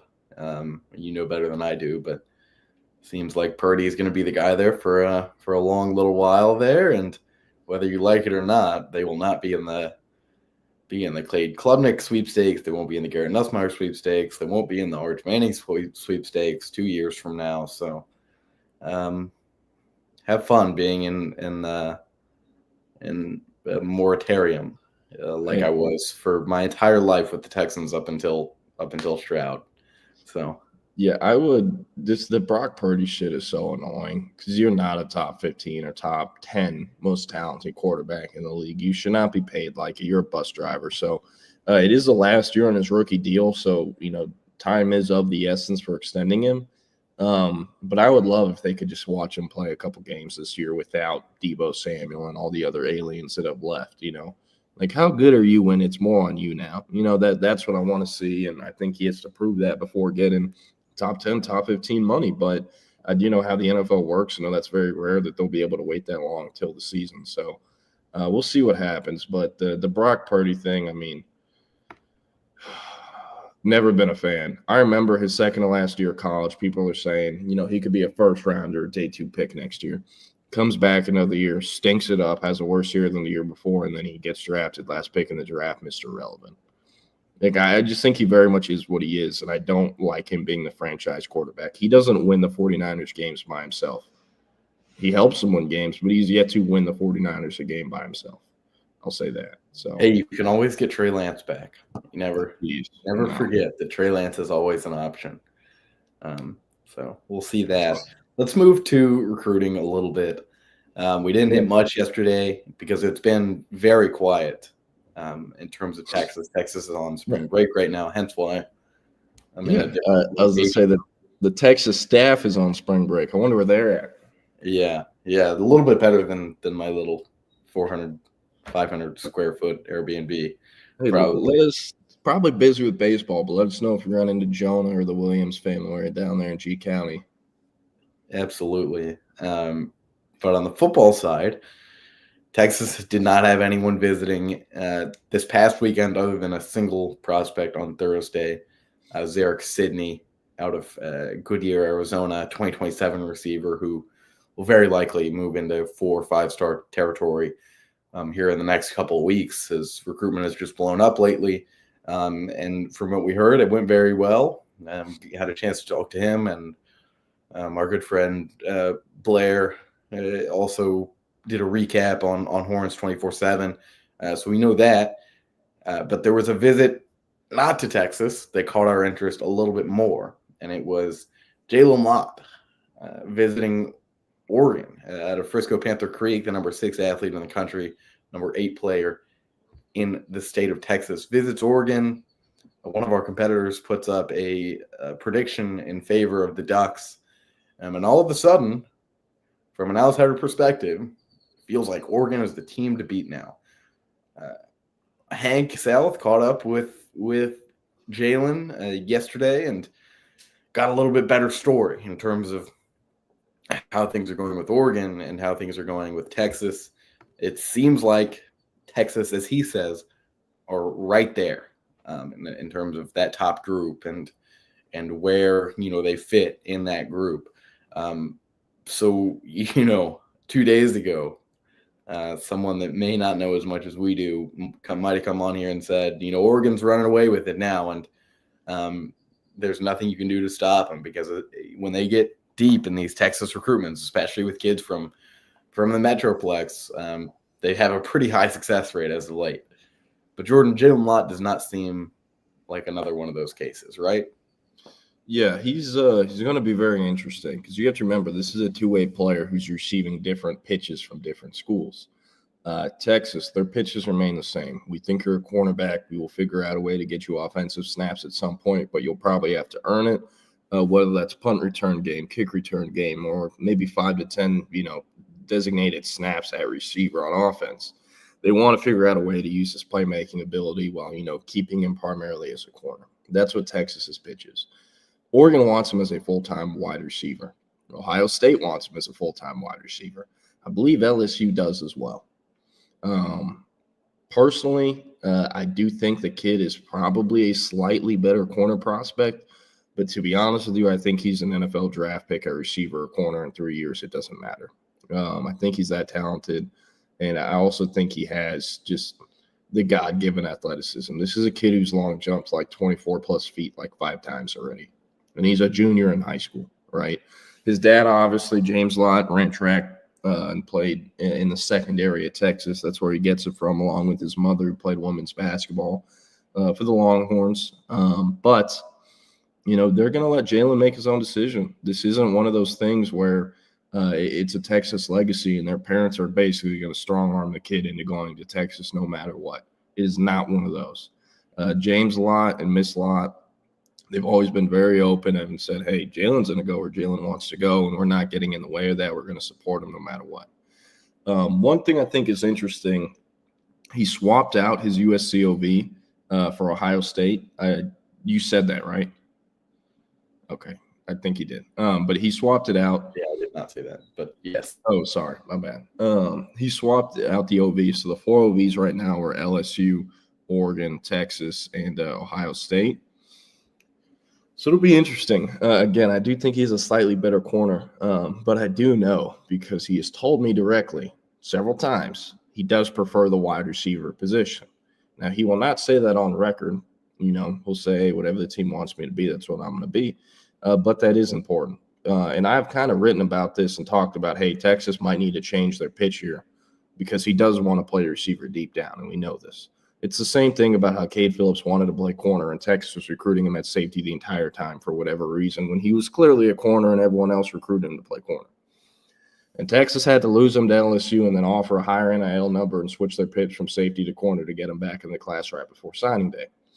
So with Jalen Lott, do they switch the pitch to receiver? I think that would be a great plan. I think the corners class, secondary class, is much better in 25 than the receiver class is, or at least for what the guys are that Texas realistically has a shot for. They love Naeem Burrows. He's long gone. He's a Clemson commit. He's either going to decommit from Clemson, or they're going to have to sneak him on campus on some 0 dark 30 type of stuff, because Clemson does not let their commits visit other schools, or else they pull their scholarships. And he's not been to Texas yet, so it's not like he's seen it before and is just dying to get back. So he's going to be a tough one. Caden Finley, a guy we expect to end up in the class, but they need 3 or 4 receivers. So with Jalen Lott, I think it would be a good pitch if they could switch it from corner to receiver. He's had more, communication and dialogue with Chris Jackson in the 2-3 years Texas has been recruiting him than he has with Mark Orphy in the month or two that Mark Orphy's been recruiting him. So for Texas to get this thing over the finish line, I do think Sark is going to have to step up, and I also think they might have to change their pitch to him, just because – man, if Ohio State and Brian Hartline are telling you, hey, we think you can be a guy for us, come on. It's Ohio State and it's receiver position. Same thing with Cortez Hankton at LSU. So if those two guys are pitching him on being a receiver, how hard is it for Texas and Orphy to say, hey, no, you're a corner? It makes it a lot harder. So, and then NIL. This is a family who's pretty well off, I'd say. I don't think NIL is going to be as important as it is for other recruits, but, money is important. It's always been important. So could that factor in? Potentially. I don't think it'll have much of an effect, but we all know what Oregon can do. And another thing that I do kind of want to bring up, because Ohio State does have a few Texas receiver targets that are scheduled for OVs. Ohio State is in a very interesting situation with receiver recruiting right now because they have Chris Henry Jr. committed, and he costs a significant amount. He costs a lot, and Oregon and USC are doing everything they possibly can to flip him, which keeps driving this price up with Ohio State. Now, they're going to pay that. They want to keep him. I think they will do whatever they can to keep him. But think about it this way. Build your offense for $15, and Chris Henry costs $7. How do you split up the remaining stuff for the receiver room? That's the question. And, with Jalen Lott, how much would those schools, I guess, invest in him? So I think that'll be something underlying this summer that, has an effect on what happens with Ohio State skill unit. But a very interesting thing with Jalen Lott. Texas, they'll get him on campus, I guess, for a visit before the summer OV, but definitely one we're watching. It'll be one to watch. Jordan, I'm going to break it up for a quick second and go back to the NFL just for a minute because something just came out.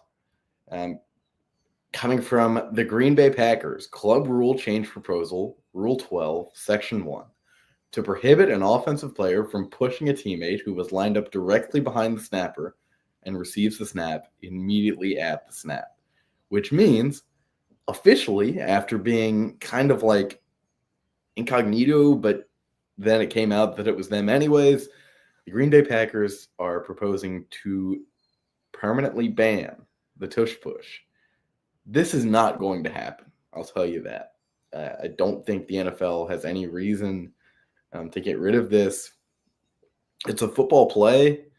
It doesn't have a success rate of 100. So I think that's like the big thing here is that if it were a truly unbeatable play, then yes, you should ban it because at that point it would be a cheat code. But at the same time, anyone could do it. So I still wouldn't be in favor of getting rid of it. The Packers think that because of what happened in that game, that playoff game, that they should not have to face the tush push anymore. Jordan, is there any way this happens? I have no idea, honestly, how the NFL will vote on that or what will happen. But, I don't know. I think it's kind of weak. Like, figure out a way to stop it or shut up, like complaining to the league about it. Yes, it is very hard to stop, but hey, maybe you got to invest more in the trenches, get your D-line up to speed more. I'm not sure what the play is. Can someone figure out a way to jump over the pile and pull Jalen Hurts back? That's probably the best way to do it. Who knows? Or just don't let them get on the 1 yard line. How about that? So it's like the same thing as the flag planting. It shouldn't be against the law. Just win the effing game so they don't plant the flag. That's kind of how I look at it with the tush push. Don't let them get down to the 1 yard line then. I know it's football, but you can't complain because they're successful at it. Why don't the Packers try to run that? I know Jordan Love doesn't have the thighs and can't squat what Jalen Hurts can, but at least try it. So I don't know. That's kind of my feelings on it. I do think it is a little weak by the Packers, but maybe they think them coming out and attaching their logo on it will inspire other teams to do the same thing. But I highly doubt it. So we'll see. I think Jordan Love is a guy that could do that, which is kind of the funny part. I think the Packers have always had a great O-line, and they've got a quarterback who's not tiny, and they feel like a team that could run the brotherly shove, the tush push, whatever you want to call it. They could do that. They just don't want to. I think that's like the big issue in this whole, are we going to ban the tush push? It's like, yeah, everyone else could do it, and maybe you don't have as big of an offensive line as the Eagles do, but they're still going to be bigger for the most part on many teams, bigger than the other side. And that's what this comes down to in terms of the success of that play. So I don't think this ever gets changed. We'll see, but just weird. Just weird in my mind for a franchise as storied as the Packers to come out and officially, say this. Bub, I agree with this. It should only be changed when there are injuries that come out of it, and I can't think of any injuries up to this point that have happened as a result of a tush push or directly. All right, Jordan, one more. I'm going to get out of here a little bit soon. I wanted to talk about this just for a minute. Texas has made a lot of staff changes over the last few months. We've seen the positional coaches are, Mark Orphy and Akina and Lau and Clark are the big names just because they're in a more hands-on role. But a special teams analyst for the Texas Longhorns added to the program yesterday, Matt Moran, out of James Madison University, who has previously served as a special teams coordinator. He has stops at Stanford, at Rutgers, Boston College, and this past year, James Madison.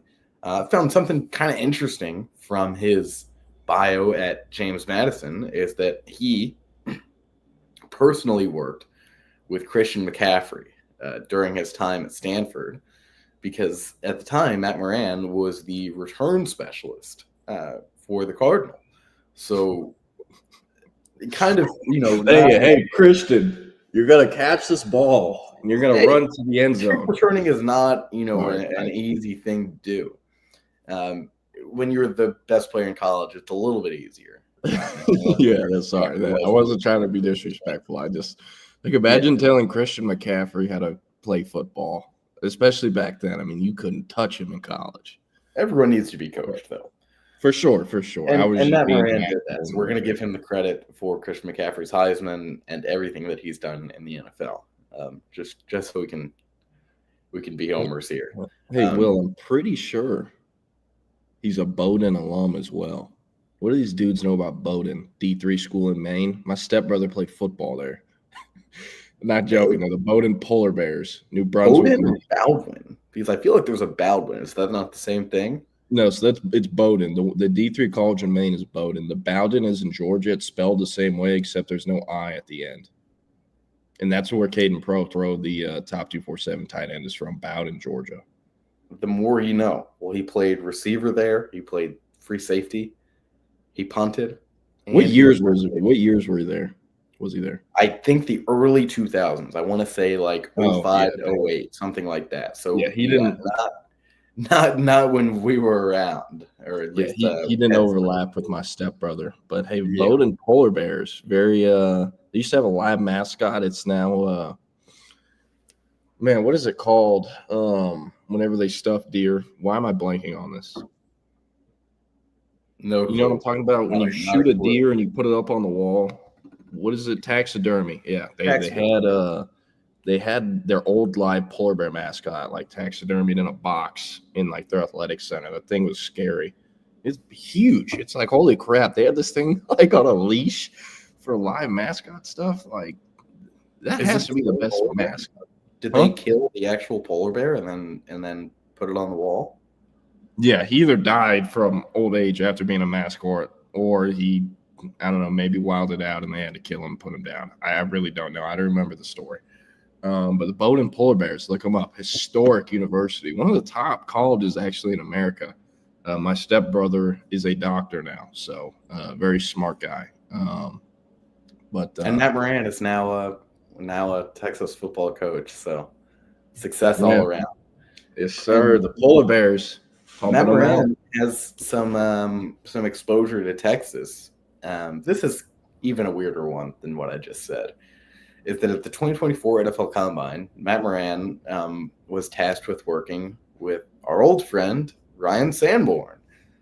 So he got to learn the Texas style of punting and what the program was like a little bit. Ryan Sanborn spent a lot of time in Austin, and I'm not sure, is he playing pro football anywhere? I think that'd be something nice to look up right now. Let's see. Ryan Sanborn, I'm assuming, has a job.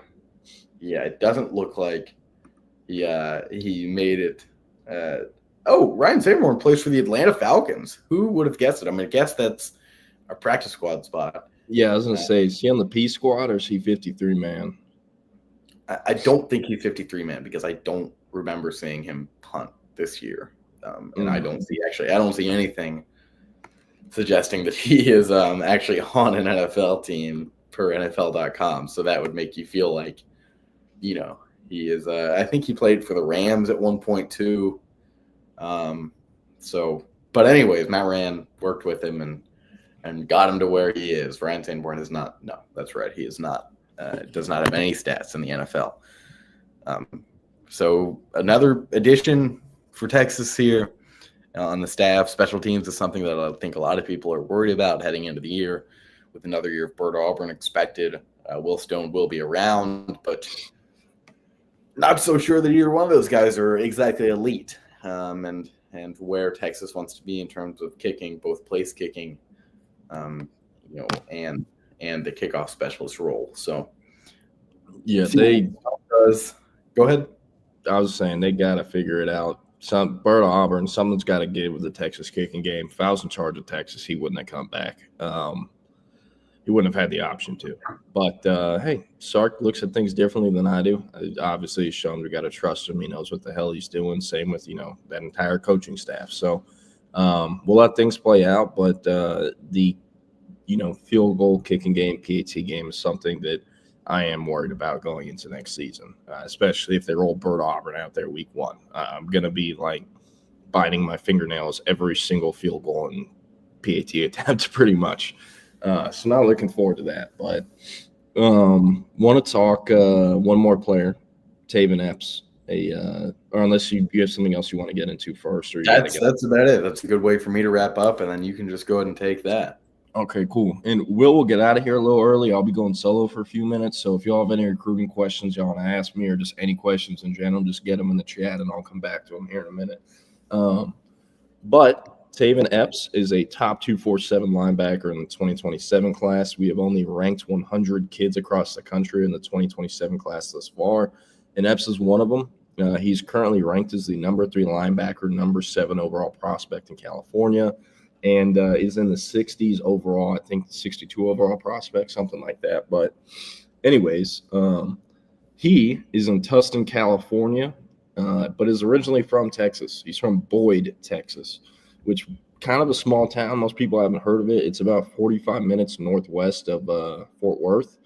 And he grew up there, born and raised there, moved out to the SoCal area when he was 13. And, that's where he's lived since. It was a freshman, sophomore year starter at Tustin at the linebacker position. And Texas was one of his earlier offers. Very rarely do they offer out-of-state kids that early unless there's a connection. So I started doing some digging. And I figured out that he's no longer on the Tustin High School staff. He's doing training now. But for the last few years, he has. And that guy's name is Chris Hawkins.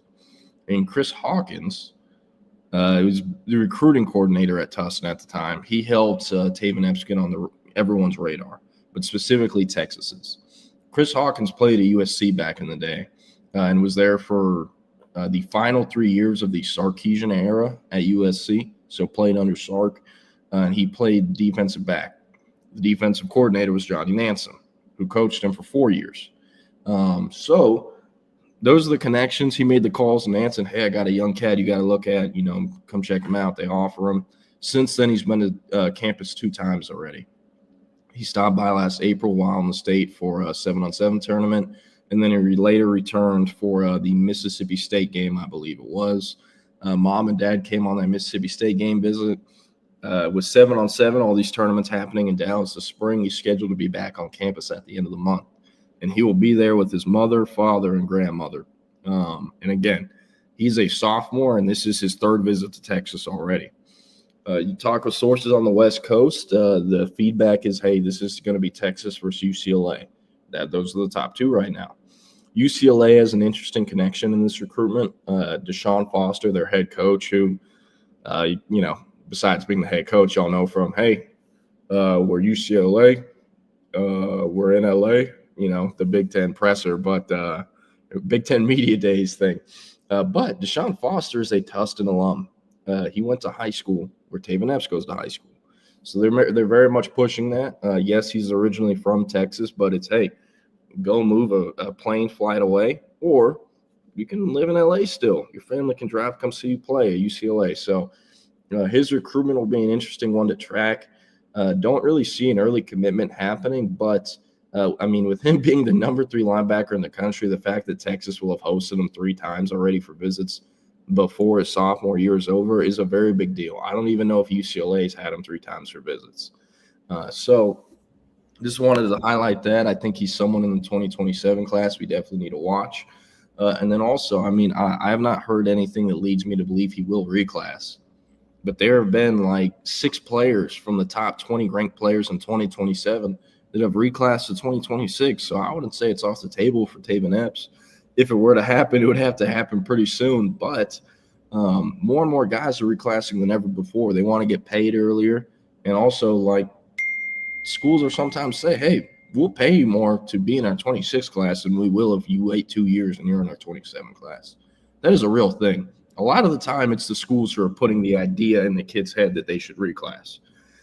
So with Taven Epps, probably wouldn't say it's off the table, but definitely something to watch. So definitely something to watch.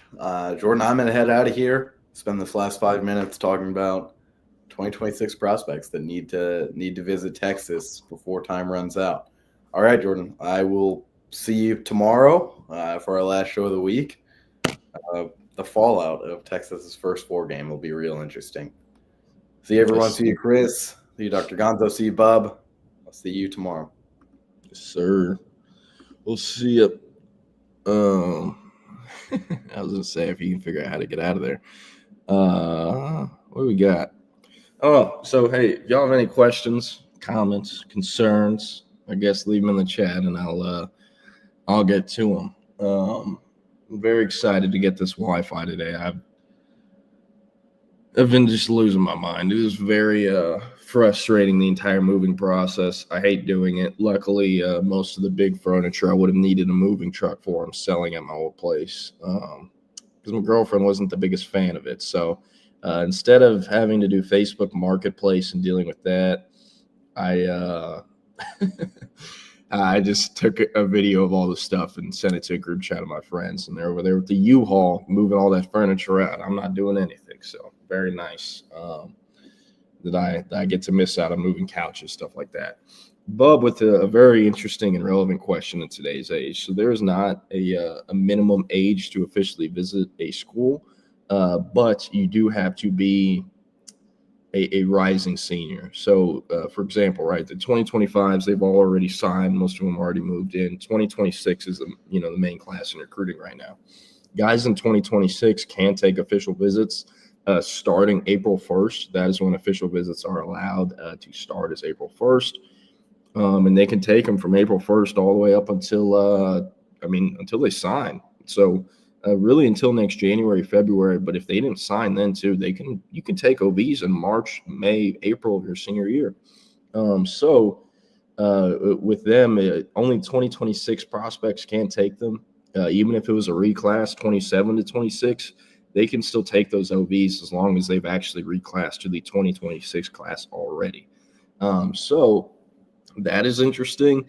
Some of those reclasses, they won't have it set in stone that they're in 2026 until like July.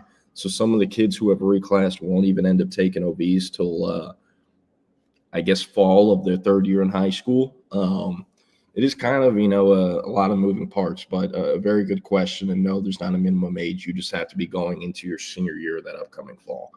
Or I should say your final year of high school. So what else we got here? Okay. Ike said, with Akina coming to Texas, what is the status for Swade Griffin and his Arizona commitment? I'm happy you asked this. I've actually forgotten to bring this up the last few weeks. So whenever they hired Akina, rehired Akina, I should say, I called a few people around Swade Griffin's recruitment and, tried to get a read. Where is this thing going? Could, he end up at Texas like his father, now that his primary recruiter from Arizona is now at Texas? And I don't think so. I think Akina will eventually be able to set his own board, do what he wants, but with him being just brought back to Texas, where it's an entirely new staff, there isn't a single person on staff that was there when he was last at Texas. He doesn't have the power to go say, hey, we need to figure out I don't know what that is. To say, hey, we need to figure out a way to get this kid who was already signed to Arizona to end up at Texas. He does not have the power for that. At least that is what has been told to me in regards to Swade Griffin ending up at Texas. For Swade Griffin, he's still in high school, so he wouldn't have to transfer if this were to happen. He would just have to get out of his national letter of intent, which isn't even a thing anymore. It's the financial aid documents are now the binding paperwork.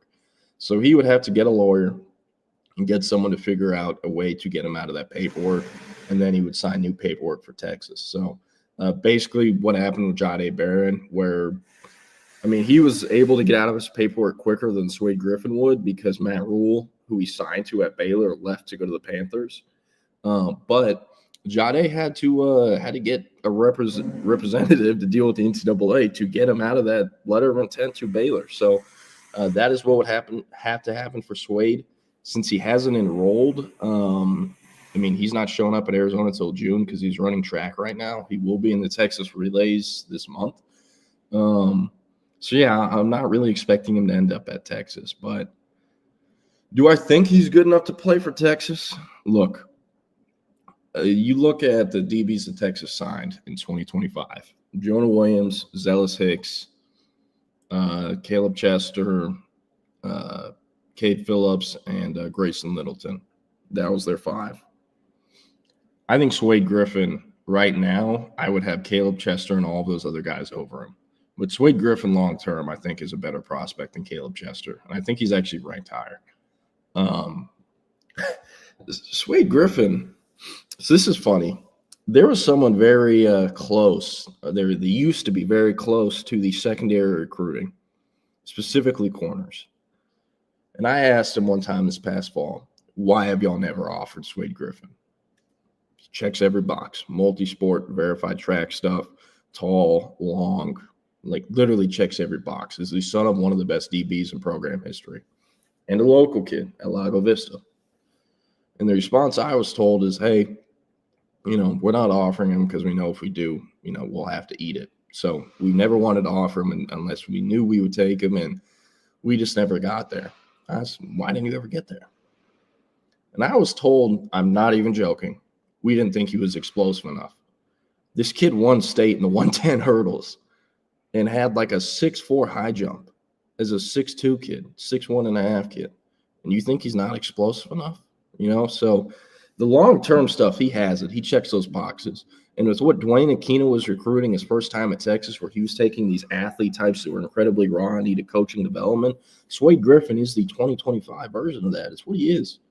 Like, he has the long-term tools. He might not be that good of a player right now, but he has uncoachable traits. Everything I just said, the verified athleticism, length, bloodlines, size, he has it all. And while he might not be a year 1 or year 2 contributor, he's a guy who could start year 3, 4, 5 and be very good. I fully believe that. I think he has NFL potential. That's why he's ranked where he's at. So, again, I'm not expecting him to end up at Texas. I don't think Aquino will have that power. But if he ever did, I do think he would end up at Texas.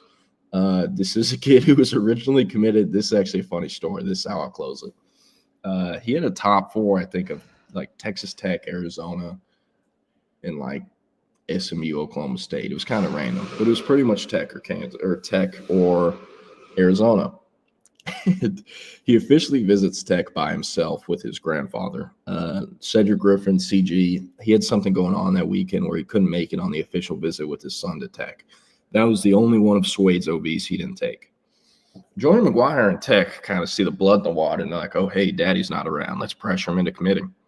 They get him to silently commit and then publicly commit before Swade has called his dad or anyone has called his dad and been like, hey, we're doing this, So his dad finds out off of Twitter, oh, my son committed to Tech.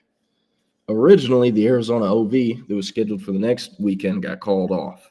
The kid was like, I'm going to Tech. I'm sold. Coach McGuire, he's my guy, blah, blah, blah. The dad said, hey, no, Aquino's coaching Arizona. We're still taking that OV. CG ended up going on the OV with Arizona because the Tech OV was the only one he missed. So the Arizona OV was his dad, grandpa, and, the son, Swade. And guess what happens on that Arizona OV? They commit to Aquino on the spot. Flip publicly posted before he's flying back to Texas. So he's committed to Texas Tech for like 6 days. And that's how he ended up in Arizona. And I talked to Cedric about that. He was actually at the state championship games at AT&T Stadium.